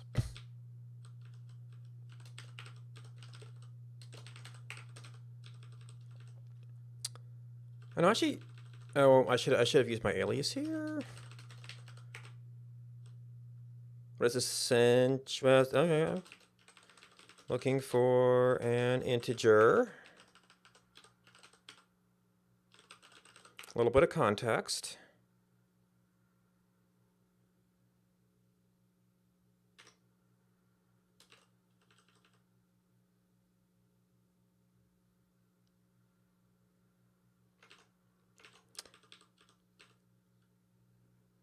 Drawing code for page. Now 3 is just another text value, right? Other text or name values.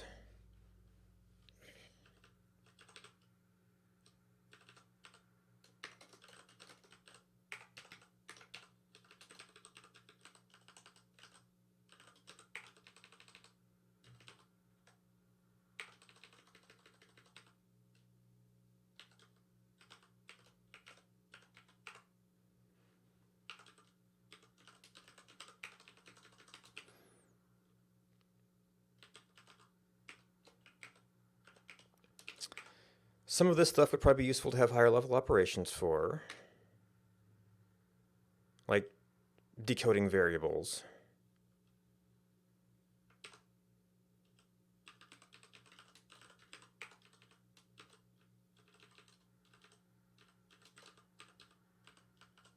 Oh, actually, you're going to be a range, aren't you? You are... It's only 3 and 4.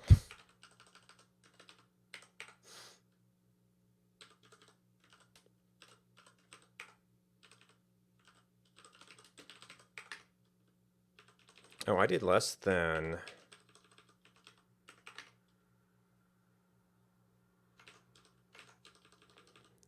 Okay, 160.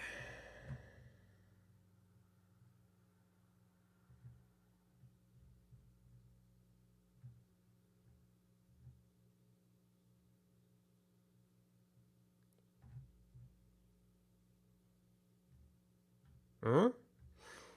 I guess that's a new one?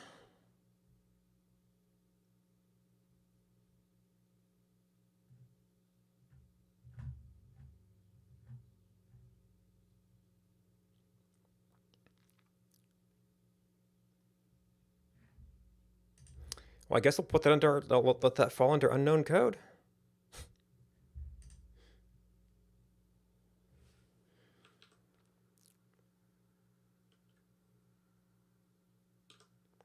And now this is 10, 20, 30. Primary point. Y and Z values. Oh, and then these can be other points.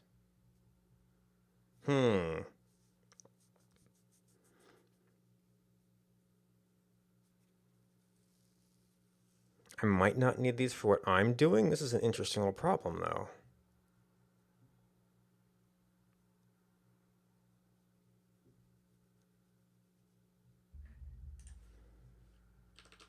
I might need to put like a point index on this. And really, you'd want to be able to read a point rather than a coordinate.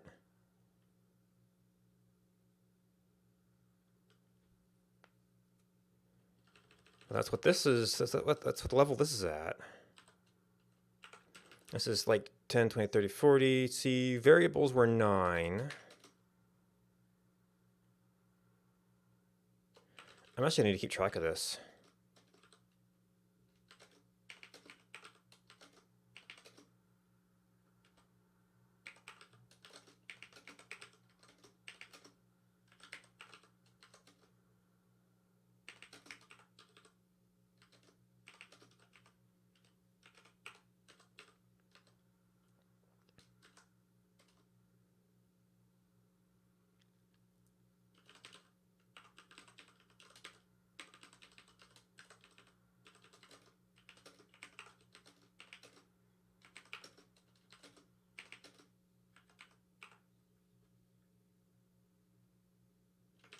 This is really be sitting at my test.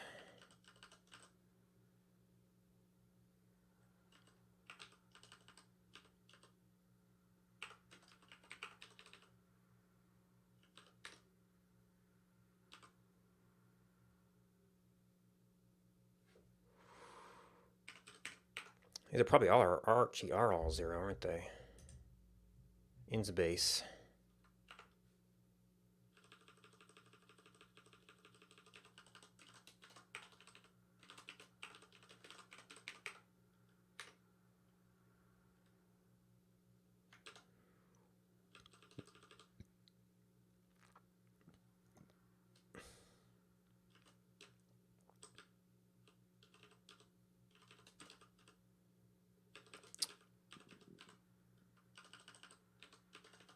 All right, so it's 10 to 18. I guess they're using the 9s for something.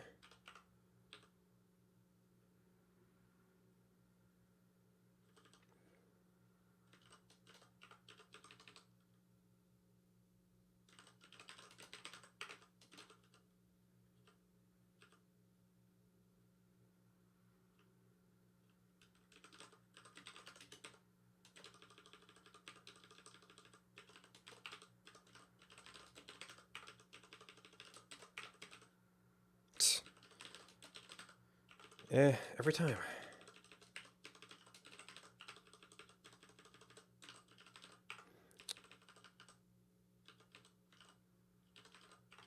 Now, we could probably throw a context on here somewhere, say we're looking for the x coordinate, but... Okay, so that passed.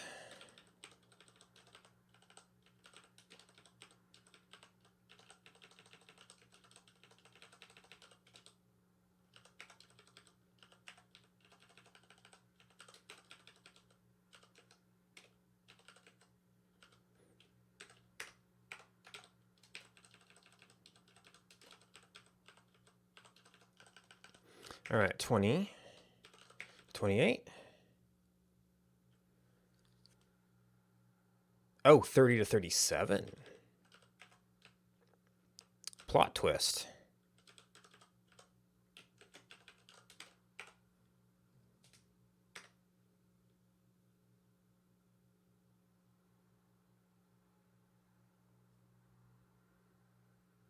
Oop.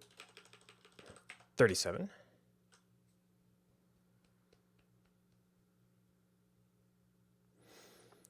Okay, we have that, and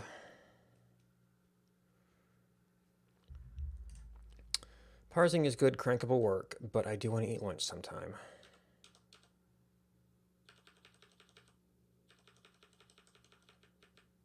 These are all points, it looks like. Oh, that's only a 2-dimensional.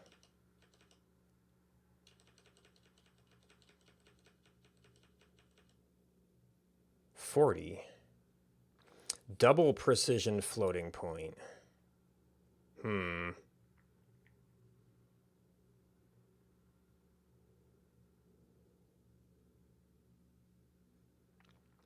don't think Elm can represent that.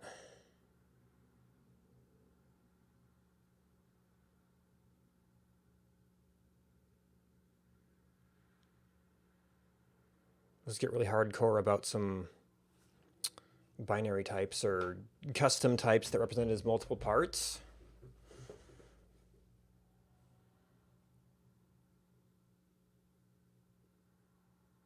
Maybe she returned as a different type. Anyway, we need to, we need to get through parsing all the values, and I need to look at like higher level structures. Like maybe that's where decoding comes in,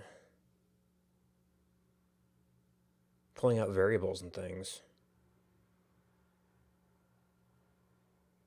But that would mean running the parser to essentially, we need the higher level version of this that, like, I guess it creates an array or a list of values.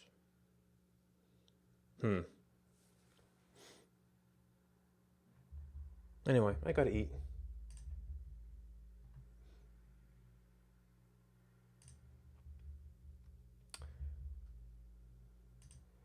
Thanks for the support from our subscribers. And that's what I'm usually on.